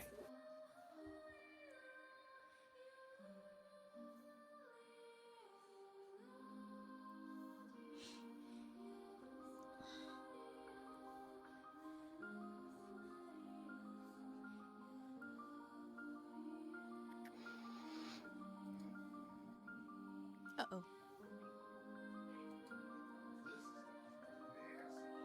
Oh god, no. Give me a second, I'm sorry.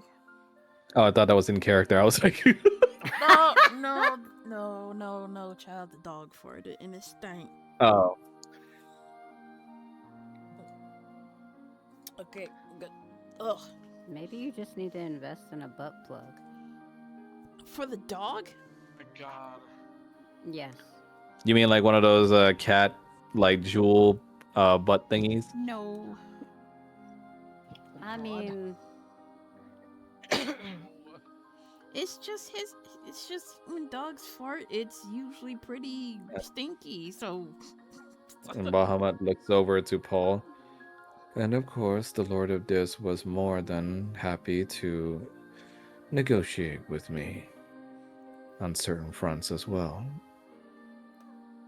you spoke with Lord Despair. Paul kind of has his wings tucked in and is partially hiding behind Kanan. Kanan. He smiles at Kanan. I have, yes. The Archdevils and I are no strangers to one another.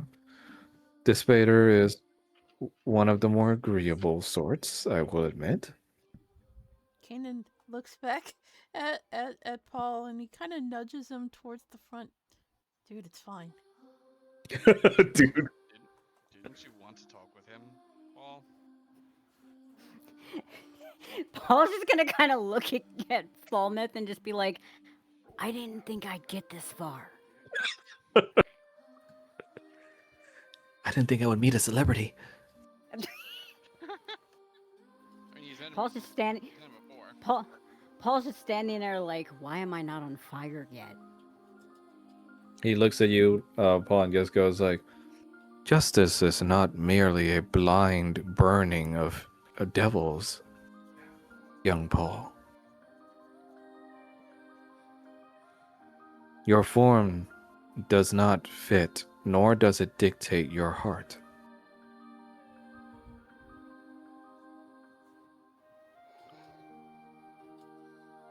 He has no idea what the hell to say to that. You are, as you have always been, a good soul, albeit a little bit awkward. You should taste his cooking. It's really good. You know my dad.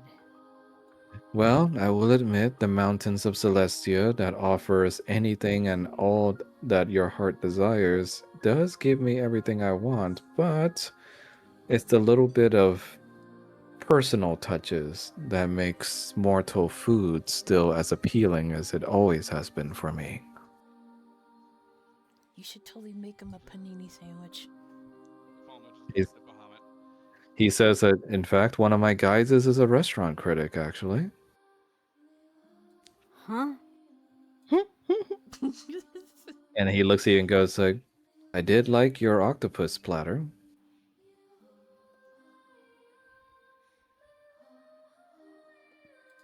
and roll for Sheer history look- for me, Paul. The sheer look of horror on Paul's face in not knowing that. What is he gonna? What is he? Roll supposed for a to history check, my man. Oh boy. Paul doesn't want to remember jack shit. But sure, why not? Yep, that's totally a D20. So is that with the modifier? What's your intelligence modifier? Right now it's 0. Plus 4. So that's 17. So you now remember the one of the restaurant critics that went to your ship one day, name was Marduk. He was a small, what looks to be a dwarven man.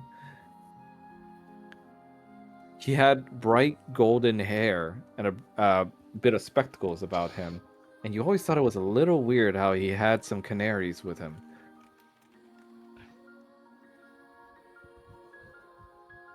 I like to imagine if he was, being a dwarf, if they're just in his beard.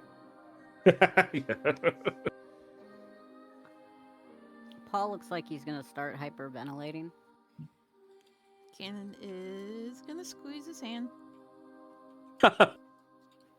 Emotional support, Kanan. Why does everybody keep hiding around me as a dwarf? Well, I figured my friend Ilmater said it would comfort you best. He is rather better at me than certain disguises, I will admit. He's the god of suffering. You can understand why he feels the need to find more pleasing appearances to himself then. Roger's gonna lean over and look at Paul and just be like, compassion. And suffering. Okay, all right. But what is it you wanted to ask me, young Paul?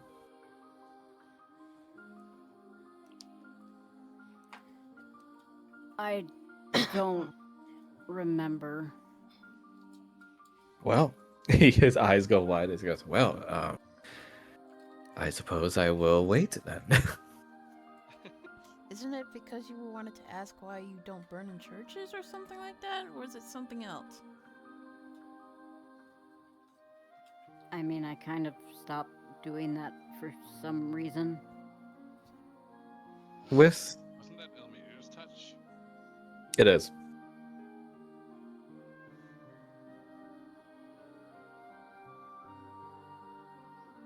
Bahamut says, well, I do sense a mote of Ilmater's blessing in you. It would not be out of the question for my friend to have been generous enough to help you with that.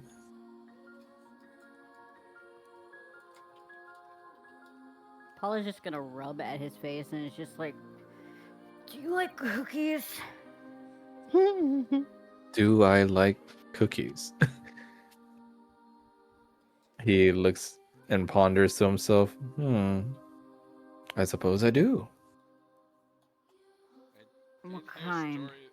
I did hear stories that you have a sweet tooth. Which is the complete opposite of me. Well, you are allowed to have your own taste, Kanan. Though I can give you a few macadamia cookies if you'd like. I'm good, but thank you for the offer. But yes, as much as I can apologize for the apparent manipulations I have performed in your lives, it was necessary to bring us to this moment. To save a land from its curse, and a man from his hell. I just wish you had told me sooner. If I did, young Kanan, would you have believed me? Would you have even the strength to undertake this grand trial if you had not gone through everything that you had gone through? I don't know. Who's to say?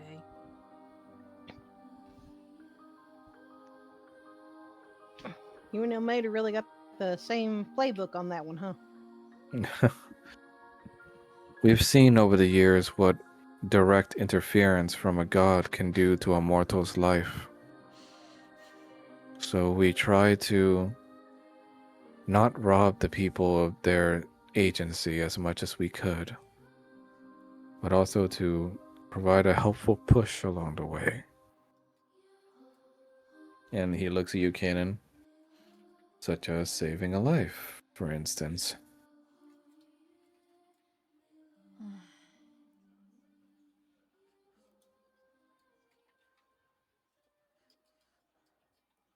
So it wasn't just you. And he's gonna start rubbing his forehead. What do you mean? It wasn't just you that was. I don't want to say interfere, but Meddled? yeah. You Not. speak of my sister. Yeah.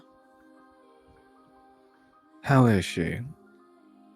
Always angry. Always curses your name. In mourning. And wishing that I would worship her instead of you. That does sound like her. She even demanded that I make her shrine bigger than yours. He's an asshole. He laughs heartily, in a way that like almost booms throughout the entire temple. That does sound as petty as she always is. It's just that I don't hate her. And no one asked you to, young Kanan. I just don't believe in the ideals she believes. To worship me is not simply to hate those of the legions of chaos. I know it's Justice, as I have informed you in the past, is as gray as the platinum upon my scales. There have been many I've met over the years. Thieves with hearts of gold, deacons with heart as black as darkness. Justice will fall where it falls, no matter the color, and no matter the disposition. But the same will go to compassion. Just because you were born of my sister does not make you my enemy. Nor does it make it automatic that you must love me over her. You are both. so And that is okay. it's okay to still love my mom. Of course. I'm sorry if that was not as dramatic of an answer as you may have guessed. I'm I could just smite a statue right now if you wished. no, that's not necessary. I just trying to reaffirm my feelings, that's all. Mm. You have doubts. Yeah, mostly about me. But I'll get over them eventually. But look at all that you've accomplished, Kanan. The friends that you surround yourself with. Would you even think of yourself as being the type of man to be in this lot? Were you the same kind of man that had first met me all those years ago? I don't know.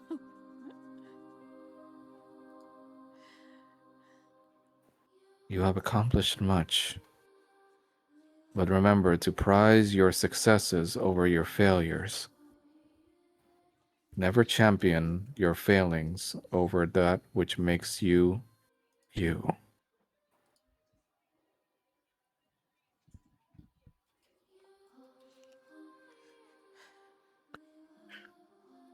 Little tear rolling down his cheek. Roger. He smiles. Oh no, what did I do? You are an exceptional and kind and loving soul. One worthy of my friend Ilmater's gaze. The gays. Lol. I knew you would fucking say that. Roger looks a little awkward. It's just like, "Mhm, thank you."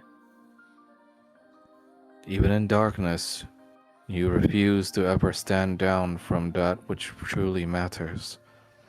The small lives that we gods and dark forces seemingly trample over. It is your greatest strength. Never forget that. I won't. Falmouth,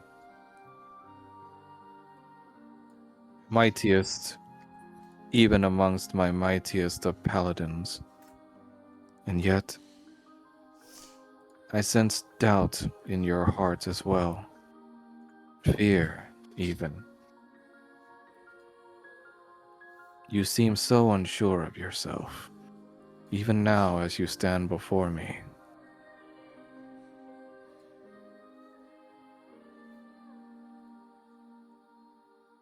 Many things I've had to consider. Speak your heart, young paladin. Who was my ancestor to you? Or what do you know of him? I've heard bits and pieces from those who've met him, but perhaps you might know him even more than they do. He was a warrior of great note and a friend.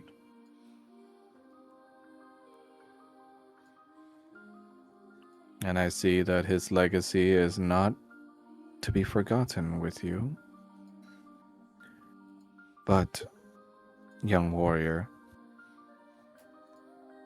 and this is something that I have learned from my progenies, the bronze dragonborns, time does not have to mean remembrance only. You are not what your ancestor was or who he was. You are Falmouth. I do not expect you to be him, nor do I expect you to live up to some sort of destiny to be claimed. Like my great roar and the north wind that blows throughout the lands, it encompasses over those that choose their own destiny and their own alignment.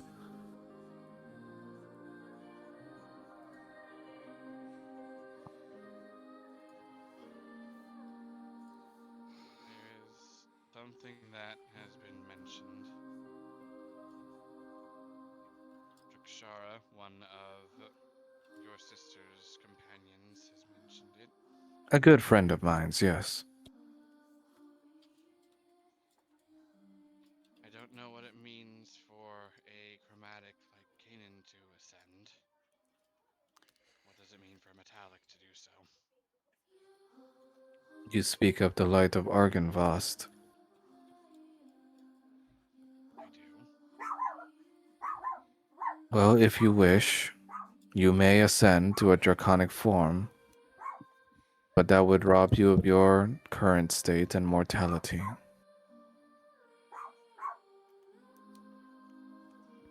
And I'm afraid it would mean also outliving the ones you love.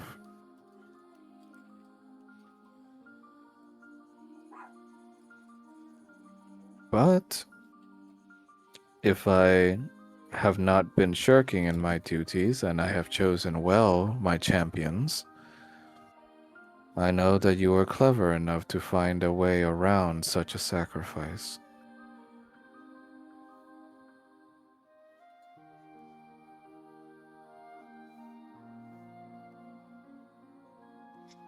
Kanan's gonna uh fiddle with his stones.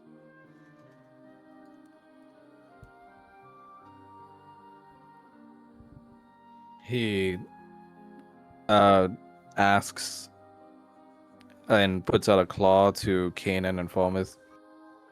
Come forth, my two draconic children. Mm-hmm.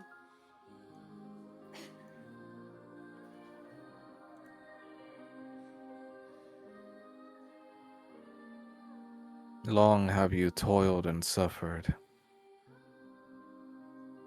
in the absence of my grace. For that, I can never ask for enough forgiveness.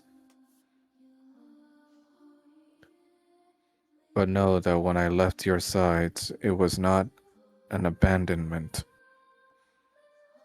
but a promise of meeting again one day, when the two men in front of me would return to me more confident and powerful, and more sure of themselves than when they first met me.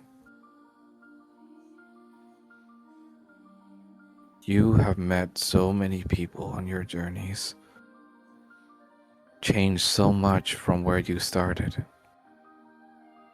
and you did it on your own.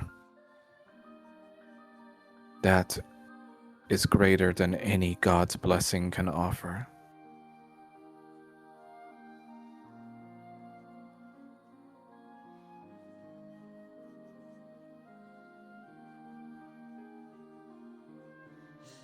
Thank you. But as I've always believed, stalwart faith is to be rewarded.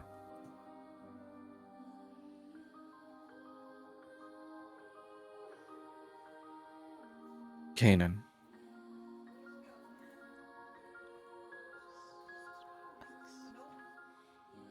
I sense a question you are to ask of me.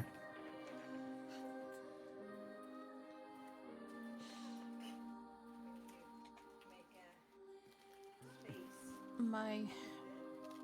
He clears his throat.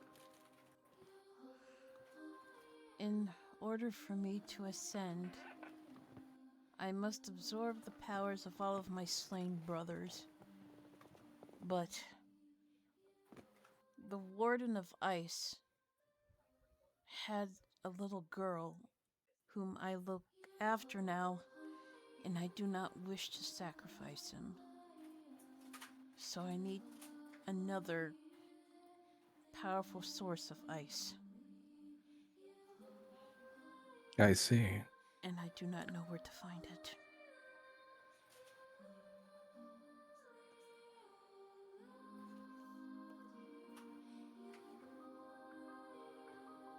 I was hoping you would know, so that I may search for it instead of sacrificing someone else.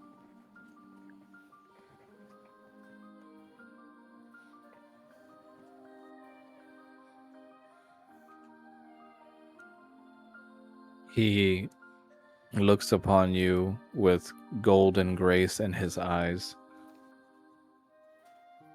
as he thinks for a moment.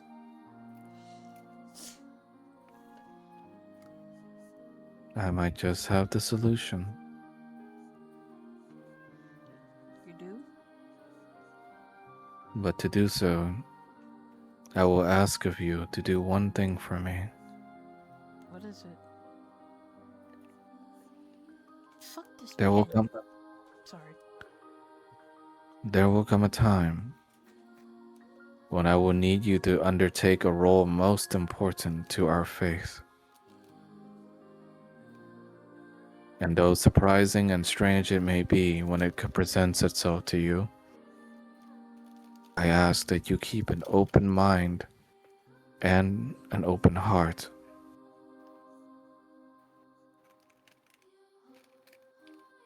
Yes, I understand.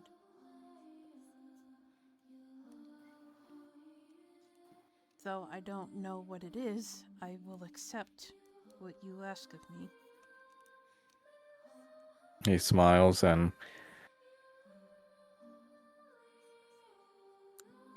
he put forth your hand. He'll open his hands. The Lord of the North Wind casts a gust that is mighty enough to wrap himself, Falmouth, and Canaan in a small little tornado. And in the eye of the storm, from above, drops down a little droplet of power onto Canaan's hands. Mel.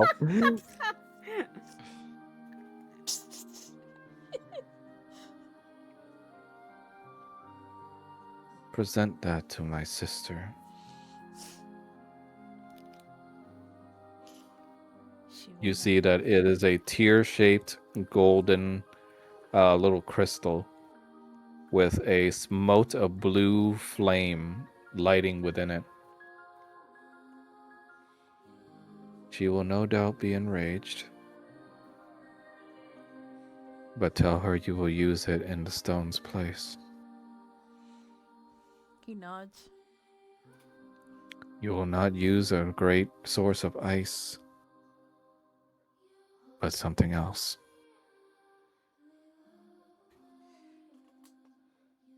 He'll nod.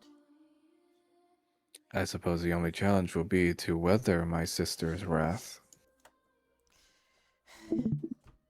Oh, What the? Oh, is that what you was see? no. It's my disc. Not my disc. My my Clip Studio game. Okay. Shut up. He he Shut up. he sighs. Uh, I don't believe my mother will try to destroy me. But then again, she is the queen of chaos. I think I'll be able to convince her. If you need a shield, I can weather it with you. Oh, she will melt you. He smiles and put his hands on both of your shoulders, his hands being large enough to basically squeeze you if he wanted to. He just says, keep close to one another, as you promised me long ago. Understood? Yes. Yes. And if my sister does get too angry, you may sing her our song. He'll nod. I'm not singing that on camera though. Well, now I just gotta ask for it. No. And he makes a parchment appear before Roger. This is the deed to my estate. I am. You're a talented musician, Roger. I have no doubt you'll be able to help Kanan with this endeavor. Roger is going to gingerly accept the parchment and You nod. see the title of the song is The First World. Oh. I can do that. I will DM you the lyrics later. Oh boy. I'll DM you the lyrics later. Now, Fomas, Yes. I sense you have a question for me still. The possibility has been raised of my ancestor returning, and if he were to do so, he would once again take his former place, bound to the land. I've been charged with finding perhaps an alternative solution that would free him and prevent myself from needing a sacrifice as well. He Might you smiles. know any such method? You are a kind soul indeed, Fomith. But I'm afraid that your ancestor will not return to those lands. He puts up a claw. Now let me clarify. It is not because I deem it so, but because he wills himself and refuses to. Shush.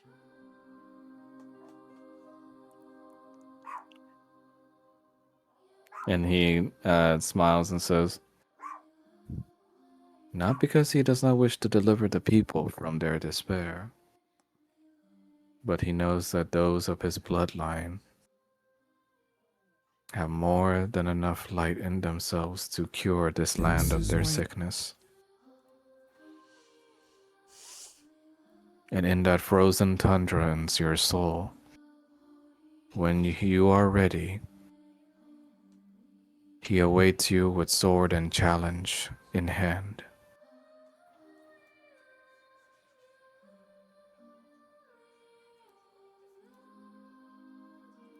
Understand.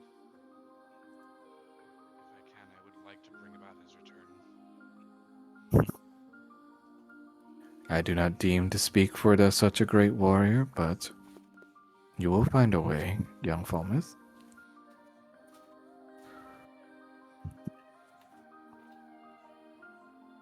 Now, some blessings upon you all for the journeys you've had to toil to get to me. And he roars out loud and manifests several items in front of you guys. Oh boy, Twizzle! So, we have some loot. We have some loot. And yes, Fulmouth. Okay. So, Roger over here after defeating the false Hydra, like maybe the loot was the friends we made along the way. Cannon is feeling a little bit queasy as he coughs for a couple of times. oh. He looks at you and goes like, ate something bad? I devoured a false Hydra to prevent Oh. it from coming back. Oh dear. Well, I'm afraid there are no bathrooms here, young one. I don't need to do that. So the first blessing, Assassin's Creed? So- Free copy. the blanket that Ilmater gave you, Fulmouth, it transforms in your hands to becoming the adorning mantle. So you can decide who gets this, but let me read out the description. If you wear this cape and a suit of armor over the course of a short rest, the armor becomes bonded to this cape. If you bond a different suit, yada yada. But the point is, while wearing this cape, you can instantly don the bonded suit of armor, or take it off at your leisure while you have this cape on. Oh my god, quality of life. Ah, yeah, Fulmouth. Instawear. The next gift, and you see this pop in your hand, Kanan. You can keep it or decide to give it to someone else. You see a piece of pommel that is in the visage of a beastly animal. It's Longclaw. And you see, as you hold it, the pommel changes shape to being that of a boar, a hawk, and then back to a wolf. Now, you can attach this magic pommel to any weapon you desire. Now, mostly swords. But if it's in... And you can decide which form it's in every short rest. And if you're in boar mode, the weapon you have it attached to, if you move at least 20 feet straight forward towards a creature and then hit them with the weapon you have attached to it, then you can push them about 10 feet away from yourself, even if they're larger or smaller. That's a bull rush maneuver. Nice. Yeah. Basically the get the fuck off me mode. And the hawk, if you turn it into a hawk stance, then when you throw the weapon for a ranged weapon attack, the weapon returns to you like a boomerang. Oh, so like the knife. Yep. And the wolf mode, basically any first time you hit a creature with this weapon and deal damage to it, the next attack will be made against it before... oh, sorry. I wrote this weird. But basically, you have a +5 to your next attack roll and also your damage for the next attack. Interesting. Yes. And the next blessing. This appears in Roger's hand. You can either keep it or give it to someone else, yada yada. Yeah. You see a ring. And when you touch the gem on the ring, it emits the image of a shield. Bahamut out here proposing to Roger too. I will Basically. shield you from danger. This man's gonna have so many rings. Mel. So when you use this ring, you can bond a shield of any kind to it, and it will store it inside the ring. Now, when that happens, when during combat, you can use a reaction to summon the shield from the ring instantly, possibly negating the attack because your AC will be raised by the amount the shield gives you. Okay, nice. You can also tuck the shield back into the ring afterwards. Very nice. Now the last one, you see that it's two. The two items are twofold. You teach two scabbards.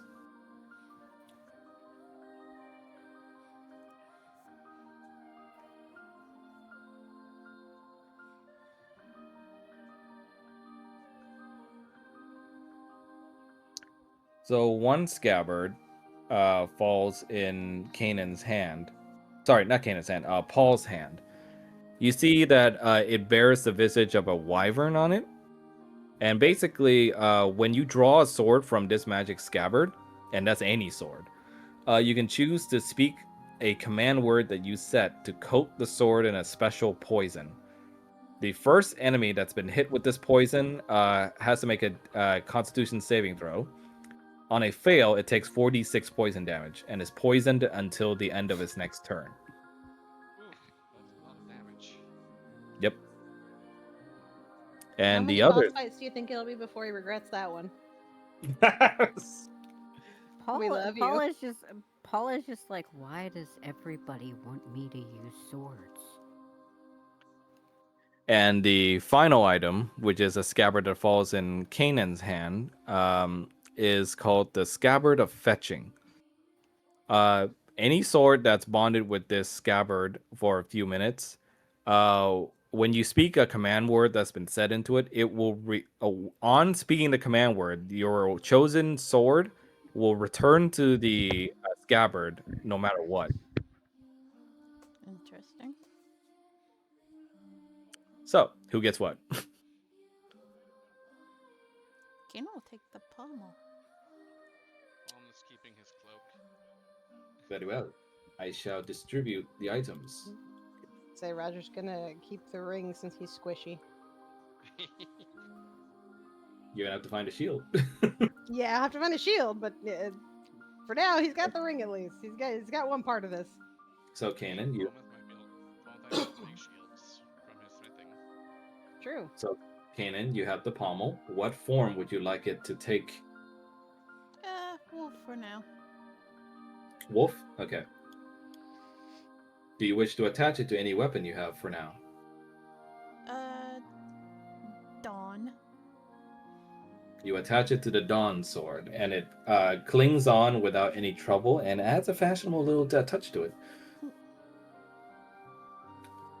And Falmouth, you feel your armor being bound to the cloak as Ilmater's power wraps over it, and you see that you are able to summon it at will now.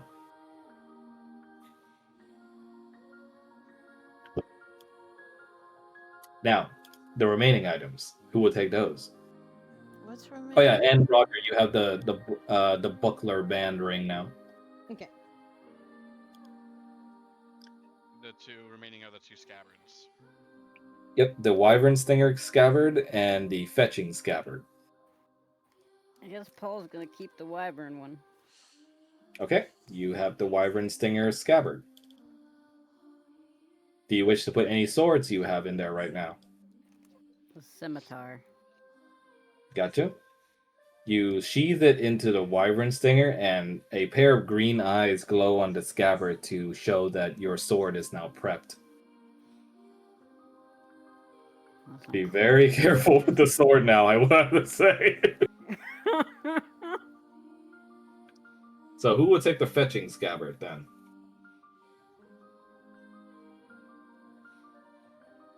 If no one else take it, I'll take it then. Okay, Ken, you have the Fetching scabbard.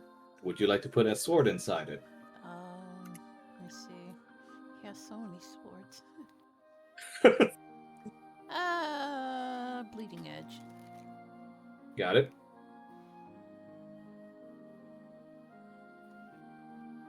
Get it? It's like Killer Edge in Fire Emblem. Stop it. Okay, you have the scabbard. He looks at you all and goes like, I understand it's not as fancy as being able to fire a radiant breath from your mouth, but a god does what he can. No, these will do just fine. Thank you. He then surprises Kanan and Falmet by taking them into a big hug. Oh, Almost just gonna return the hug. he'll My hug two back. most loyal and faithful soldiers. My warriors. My light. You are my most proud accomplishments.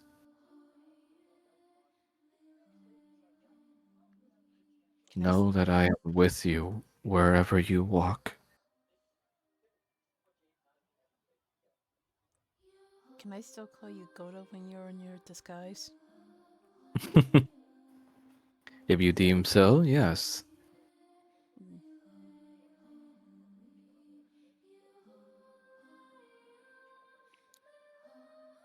When your journey is almost at its end, we will meet again. Know that then I will test you with all my might. Oh boy, that sounds like a warning. Both of us. All four of you. But you are strong. I have every faith you can weather my storm.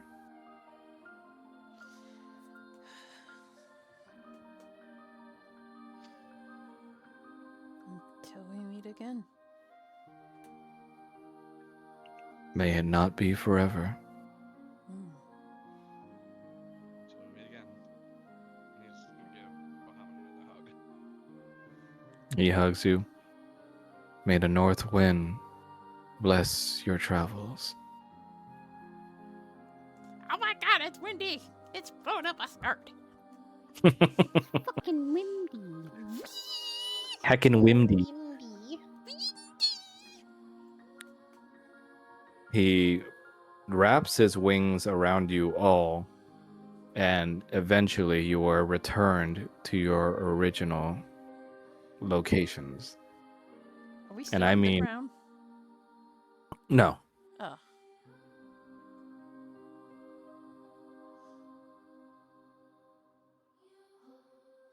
Give me a sec.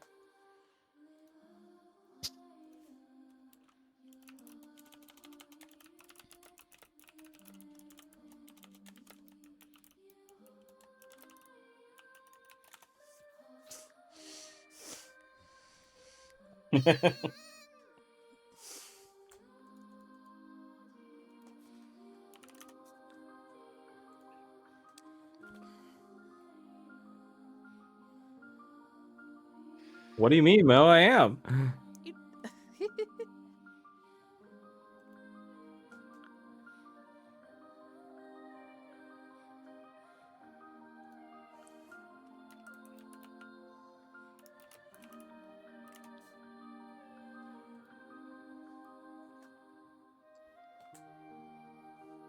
So you are returned to the estate.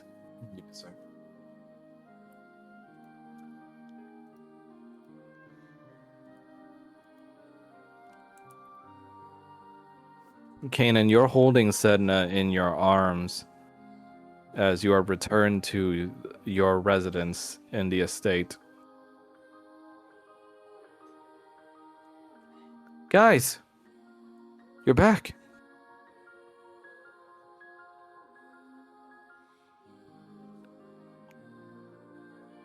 You see Kyle runs over and hugs each and every one of you. Are you okay? Yeah. Yeah. Well enough. And he looks at Falmouth. Falmouth, I shot one of those things. You should have seen it. Well done. I did what you taught me. You and Roger. I watched my footwork, and I waited until the time was right. We're proud of you.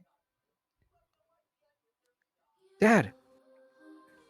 He goes over and hugs you tighter. he'll use his tail to hug him because his hands are occupied. Oh, Aunt Sedna's here. Is she okay? Yeah, she just needs some rest. Oh, her head thing's gone. Yeah, it's gone. Did it drop Bad. off? Yeah. Well, maybe I can find it for her later. Nah, it's gone. Oh, Yeah. okay. Monster was kind of messing with her a bit. Well, I protected everyone, just like I said. Well, everyone on this floor. But, you know. Good job. And he says, so, is it dead? Did you guys do it? It's gone. Yep. Yes. Awesome. Ken's gonna put Sedna on the couch. Oh, I can't move. Fuck. What? Shut up. Why I you hope trying you to can't move move him? me. Almost Aurora. trying to think Oh. of anyone who might have been lost, wondering if they can remember now that the beast's dead or not. Aurora finally hops off of your back, Kanan, having latched onto there this whole time. Wait, didn't she go in the ball? Huh? She Oh, went that's in right, the yeah. ball. Yeah. Never mind. NVM. Roger's sitting there and it's just like, oh god, we gotta get people out of the ball. So, Fulmouth, as far as Yep. you know, you were able to rescue a good amount of people from the illusionscape. Though, as far as anyone else around that may have been forgotten but are now recovered, you're not sure yet. You still have to do a head count.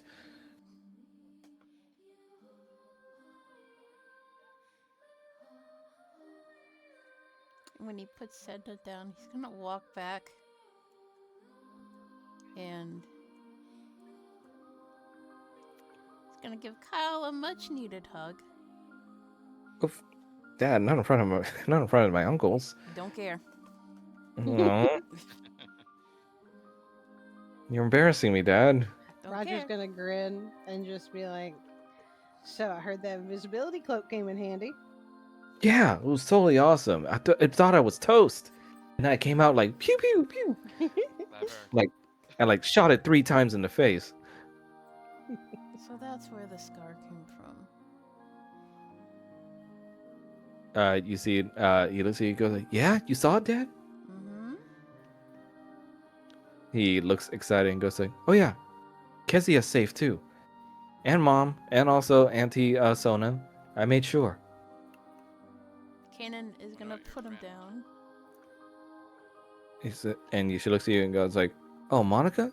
Yeah, she should be okay. I heard she went with everybody else to the infirmary."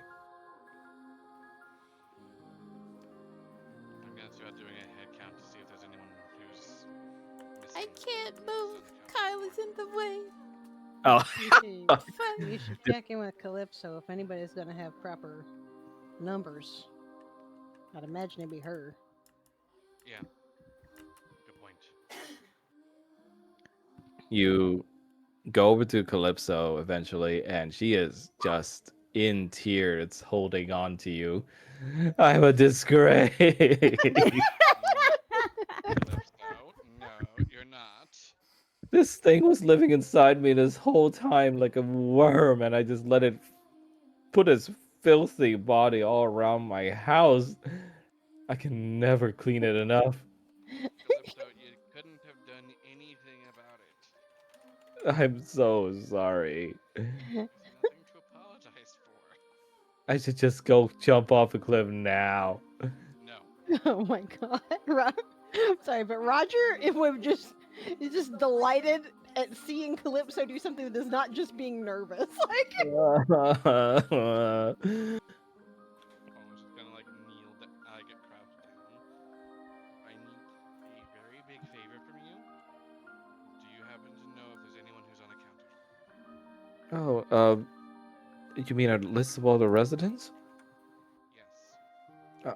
I can, yeah. Is there anyone who I actually have a list No, going back wait. to several weeks, actually. I like to make sure we're not missing anybody from time to time. Okay, good. Because we'll need to find out if there's anyone who's still missing or lost. No, They can't. Okay. Okay. Whew, calm down. Calm down. I can do this. Okay. These are just frustration tears. I'm okay. Okay. Let's go over the list. And try to not to think about how I let everyone down. Calypso, you didn't let anyone down.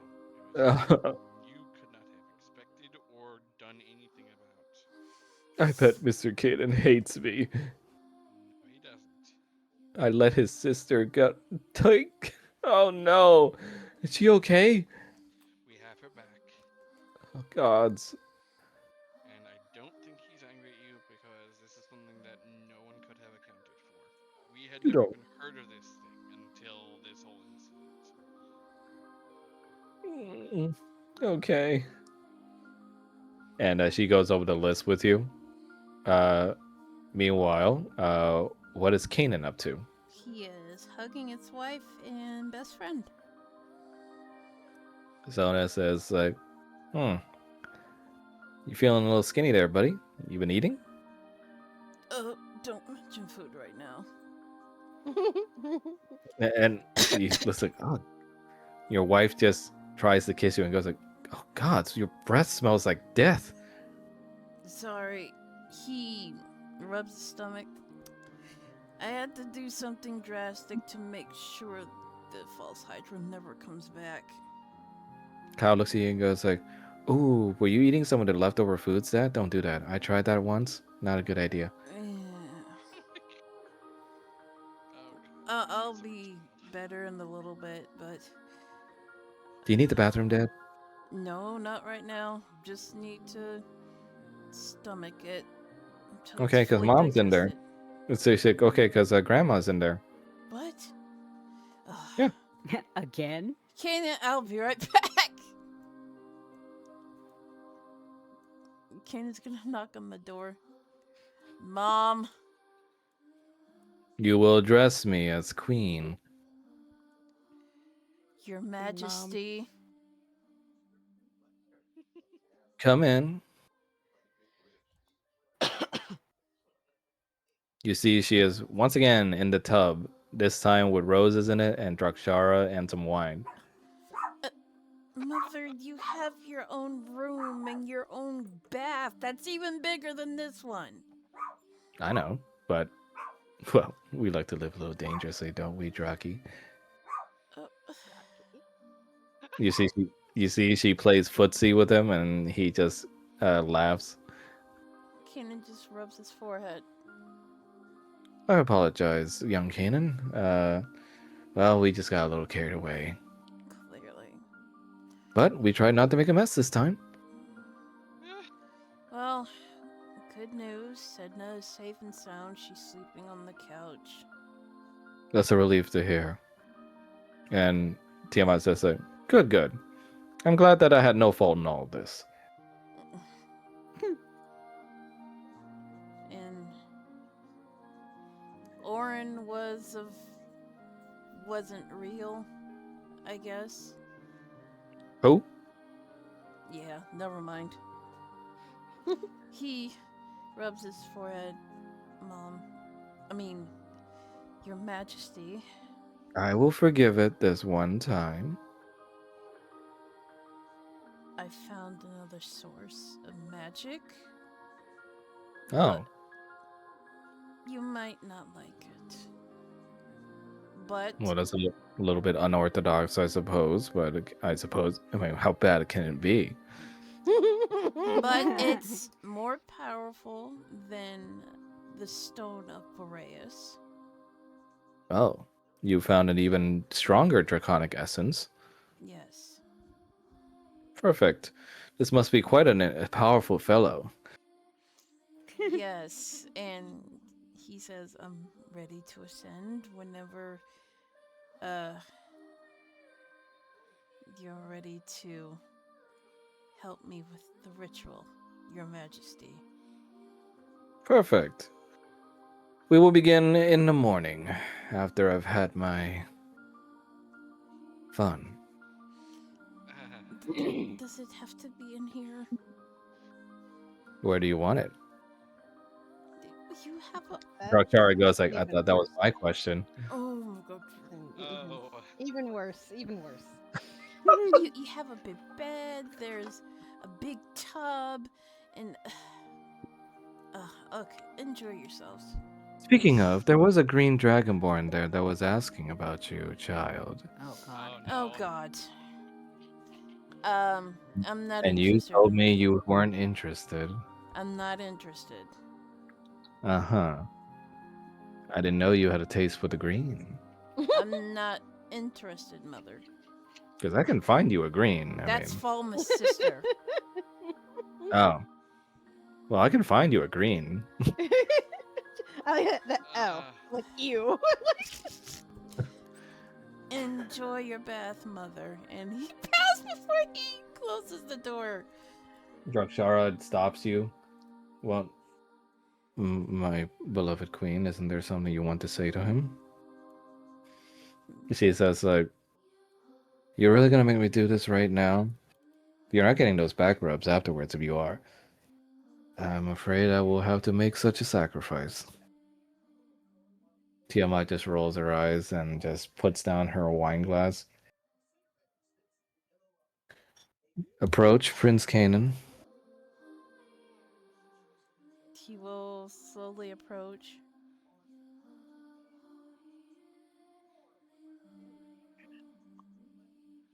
To say that you and I have had a turbulent relationship is putting it lightly. He'll quietly nod.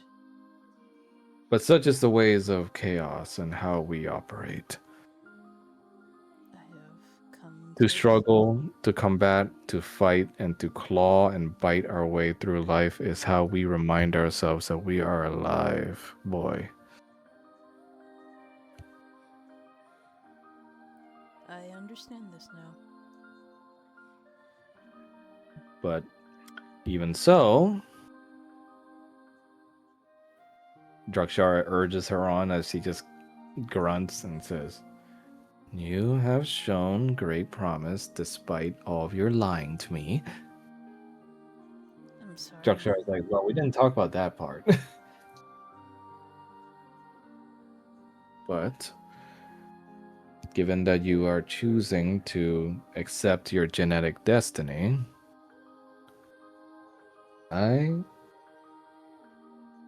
it can be said that I can show a little bit of pride here.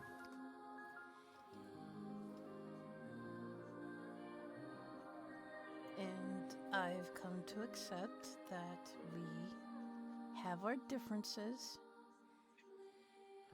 And you may not agree with whom I choose to be with, whom I love. I definitely don't.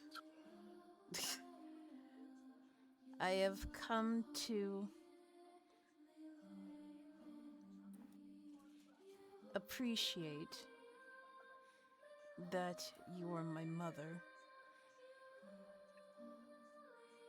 And Appreciate is the strongest word you could use for me. I have come to accept that I dutifully and truly love my mother. She nods. It's like, god damn, dude. Like, always with this, always up with this bitch. With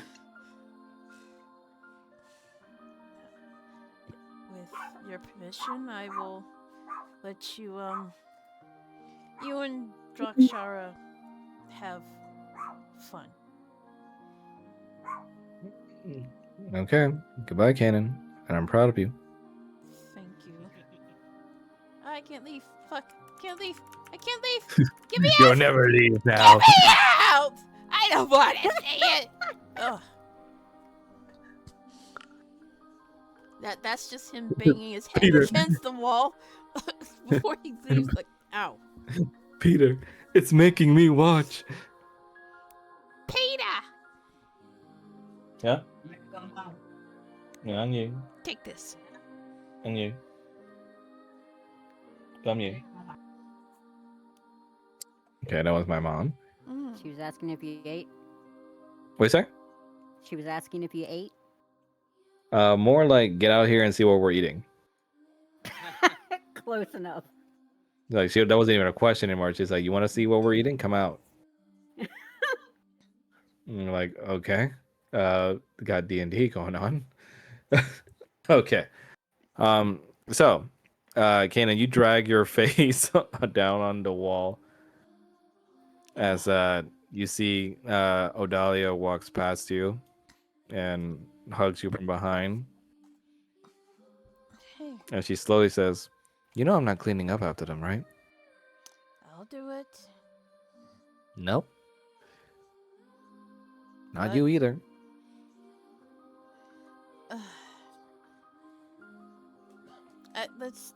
Let me do it.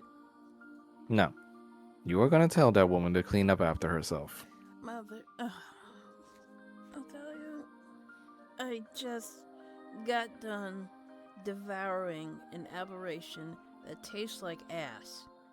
And you deserve to rest and not have to worry about cleaning up a bathroom after those two do whatever it is that they're doing in there. She's a queen. It says, I'll, and I'll, am I? ki- I'll And kill she raised about you. All and am right. I not your queen? Yes, you are. I'm just looking out for you, dear. You're gonna have And- to stand up to that woman, especially if she barges in on our home. Yeah, I'll do that. And he rubs Yeah. his stomach. She taps your shoulder. Oh, come on. Let's go to our bed. I have some medicinal oils I can rub on your belly to help ease the aches. Kennan's gonna take out the tear for a moment before putting it back in his sack. That is a nice bed. Yes, it is. Flop right on it. So, what are Paul and Roger up How to? does the baby get in the lady's belly?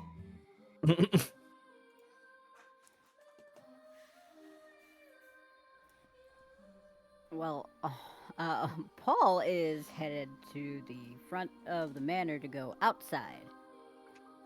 You are outside the manor right now. And I'm assuming Roger has followed him?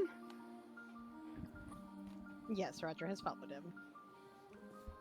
Because it occurs to Paul, one of the residents in the ball doesn't fit in the manor, and the other one can't be in the manor. Yep. So he's first gonna let Bob out. Bob excises from the ball, and he just goes like, "Oh, damn! I'm back out here." Yep, and that thing is dead. Oh, perfect. Yeah, you're pretty strong for a little guy, I will say. Please tell me nobody is dead in the ball. Oh no, actually, it's hella fun in there. I will say, boss. Fun? Yeah. Have you not been in there yet? No. Oh, boss, you gotta get in there. I mean, especially for a guy like me, he puts his club on his hand and taps it. It's like it's tons of fun. Paul's gonna look a little worried at that statement, and to go outside the gate. You're And outside. then he's going to let Nathaniel out.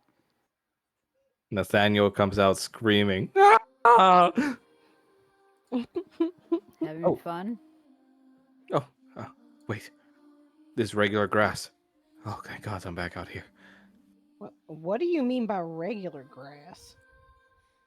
Thank you so much for rescuing me from that creature. From Creature? you mean thing we just killed, or Yes, that monstrous creature. For a second, I thought you were talking about whatever's inside the ball. Oh, no. It's just the orb has its own quirks. this Like what exactly? I was beginning to learn some of the rules, but I think I gathered just enough wood to be able to make it through the night. I'm sorry, is the ball Minecraft?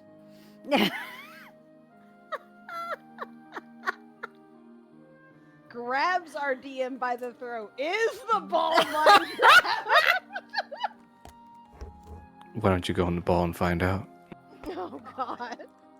he he is he is next gonna let out Yudi and Morton. Yudi looks pretty peeved, but Morn comes out looking safe. Oh, hello, you all. Is the danger gone? Yeah, it's gone. And that's dead. Perfect. Well, you'll be glad to know that your mother and also your sister and father are safe in there, Roger. Okay. I'm glad to know that. Why do you sound slightly for one, why are you assuring me they're safe? Two, It's why like, do oh you well, sound slightly freaked out? it took a little while to understand the rules, but you know, I love figuring out rules to things, so it was actually kind of a fun activity in there.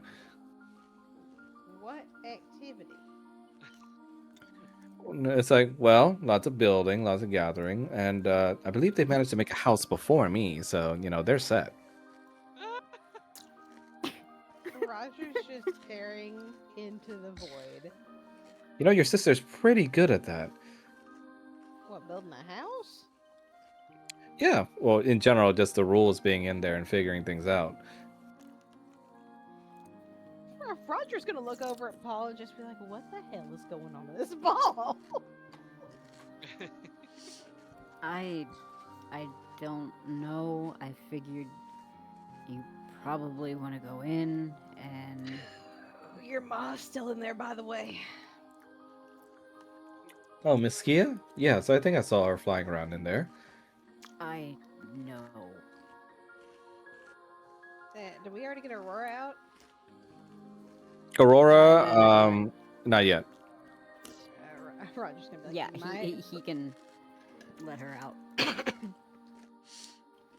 Aurora is released from the ball, looking as if she was biting something before she had been let out. Oh, why'd you stop?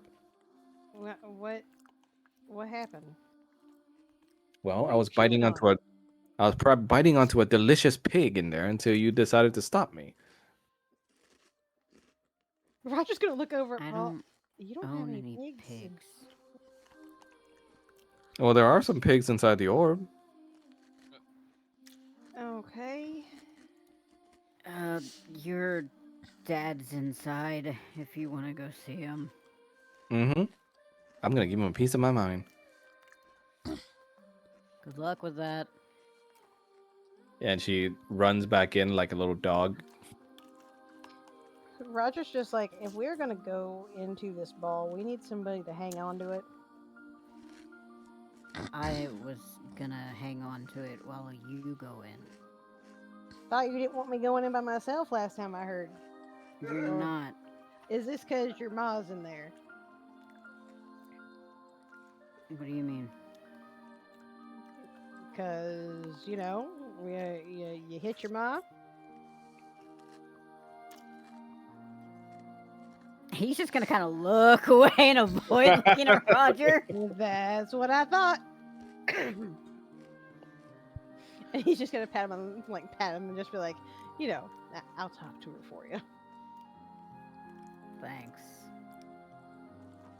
So Aurora bursts through your door, Kanan, as you're getting rubbed in the belly by your wife with medicinal balm, and you just hear your daughter goes like, "Father."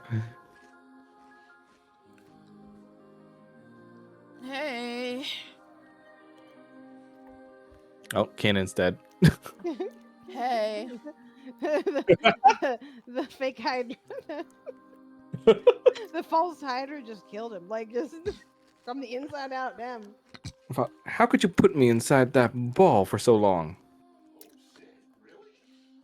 sorry, sweetie, but you need to be safe while I fight that monster. Ugh. Well, is it dead? Yeah, it's dead. I suppose you can be forgiven.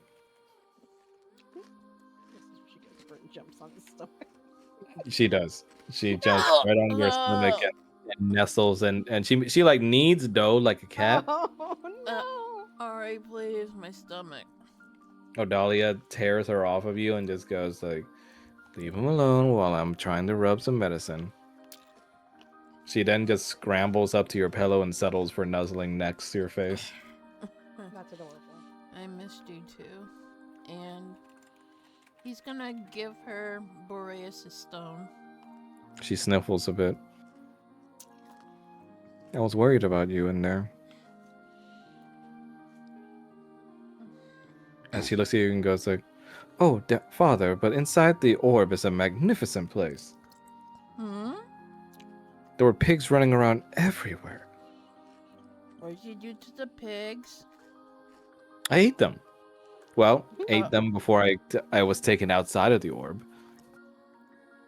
You ate the Kanan, you pigs? remember having seen a glimpse of inside the orb, but you didn't get to explore it all the way, so you don't actually know what she means. I see. You should go in there, father. You can kill all sorts of manner of things and not have any consequences." Ari, What? those were living animals. No, they weren't. Have you seen them? They were strange looking. Plus, the big voice inside of the orb said that they were going to keep spawning. The what? The what?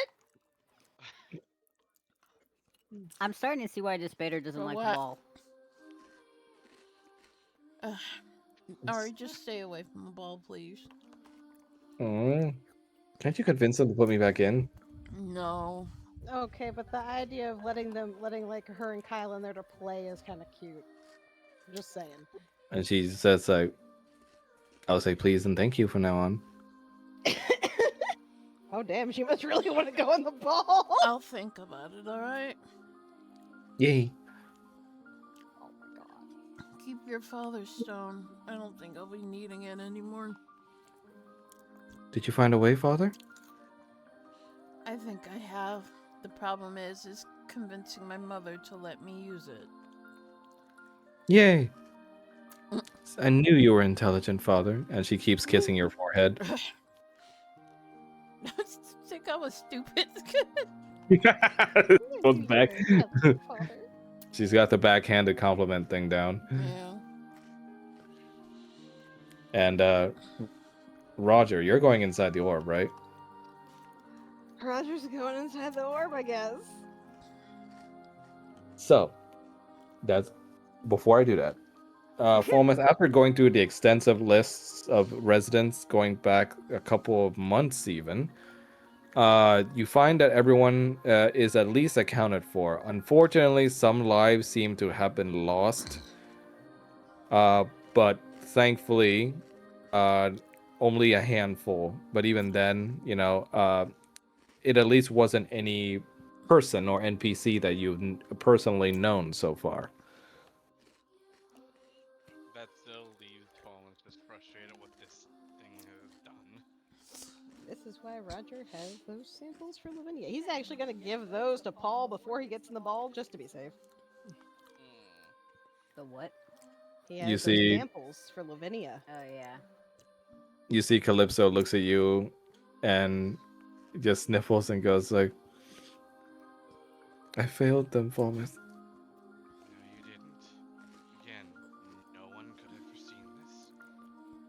But it's my job to foresee this. I'm responsible for everyone in the house feeling comfortable and lived in and nice and not eaten. You can't account for everything. I mean, we didn't even know what this thing was. We didn't find out until the Spader and Tiamat told us. My father always said a good house spirit never has to be thanked for them to do a good job, and if they do a good job, the inhabitants never have to know. And she starts tearing up. But what do you do when the inhabitants still thank you, but when you're doing a terrible job? False is correct. Uh, a great job. This was not something you could have ever controlled or seen or done anything about. Now I'm just imagining Falmouth doing the things and the gifts I'm putting in the chat. Holding her baby Yeah. cat.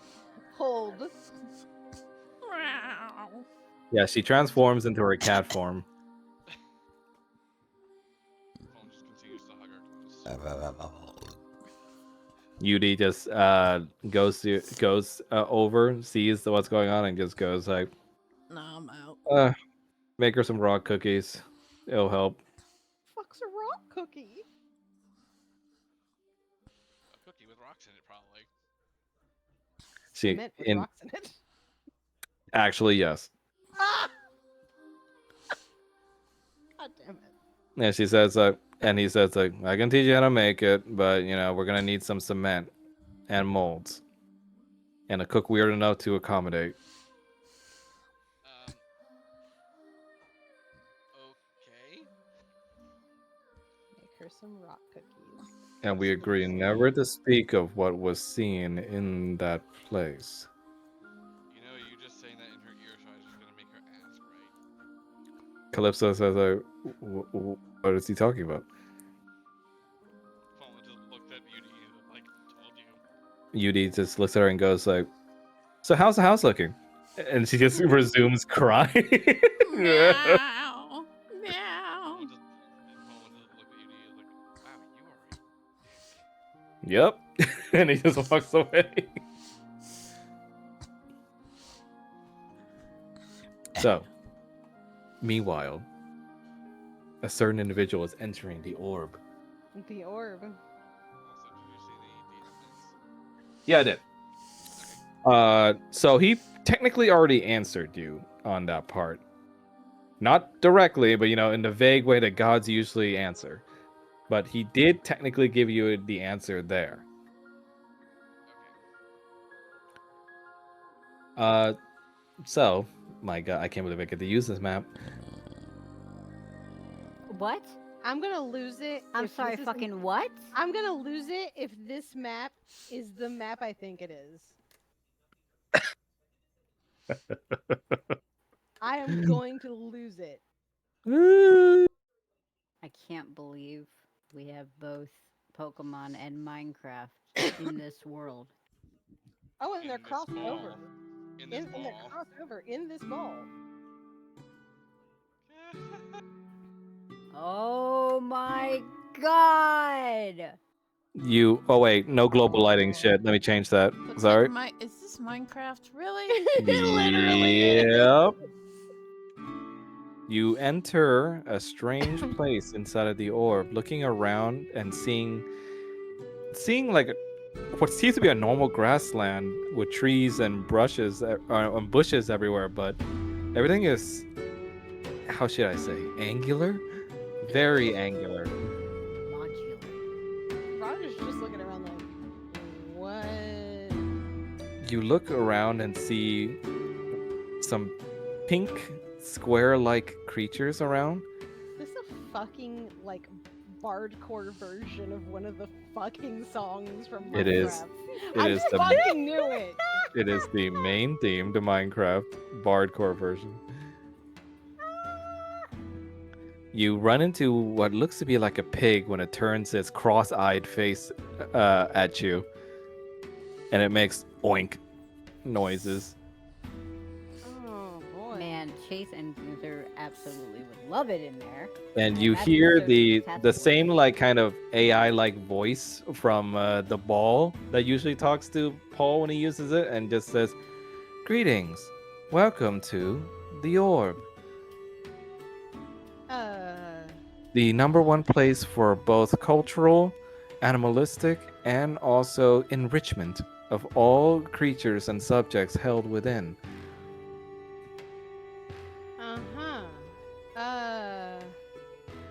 Well, my family's in here somewhere. Searching. They are within a house that they have created, not far from where you are. Okay, could you point me in a direction, possibly? To do so would rob you of the enrichment of your tracking abilities. Oh, okay, all right, understood. He's looking like at the sky, like looking around, like what the fuck is happening?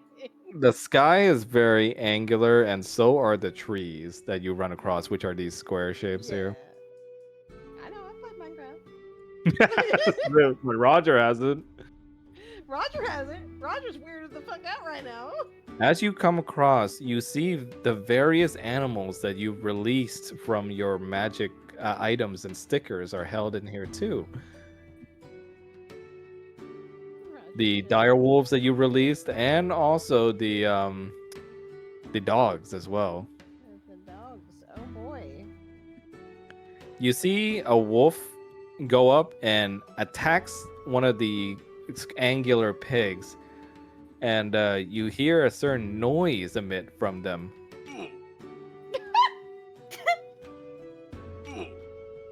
Roger's just watching this.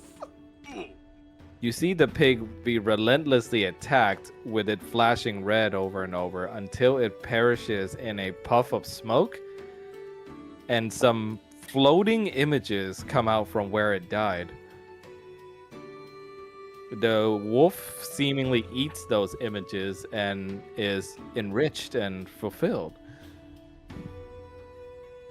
Roger's just like, uh-huh.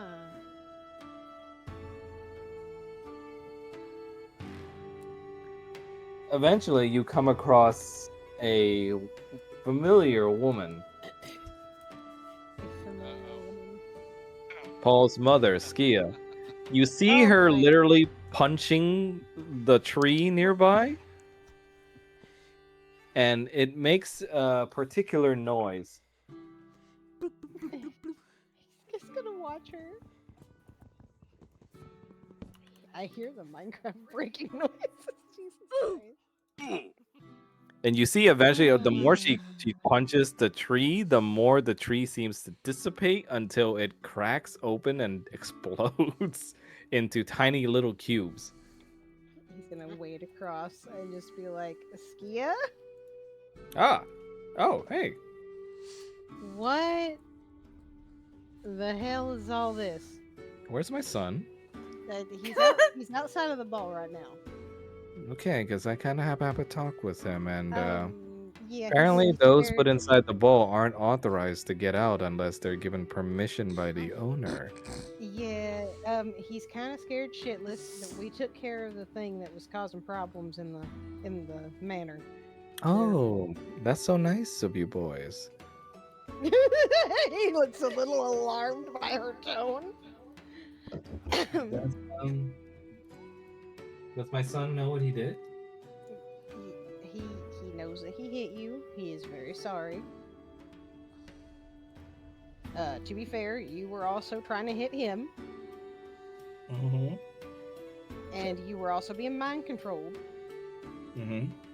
So I mean, I think turnabout's fair play here. I just like to talk to my son a little bit. That's all. It's okay. We're gonna get you out. You'll be able to talk to him. I needed to find my family as well.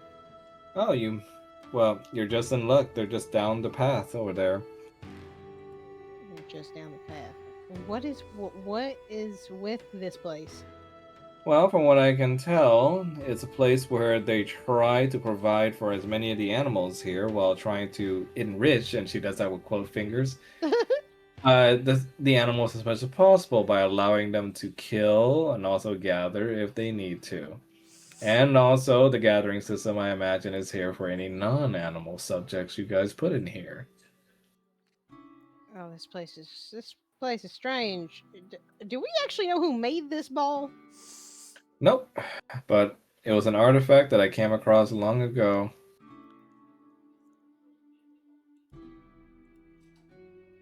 Okay, well, let me go and talk to my family, and then I'll come back by, and we will all head out. All right? Do you mind giving me authorization to leave? I wish I could. I don't actually own the ball. Roger stares into the void. I own the ball actually. Paul does, and he's got it right now. Okay.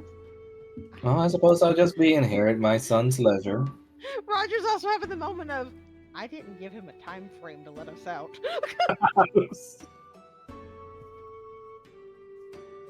But So, I will be back. Oh my god. It's McFucking Minecraft.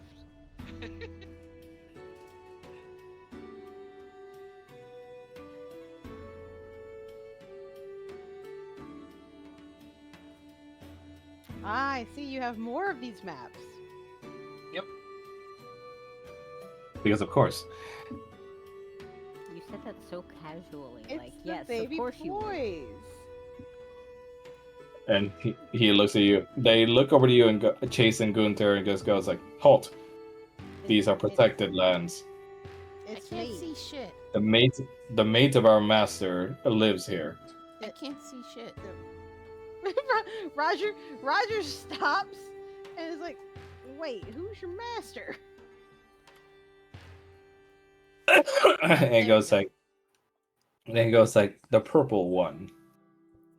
Oh, which purple one? Do you mean Paul or do you mean Faye? And he goes like, they look at each other. Are they not the same person? No, they are not, darling. They look at each other and goes like, we knew that. Faye is my sister, so I mean, close enough. Paul's outside of the ball right now, but I would like to see Faye if that's all right. You may come across. How do y'all like it in here? Strange. There is no milk here, but we hear there are things called cows that we can hunt down. Well, that's You should have had like that's actual something. Minecraft music playing. Yeah, but I was afraid we might get, hit with the copyright. Roger's just like, Yeah, because I don't know how chill Mojang is about people using it. So I'm I mean, like, a lot of people on YouTube use it for stuff. It in Undertale music. yeah. I mean, technically I am using Minecraft music, just like the Bardcore version. Oh, the door is locked. Roger's gonna knock, I suppose. The door's locked. You knock on the door and you hear noises coming from within. God damn it. Who is it? It's me.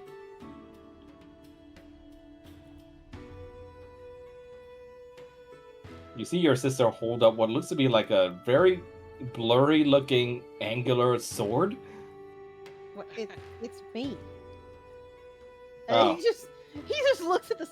What the hell kind of sword is that? Oh, don't ask, alright? I just work with what I'm given. Okay. Well, you're just in time. You see Honor and Emma are already at each other's throats arguing. No, Joy. Well, This goes like, you see what he does? We're only in this situation because of him. well, just in case anybody wanted to know, we killed the thing under the manor that was controlling everybody's minds. So that's done. Emma looks at you. Do you hear yourself, child? What sort of insane nonsense do we have to live with on a day-to-day basis for this kind of thing to happen? Well, you see, currently we're in Barovia. Well, currently we're in the ball inside of Barovia. You trapped me in here. I mean, if it wasn't for your sister, I'd still be running away from animated pigs.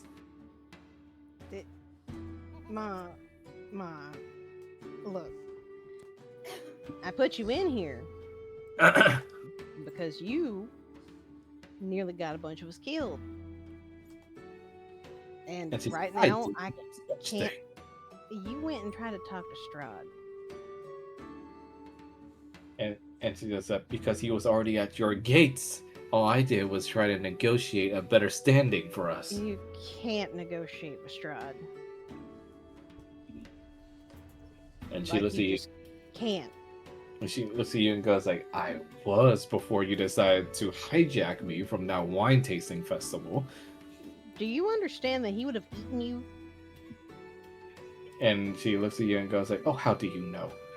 he would have eaten you in front of me and laughed about it. The man already nearly killed me and nearly killed Paul.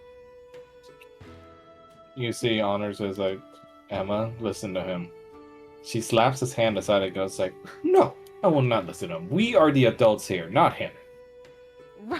Roger is good. The second she slaps his hand away, Roger's gonna step in between them and be like, "Don't you touch him." And she just goes like, oh, look at you pretending to care now when you're the one that ran away from the family. I do care. I know you don't believe it, but I do. You see Faith goes like, Mom, stop, okay? Just hear him out. She sits down on the bed. On the square bed. Yeah, and she just goes, This is not how I thought this was gonna go, but man, this is fun. and she looks at you, everything in here a cube. I don't know. I didn't know it looked like this, but it does seem to be safe relatively. Faith goes like, oh, Mom, I'll cook you more pig meat. And you see Faye puts on little segments of meat on this, what you assume is a stove, and it begins cooking. Roger's just like, what is it? Okay. And he's gonna look over. It's like, look, my Strahd is not a good man on so many levels. Do you think I'm stupid? Of course I know he's not. Most men in power and those with money usually aren't. Okay, but do you understand that he would do literally anything to get out of this place, and he would do literally anything to bring his family back to him, whether they like it or not? It says that his intentions don't mean anything to me. We weren't standing in his way. If anything, I was trying to help him so that we could stay on his good side.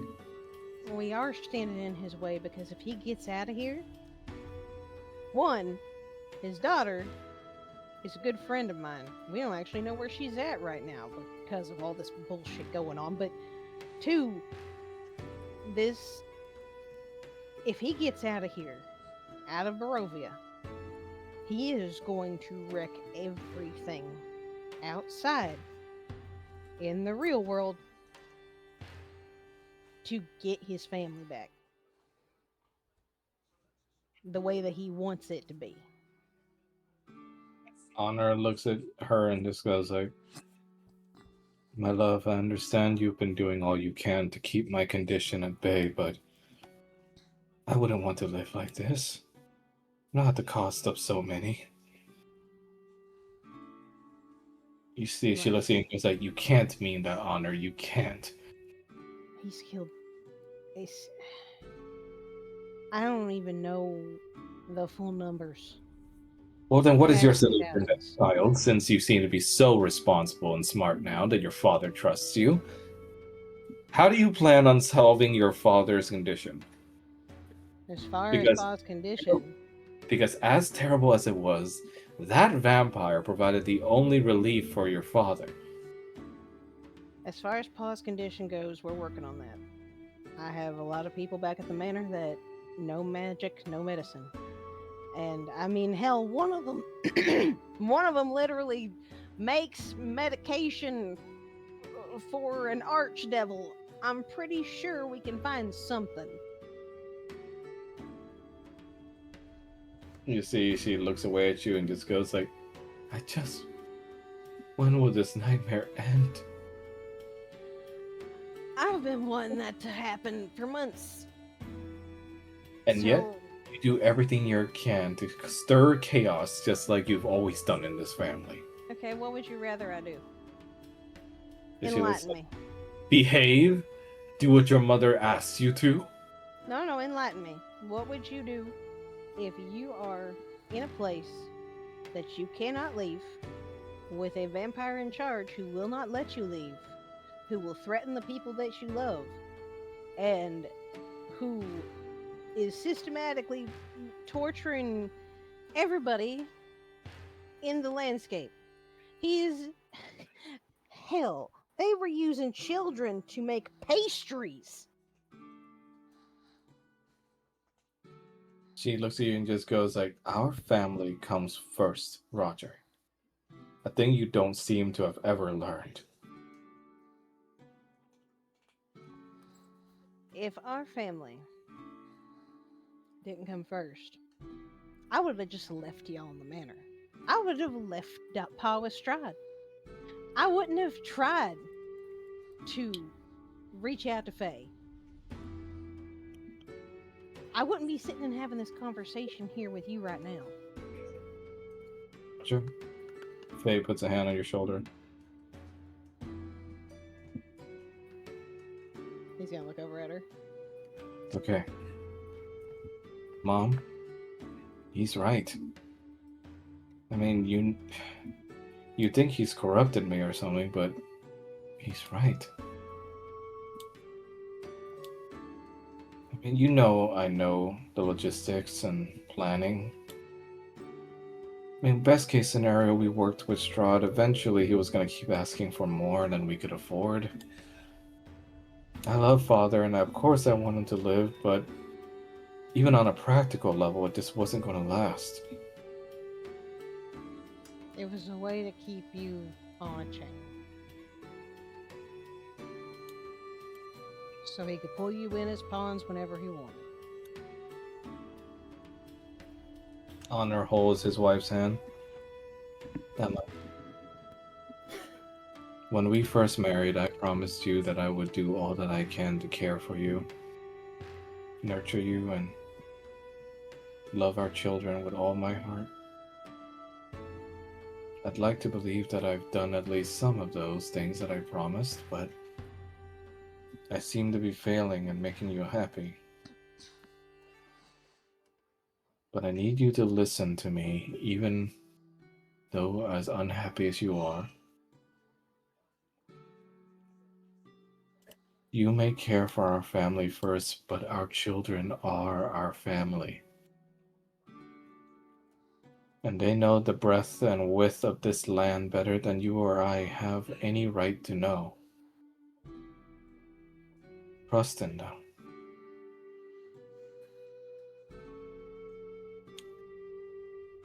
She simply lies down on the bed and turns her head away from everyone.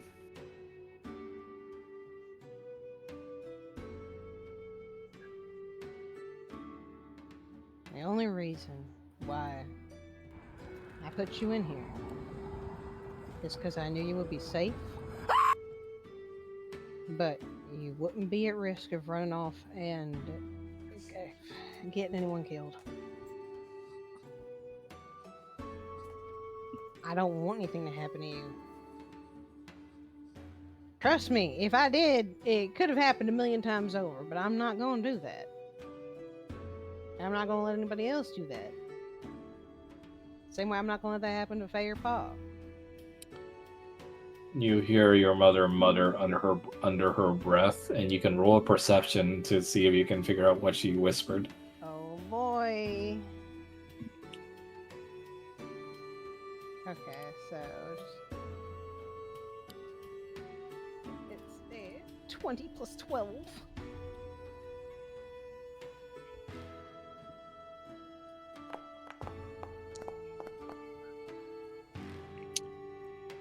You hear her whisper, "You're nothing but trouble." Roger's gonna sit there and just be like, I mean,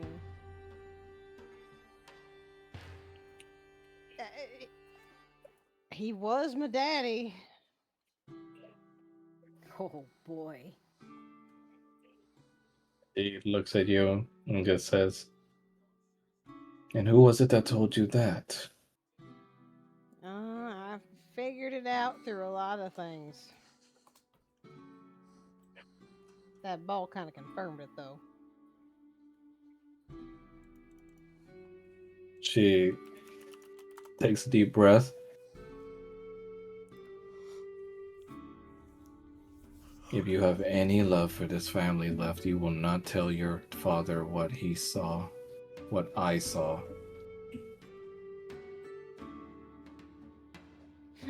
Roger's gonna sit there and look at her, and then look at Emma. Honor. Honor says, Emma, Oops. I already know. She gets up and starts waving hands at Roger, trying to slap him. He lies! Roger's Honor just gonna stands in the stand way there. and just puts her hand back. And I don't care. He loves you anyway. She begins to tear up a bit as he says, Emma, I knew you were. I knew your heart wandered away from me from time to time, but Ilmater teaches us to be understanding and to be there even when others sink into their mistakes. It's alright. It doesn't absolve me of my responsibilities to you, of the vows I made to you before Ilmater's eyes on the day of our wedding. I am not perfect either. And yet you still chose to love me. Now, whether or not it was out of love or some other reasons, it doesn't matter. I swore I'd be by your side. I still will be. For what time I do have left.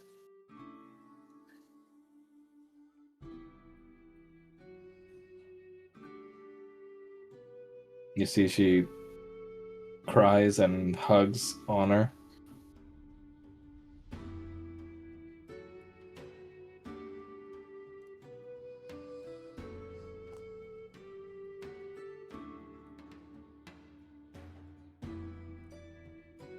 And for the record, I get it now.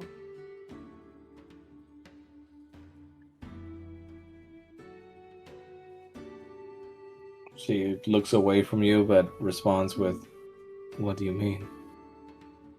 I get why you never liked me.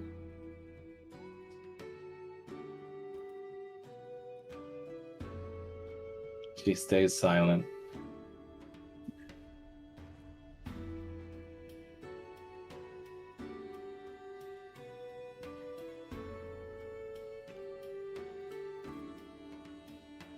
They just hold you by the hand, Roger. Mhm. They're probably gonna need some time. Yeah. Can I talk to you outside, actually, Roger? Yeah.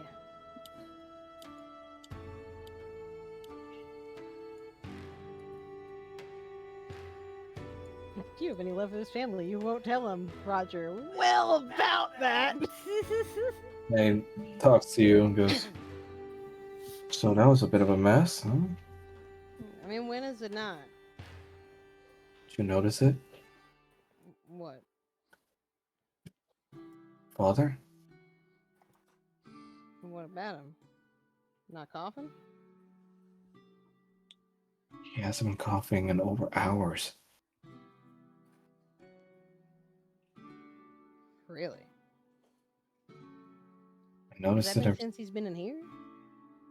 noticed it ever since we came here. I didn't say anything because I didn't want to dash his hopes. Maybe I'm imagining things, but I don't know. Maybe it's a way. Maybe. He hasn't coughed and he's been breathing fine. I'm not a doctor, but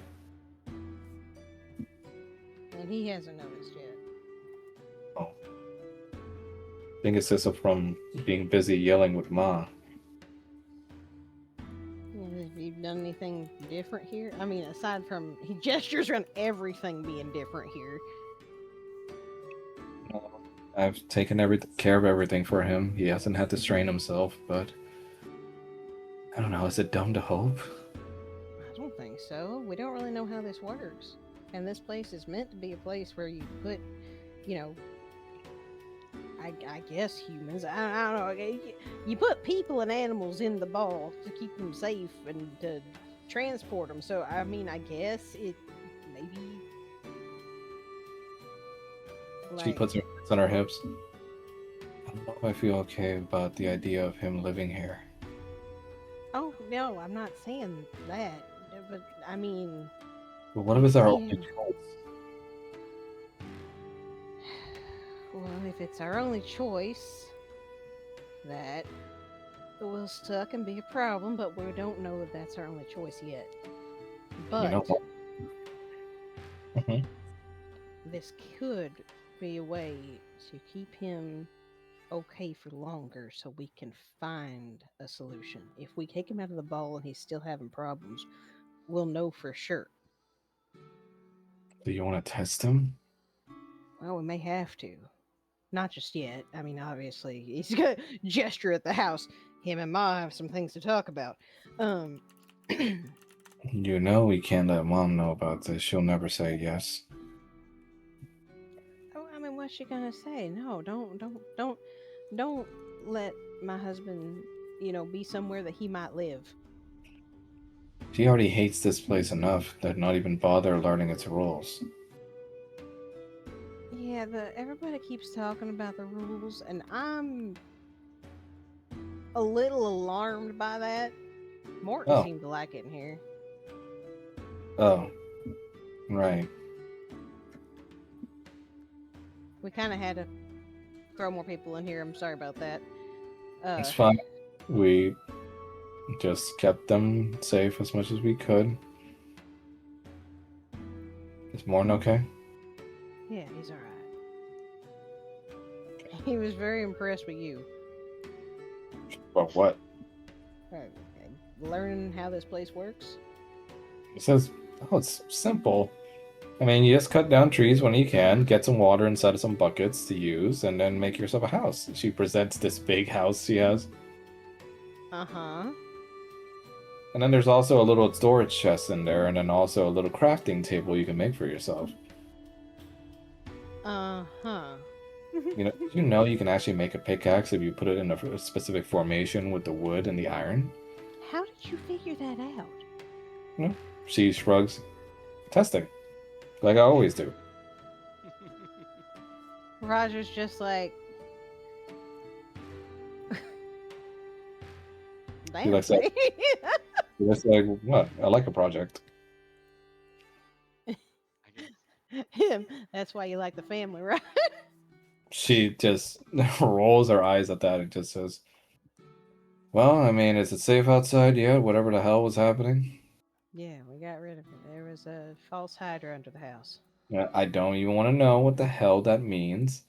I just know that if it's dead, we'll be okay. So, well, I'm going to tell you what it means anyway, because it's pretty bad. Why would you do this to me? Because to know is better to not know, I think. That is not my policy. Well, that's mine. So it's a thing that messes with people's minds, and it'll eat people. He taps And you when with a copper axe. just ow. What's Yeah, that there you for? go. I can't believe Mel has the better quality sound bite than I do. She says, just wanted to see if it will work. And also because you're telling me something I don't want to hear. Well, suffice it to say that it eats people and people forget them. She taps you again. This is the thanks I get for killing something that was making people get killed. All right. He looks at you and goes like, oh, you'll respawn. It's fine. Oh, I say what? It's like, yeah, you'll respawn even if you die. What does that mean? She says that, oh yeah, I mean, I saw when I first saw a few of the wolves like actually get killed by the orcs out in the fields, but they eventually respawned back at where they were. So you can die in here, and you just pop back in. Yeah, This should be his mom's favorite place. it is. She can keep I mean, killing now you whoever she now you wants. see why she likes it. Roger's just standing there like, okay, well, there's the trade-off. You told me something I didn't want to know, and now He looks at you and goes like, yeah, Skia was actually able to help with that too. how How so? We tested it. How did you test it? Well, you know that Nathaniel guy. Oh my god, you killed Nathaniel. And it's like, well, he volunteered, kind of. What do you mean by kind? What does kind of mean? Well, Skia took him to the side and talked to him a little bit, and he came back saying, yes, I'd like to volunteer. Okay, alright, well, at least somebody talked to him first. I mean, it's fine. She just gave him a little fall damage. Fall damage. I mean, Yeah, she flew him up ahead and just dropped him. okay, well, that answers that question. And then when he fell, he just flashed red and... Like what happens with the pigs? She looks at you and... Oh, sorry, say that again? Oh, it's just like what happens with the pigs? Yep. Oh, that's weird. I mean, you said it yourself. It's some kind of weird orb for keeping animals in here, right? I don't imagine whatever magic's taking place here is going to let anyone die. Yeah, I suppose that's true. I never really thought about that and the logistics of it. It's still weird, but I mean, it might By the way, end up. Hmm? can you get those two fuckers out of my place? What two fuckers? You see the two Tetzel worms. Oh, where are the tassel worms? Out in the field over to this storage box over here. Oh, I see. They've been they've been causing problems. It's because like that just creeped me the fuck out. Well, why did they creep you out? They're just long pussycats. They just grin devilishly to her, He's like, you like pussycats. and she looks at you and just goes like, "Those are not cats." They're just long ones. Oh, hello, Red One. Hello, how are you We've two not doing? seen you in quite a while, ever since your little boyfriend trapped us in this realm. Yeah, sorry about that. It's been Oh, I a apologize. lot outside. Oh my god. I don't think they've been out to see that he's a Cambion. Oh, I apologize. We feel so enriched here. And in I- turn, we have been enriching the lives of all those you have put in this orb. Oh dear. I take it you've been enjoying yourselves. Yes. Especially that Skia woman. She's so very nice to us. Yeah, that tracks. That is actually Paul's ma. She goes like, "Oh, we knew we could tell the scent from a mile away." They clap their little paws like, "Oh, my you're so God. smart, brother." Oh my god. And the other brother goes like, "Thank you, Vice. Thank you." Are you two getting along with Chase and Gunter okay? Yes, though they're a little too serious for our tastes. But, you know, they're fun to toy with whenever possible. For instance, we got them to think that that woman over there was our master. Yeah, I noticed that. Well, that honestly probably worked out for the better. You should bring your two other friends here, the two dragon fellows. Well, we might see if we can get them in here. Yeah, we gotta figure out what all's going on outside first. Oh, more playmates, how fun. Apparently, I mean, it seems like the people that have been in here didn't necessarily mind it. So See, they look at you and just goes like, probably not. But this is a paradise where we can mess around as much as we can without consequences. I see. Here, take a look at this. Go to this crop, stare at Faye until she notices, like, no, no. They tap it, and you hear like the sound effect of it Making noise. breaks, and she just goes like, "Oh, you little shit!"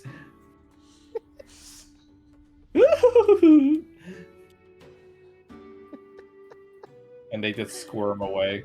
We just have built-in griefers in our Minecraft ball.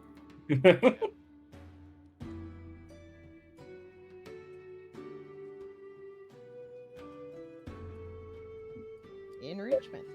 Faye just looks at you and just goes like, "Can't you just pick some normal animals to put in here for once?" I mean, Chase and Gunter are pretty normal. She looks at them and just they look at her and goes like, "We shall protect you, master." They're just big pussycats. You like pussycats. She looks at you and just goes, "You know they think I'm your husband, right?" Yeah, no, I know. I figured that out. Apparently, the taxiworms taught them that. I did correct them, but they at least seem to be all right with keeping you safe. She crossed her arms like, "Is it the hair? It's the hair." I think it's the fact that you're purple and a tiefling, and he's a purple Cambion. Ugh.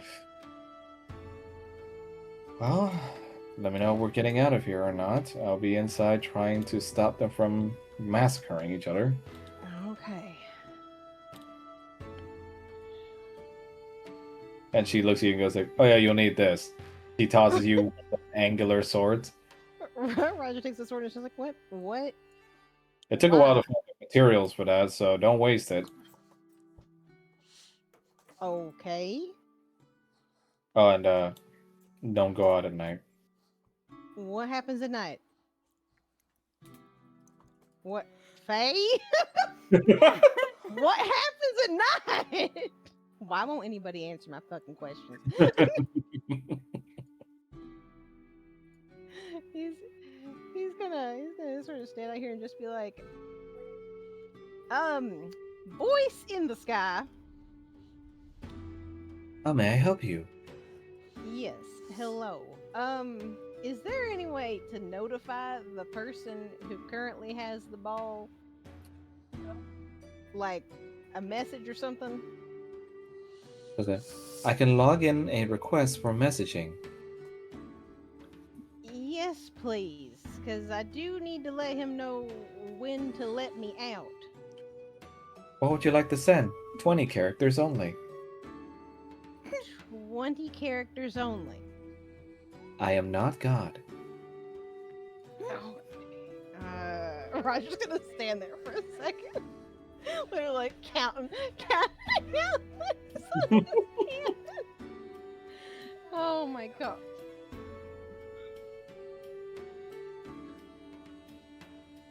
Hold on. I'm actually gonna let me pull up a thing to count letters for this. Jesus Christ. Jesus H. Christ. I mean, if you just say time to let us out, it's 18 characters. This is true, but is that what I want to say? Hold on.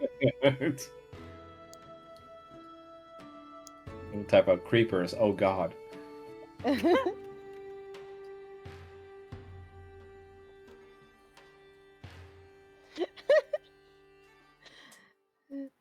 So, Roger is just gonna, because he figures he doesn't want to just let everybody out instantaneously. He probably wants to explain things to Paul beforehand. So he's just gonna be, let me out, like dash Roger. Inputting. Request for messaging has been made. Paul, you feel the ball just vibrate like crazy in your hand. Yeah, he's been sitting with Nathaniel, terrified of knowing eventually Skia's gonna have to come out. Nathaniel's in mid-conversation with you as he goes like, and you know, if you really cook the squirrel enough, you know, it can taste like pigeon. Fascinating. Yeah, I've had squirrel before, just not like that. And he's gonna look down at the ball. The ball vibrates, and you just hear in a robotic tone, "Let us out. Dash Roger." What counts as us? I say it was let me out. Oh yeah, you hear "Let me out, Roger." He's gonna hold up the ball and toss it. With Roger in mind, you toss the ball and release Roger from its confines. Roger's just gonna clasp his hands. It is definitely weird in there. You realize you are no longer carrying the sword your sister gave you. I figure he probably just dropped it in the yard. Yeah. It's definitely weird in there. She's gonna kill me, isn't she? She did seem pretty mad, even though I told her why you did it. Mm. Mom and Pa are talking. Faye seems to be doing quite well. The Tatzelworms really seem to like it in there because they can, just sort of fuck around without consequences. You can't die in there.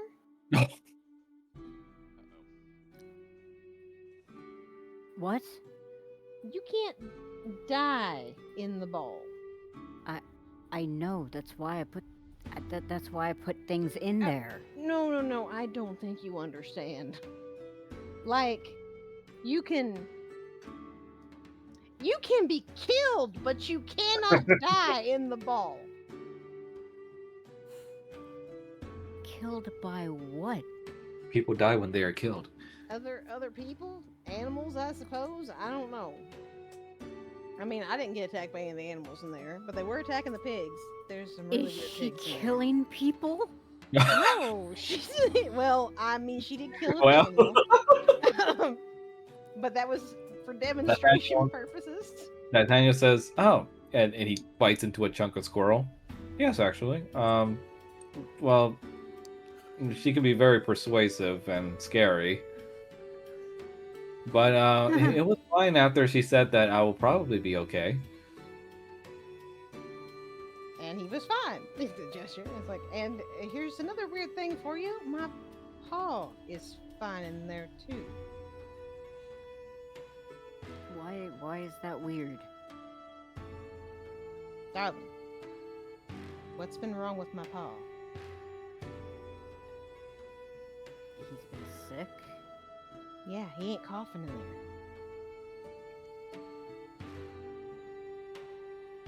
there. At all? At all. Faces ever since they went in there, he's been fine. He hasn't noticed it. He's been too busy fighting with Ma.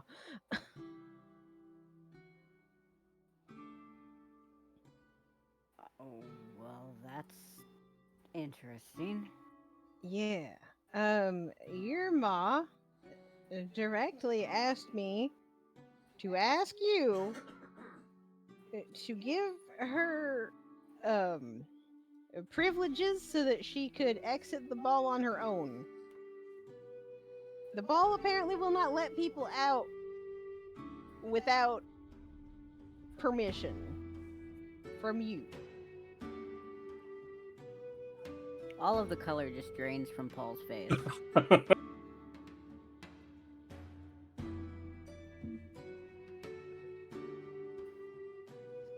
And I would maybe suggest doing it sooner rather than later, because, like I said, she seemed pretty upset about it. And I told her I would talk to you and, see what we could do to get you out of there.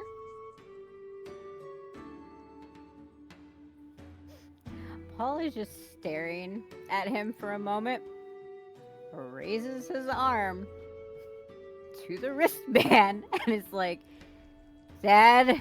Oh my god. I gotta call your dad for this. What is the son? I'm very busy. Mom is gonna kill me. What did you do? I swear, it can't be that bad. She's in the ball. What? She was attacking us. I had to do something. How long did you put her in there? I also might have hit her. What? How long has she been in that ball? I don't know. We just got back from killing the Hydra. Your father, you hear a sound of a chair being knocked over, and you just hear in the distance, "Code green, code green."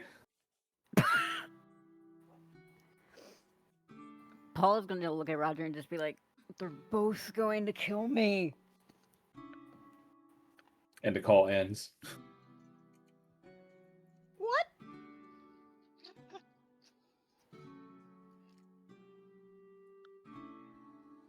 Well, I guess I don't have to worry about running this anymore. I will say though that it's while it's strange, it is quite nice in there. Everybody keeps telling me not to go outside at night, but I wasn't there when it was night. I'm gonna make Paul is just gonna hand Roger the ball. You let her out. Okay, I'll let her out. So Roger's gonna. you let Skia out, and we see Paul's reaction to Skia's face, but the camera is panned behind Skia, so you don't actually see what face she's making, but it's enough to where you can see Paul is. He fucking terrified. flinches. And then we cut over to Kanan. Well, guess I'm out of the game, guys. He's dead. It's worse than that he's dead, Jim. Dead Jim. Dead Jim. Kanan, after your wife has so delicately put some medicinal balm on your stomach, she rolls up your shirt and says that you're going to keep this shirt up and you're not going to touch your tummy until it's time, alright? Okay. She then kisses your head. I love you. I love you too. She then leaves your side now. I think my warrior deserves a sandwich. Oh, that would be nice. Thanks. Probably something that's not meat so you don't get sick again. Yeah, that's fine. She leaves your side, and you're left with your thoughts about what you're about to undergo.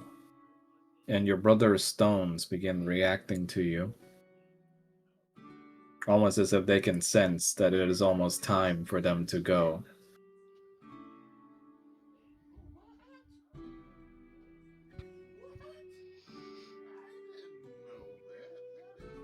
Why are you reacting now? You see one by one the stones from your brothers react, and you can sense each of them wants to speak to you. And you can choose which ones to speak to first. Void? Void appears first in a more like draconic dragonborn form as a spirit sitting before you and says, "So this is the state of the one that's defeated me. Out on his back with his belly wide open." With a tummy ache. Yeah, well, So- you know, I don't usually eat aberrations. A bold move even for my ilk. Though I can't say I'm satisfied with losing at all. I suppose there's something to be said about a satisfaction knowing that at least the victor is putting my soul to good use. I don't think any dragon likes to lose. No, we do not. Hmm. But nevertheless, you did win. I did. And I will put your powers to good use. Be sure to kill plenty with it, brother. I will kill those that slight me. And he smirks and says, "Show them the void."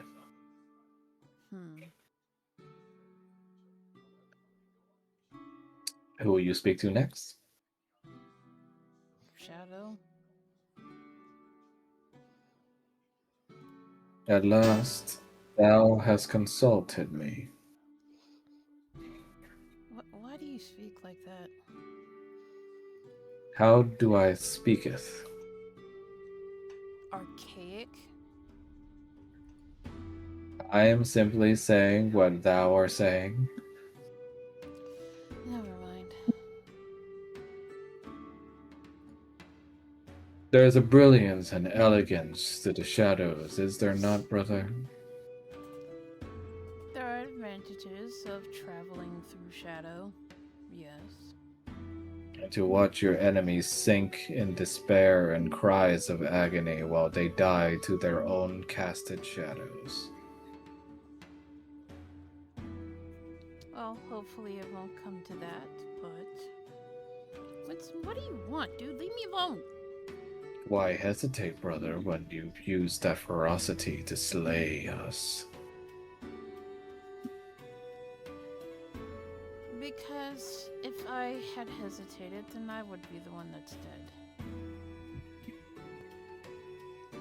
And it seems that's like, Whereas I, that was the victor, I would have simply ascended perfectly by now. Yes, well... Yet you labor to adhere to that little girl's fantasies. She is my sister. That is not the one we speak of. Then who do you speak of? Borea is his little brat. She has no one. And by rule of chaos and power, she is too weak and therefore should be left to either fend for herself or to rot. Well... Chaos also dictates that it is allowed to do what it wants. And this is what I want to do. To raise her as my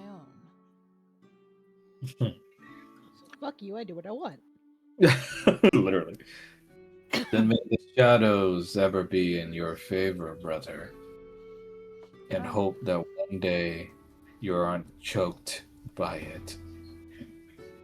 Huh. Who next? Who's next? The metal? Orichalcum? Yeah, Orichalcum.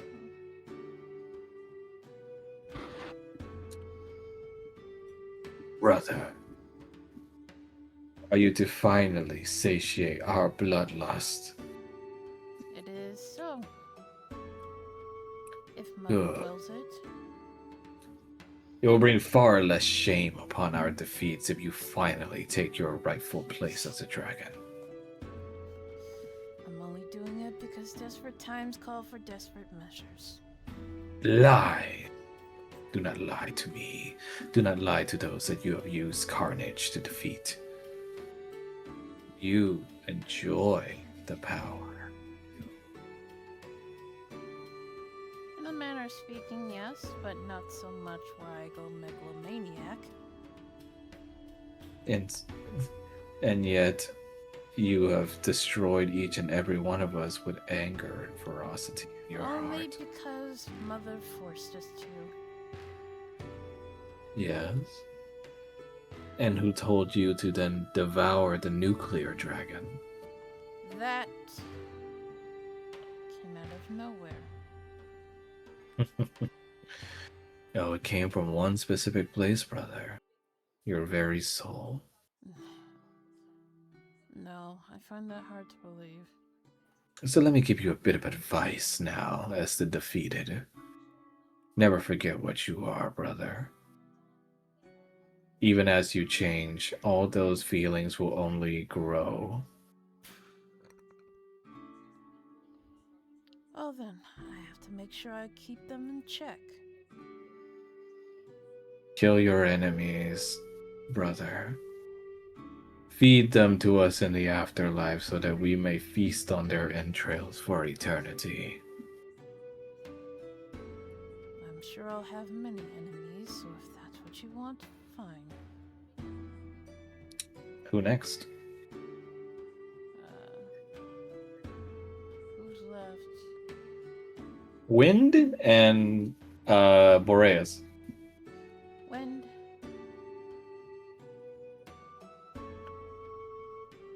For the wind dragon, he appears and you see it's like kind of wrinkle its snout a little bit. Ugh. You corrupt the essence of my soul with this ungodly blessing from your false god.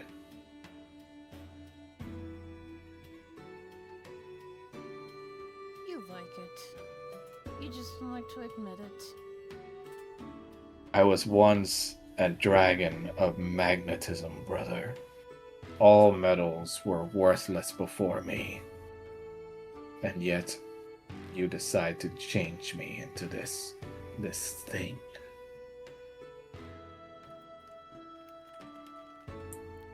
Be happy that you still speak. And where does this confidence come from? Knowing that I know who I am now.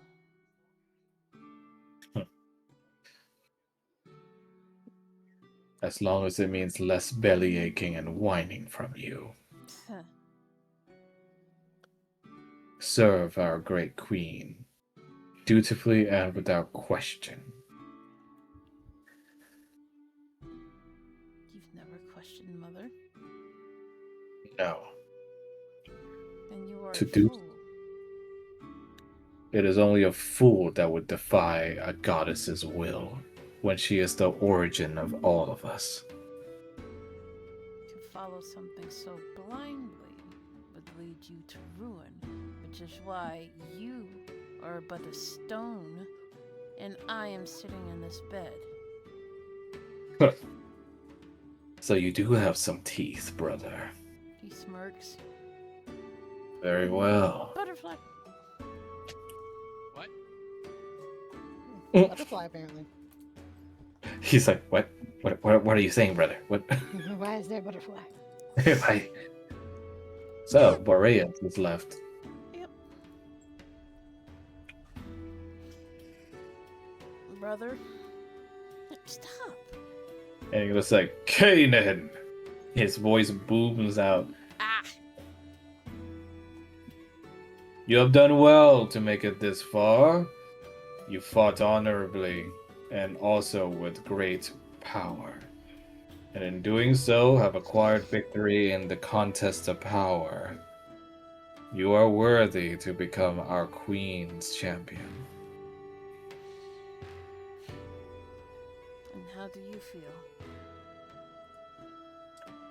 What I feel is irrelevant. As he who has given all his best and fallen in battle, all I do now is watch from the afterlife. Fully satisfied knowing that I was a warrior to the end. And what of Aurora? Do you intend on not keeping your promise to me? I intend to keep my promise. But Then you there know is nothing she is between saddened of your death. I know. And for that, there can be no balm other than time. I was her father and will still love her even where I am. Then you You realize will that be. she still needs you. She will grow to be her own strong woman in time. You will keep your promise and keep her safe. My love for her will manifest through you.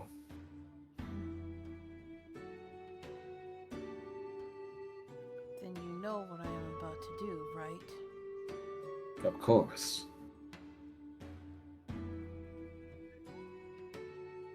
I will acquiesce her wishes, but you're gonna have to stick around a little bit longer. He laughs. Well then, I suppose there can be no helping it.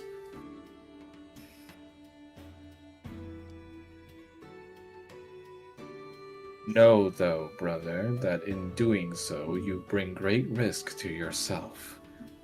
It is a No one, risk I am willing no, to take. no one has ever altered the ritual in such a way.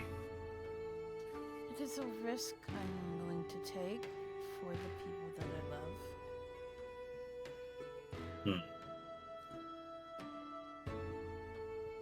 She deserves to be happy. Of that, we agree. There needs no more, and there does not need to be more words between us men in that regard. Our vow or our creed, our strength, our will. It is the way we white dragons have operated for years.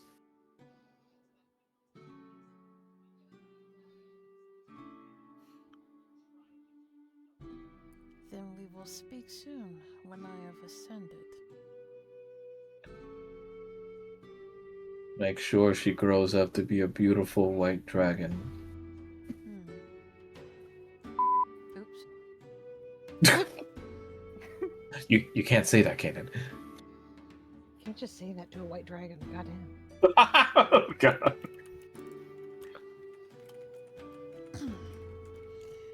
And he disappears back into his stone. I am ready. Your wife comes back with a meal and goes like, "What was all that screaming?" What's screaming? Oh, it was Boreas. Well, tell whoever that is to quiet down. This is husband time for me. He's gone. Good. Now, I made you your favorite. Huh? Now, what is Kanan's favorite meal that Odalia makes? Well, he likes meat, but he can't eat meat right now, so...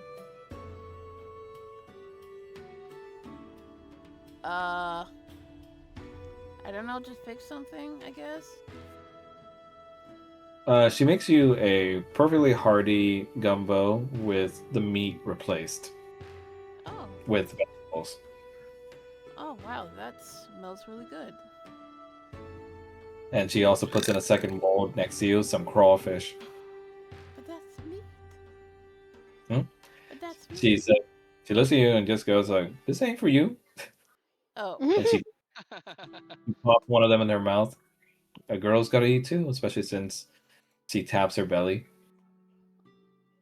It should be soon, right? Yep. She opens a banana and puts some peanut butter on there and eats it. Banana and peanut butter.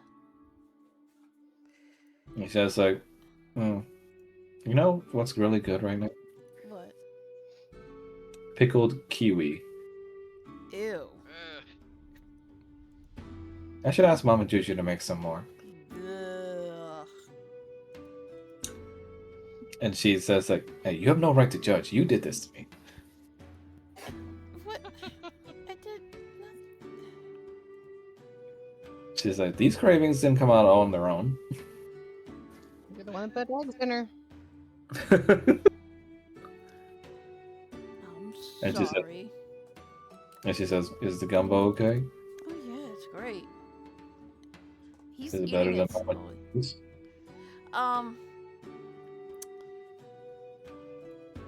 I like yours better than Mama Juju's. Okay. We'll work Mama on Juju will remember that. you answering faster next time. Well, I'm so used to Mama Juju's super spiciness, but this is more mild, and I appreciate the mildness a little bit better because it's not so hard on my stomach. Well, I usually make it spicy, but you told me that people on the outside like it a little more mild. Well, there's some people that do like spicy, and sometimes people like it mild. Oh. What? Okay. Uh-huh. Is the Rattles, what the Netflix fuck? post? What? What do you do? He made that sound. What, the Netflix thing? Yeah. Who made the Netflix thing? Rattles. Was that Rattle? Yeah. No. Yeah, it was. No, it wasn't. I'm It- literally just sitting here Oh. listening. It was absolutely you. Are you being the? I Are we, was gonna say, what? It was are we doing Rattles. false? Are we doing false Hydra stuff now? It's the fucking gaslighting. Not Gaslight gaslighting. That gatekeep, was bro. Rattles. His thing lit up.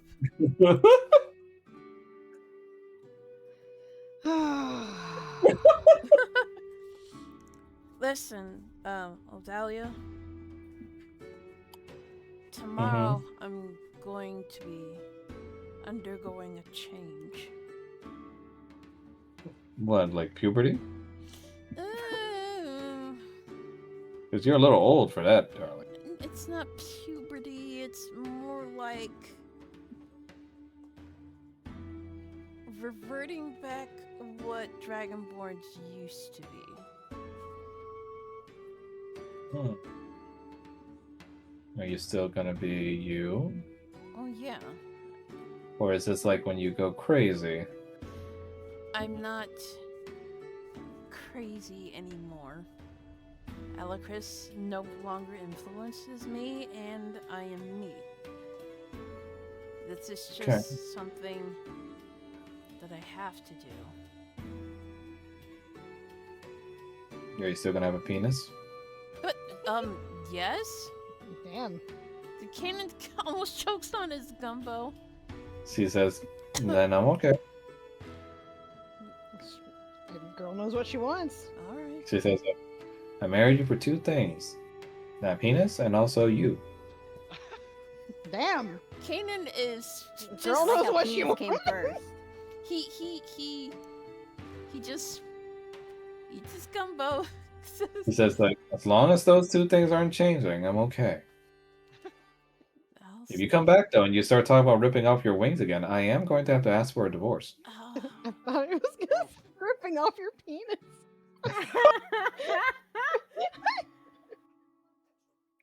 But are you nervous?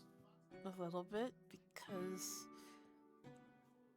I'm not using Boreas' stone. I'm assuming that's like changing the components in a spell. Yes, I don't know how well it will turn out, but that and I don't think my mother will like the source of this new power. It's just like, well, you know how I feel about her, so. Hopefully she'll just let me go through with it. I mean, what is she gonna say? No? Probably. So then you tell her no back. Easier said than done. But Darling. if I cross that bridge, I will stand my ground. Good. Proceeds to not stand his ground. And she looks at you and just goes like,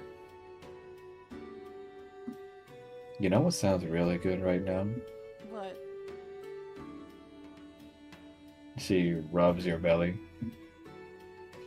Leans in closer. You want to rub my belly? And she leans in closer to your face and just says, I think you should get me more peanut butter. Okay. and then she just slaps you on the belly. Ah. Go on. He'll get up out of the bed and get her more Not peanut gonna butter. lie. For a second there, I thought she was gonna say that penis. Get her some That more D. peanut butter. The D. Hi, Winston. As you walked past, I wouldn't put it past her either. you check on your kids for a bit. Aurora's already like asleep in her nest, and Kyle's not in his room. So you check Kezia's room and see Kyle playing with the dollhouse next to her while she's on the bed. Hey. He says, anyways, I mean, this night figurine right here comes with detachable shoulder pads. See? It's pretty cool. And like, we don't have a lot of stuff to play around with, so I like to take out the shoulder pads sometimes and pretend they're like fist knuckles. See? And he puts them on the guy's knuckles and starts waving her hands around. But Kezia just stays quiet, almost like she's ignoring him. Hey, kids. Uh, It's time for bed. Oh. Okay, Dad. He puts down the dolls. Maybe tomorrow, Kezia?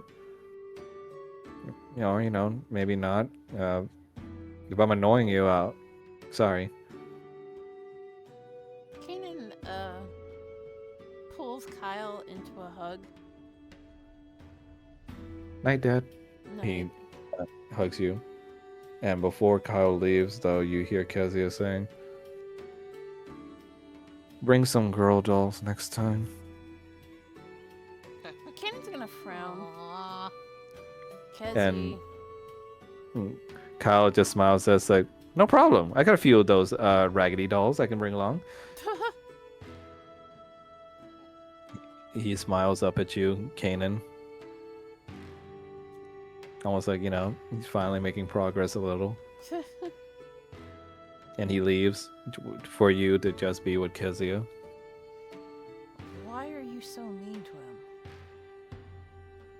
to him? He just barged in here and just has his toys around, I guess. He's trying to connect with you.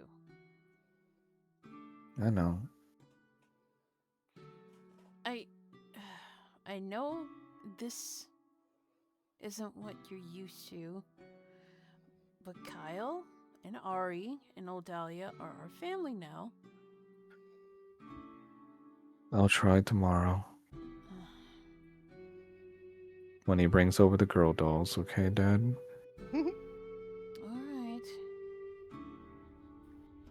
Do you need to use the bathroom before going to bed? No, I'm okay. Okay. Mom took me earlier. Things will turn up for the better. You'll see. Gasp, she said, Mom. She did say Mom. Yeah, he noticed. Did She... she know that Kyle saved her, or? I think because she can't see, she doesn't really know. But, she probably just is glad she's okay. I don't think anyone's told her that it was Kyle that saved her. Kezia, just letting you know, Kyle never left your side when that monster was rampaging around the manor.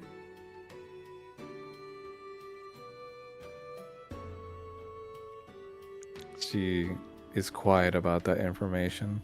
But you can tell she's kind of mulling it over. He even got hurt, but he managed to fend it off and kept you two safe. And he's trying really hard to be friends with you. You don't have to call him your brother, but just try to get along. Shut up, Sean. He's gonna get her addicted to churros too. She says, I'm sorry, Dad. You don't have to apologize. I know it's new, but just try for me. Who knows, you might even like him. I like Odalia's soup, at least. Oh, her gumbo? Yeah, it's great, isn't it? Yeah. It's not too spicy for you, is it? No, but I like spicy. Yeah, I know. I'll definitely let her know that. Anyways, night-night. Dad, Yeah? can I have a hug? Sure. Why is it still on the Minecraft map? It's Theater of the Mind. Okay, bitch. He's gonna walk to her bed and he's going to hug her.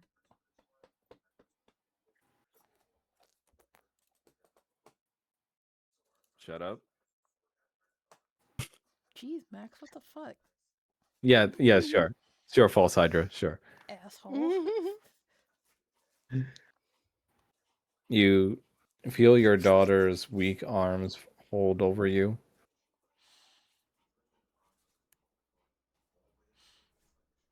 Is Sona around? Yeah, she's in the living room. Do you want me to go get her? She hasn't come to see me. Well, I'll just ask her about that, and I'll ask her to come see you tomorrow, okay? Okay, Papa. Mm. I love you, Papa. I love you too. Ooh, excuse me. And he's gonna... fuck. He's gonna leave the room. I'm not there. Bish. That ain't my name. Say my You leave name, say my name. and close your daughter's door gently. While you go over, you see Kyle not asleep yet, and he still seems to be messing around with his toys. Lights out. Oh, sorry, Dad. You see, something sounds like it broke in there, and he just goes like, "Sorry, Dad." What did you break? Nothing. Uh, Lie. And yeah, in your head you hear a lie. what did you break? No, just a figurine. It's okay. I can ask Mr. Blinsky to make more. All right. That's coming out of your allowance. Aw. Good night. I said, don't I get a hero's discount for protecting Kezia? You know what? Fine. Sure. Woo! But that's the only one-time deal. And Dad, you did say I'm a man now, so Young man. yeah, I'm still a man. But doesn't that mean I get to go to bed whenever I want? No.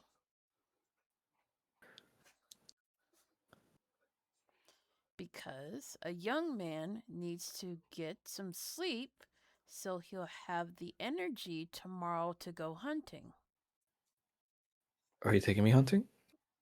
Unless you don't want to. I do want to. All right then. Then I bet you better get to sleep. Oh, Dad, can we go inside the ball? I'll think about it. You could go hunting inside the ball. It's like Aurora's been bragging about it all day, and I kind of want to see what it's like in there. I'll think about it. And But she just you like, have to go to sleep. fine, Dad, okay. Love you, Dad. Love you too. Clean up your toys. Eh. Come on, little guy, let's clean it up. Clean up, everybody, everywhere. And you see Sona just kind of chilling by herself in the living room. Ah, so this is where you've been. Yep. What can a girl do but just lounge around all day and sip some of this? I don't know what they call it. Like, I don't know, whatever the golden kumquat was saying was their special. Kezia says you haven't been seeing her. Ah, crap. She noticed? Damn it. Yeah, why are you avoiding her? I'm working up to it. Just,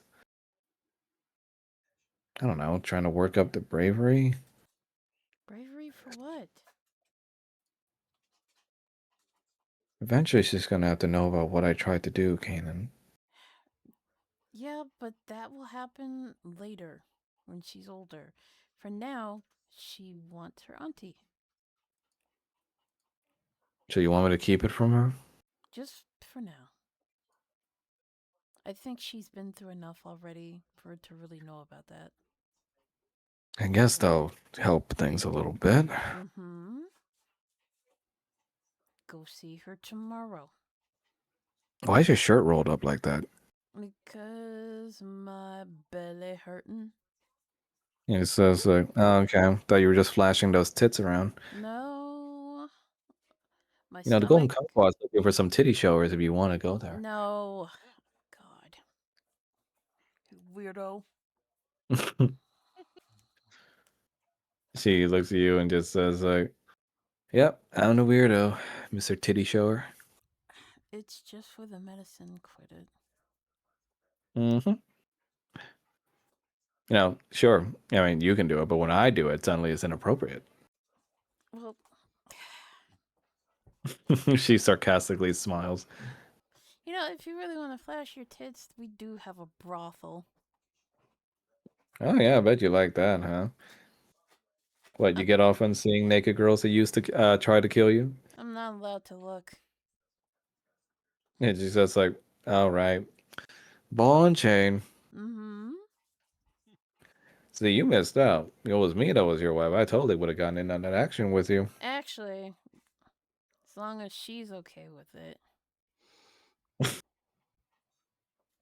That's a lot to drop on a girl like that in the middle of the night with your tits showing. Ha ha. But she has to be okay with it first. I'm not holding my breath, Cannon. Mm.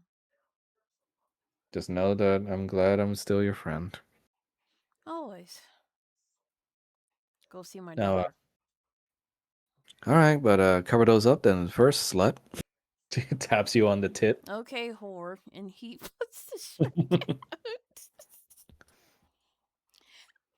Oh, ow, ow, ow, ow. Fuck. You okay? Yeah, I'm good. Just Kanan cramp. just out here constantly calling fuck. Nah, I'm good, I'm good. It was a Charlie horse. Oh, damn. Those suck. Yeah. So, we go now to Falmouth. Falmouth, you after is making sure everyone was accounted for, and after the infirmary has finally loosened of all the people hiding out in there, you find Dr. Tonya Schaefer still around, along with Arnaud and also, unfortunately, Egg.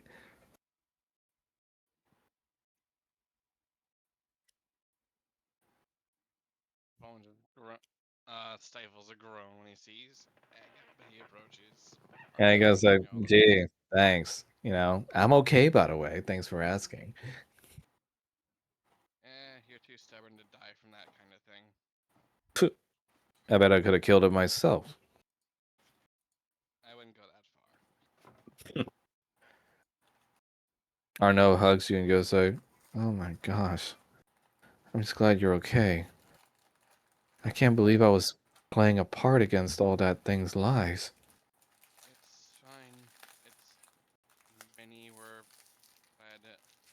caught in its snare. Dr. Schaefer Calypso myself like, is "Oh, go ahead." Calypso is beating herself up thinking she failed, and I kept on trying to tell her she never could have foreseen that kind of thing. Dr. Schaefer goes like, "I'm afraid I also have part to blame. I locked the door on you all because I heard the song tell me to, but it's still no excuse. People could have gotten hurt." It messes with everyone. It messes with pretty much everyone's minds, mine and Roger's included. Made me forget about the chapel, for example, even though it's a significant part of who I am and my faith. So Speaking of the some chapel, I hear it's in need of some repairs. Since I did offer to play as a pastor for you all, perhaps I can offer to help in some of the repairs as well? that would be appreciated. I'm sure Calypso could use a hand with many things. The chapel took a lot of the brunt, especially since it was trying to destroy the statue there that was keeping it more or less restricted She in the looks at you and area. goes like, "Of course. Besides, sites of faith should always be preserved. We all know the Barovians need it in these times of darkness." Yeah, especially considering what happened in Valaki, where faith is forbidden.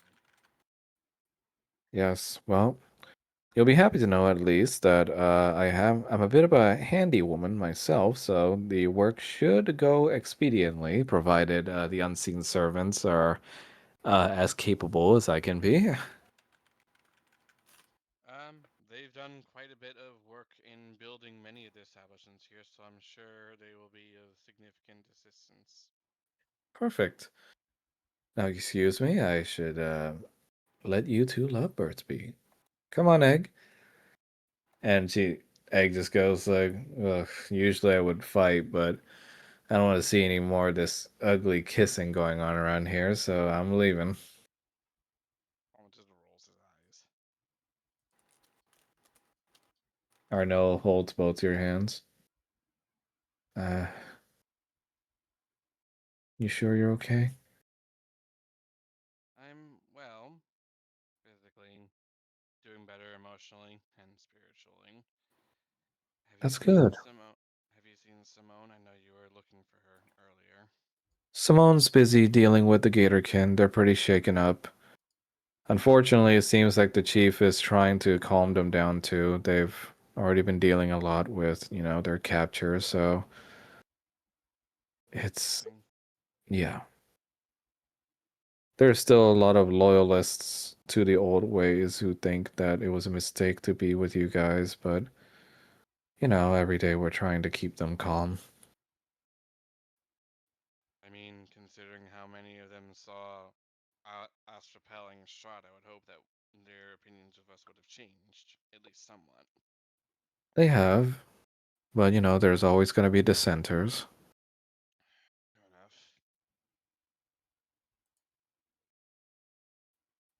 I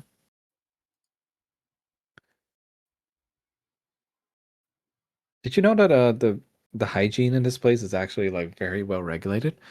Dr. Schaefer's been helping me a lot with that and making sure all the beds are nice and neat and clean. You do amazing work as always. Yeah. Well, I was wondering if you wanted me to help test some of those hygienic standards. How so? She tilts her head, looking like she's trying to find another way to say it. Like she thought she got the thought through. But it's like, well, I don't think that this might be the best location. what if I said please? She runs her fingers up your chest.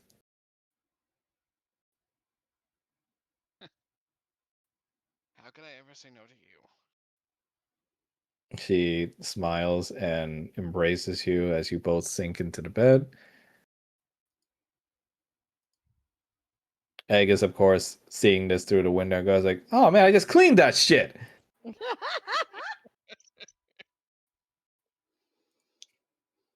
And That's that's why where we're Egg gonna end still for has a tonight. job. Uh, Egg is very much the very capable male nurse right now, begrudgingly. I just imagine him being forced to wear scrubs. But yes, that's where we'll be ending for tonight. Good job, gang. I hope you guys had a lot of fun. I very much Mhm. did. Yes. So let's plan out the next date. Do I have Let's to see. show up for any future campaigns? What do you mean? Oh, Y'all should have okay. did. Oh yeah. Well, I mean, uh, let's see. Uh, roll a D100 for me. Great.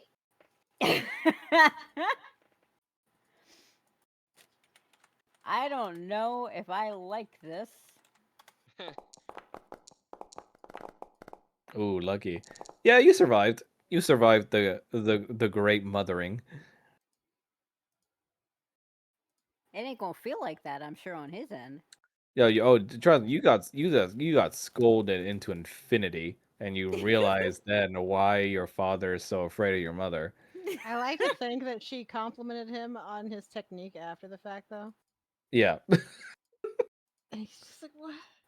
she definitely Huh? goes like those counter spells were real nice, but don't do it ever again. Paul just curled up into a ball, covering himself with his wings. Your father's in a bunker right now. Oh, so don't even leave to help him. Yeah, okay. I mean, he knew what was coming to him. She's visiting him next. Yeah, see, Paul That's has to stop that because he still has a deal to go through. Code Green is very severe, Oh my god. but What's yes. worse, Code Black? Yeah. Well, Code Black is a different thing in Hells, but yes. Are you guys free on the 11th? Yep. I am. It should be.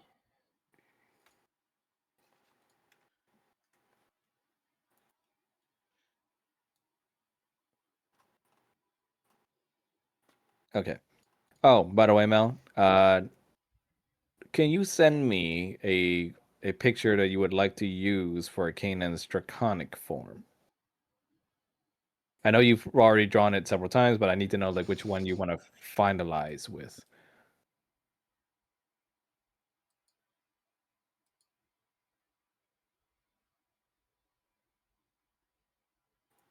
And yes, you are available, Sharon. Yeah, no, I just checked. Okay. I like that you have the same calendars for each other. But okay. Then we will see each other on the 11th. Yeah. Yeah. Yeah. Okay. Mel, did you hear what I asked earlier too? That bitch pass out. Uh-oh. Mel, if you're talking, we can't hear you. Or she's taking a piss. Could be that too. Could be.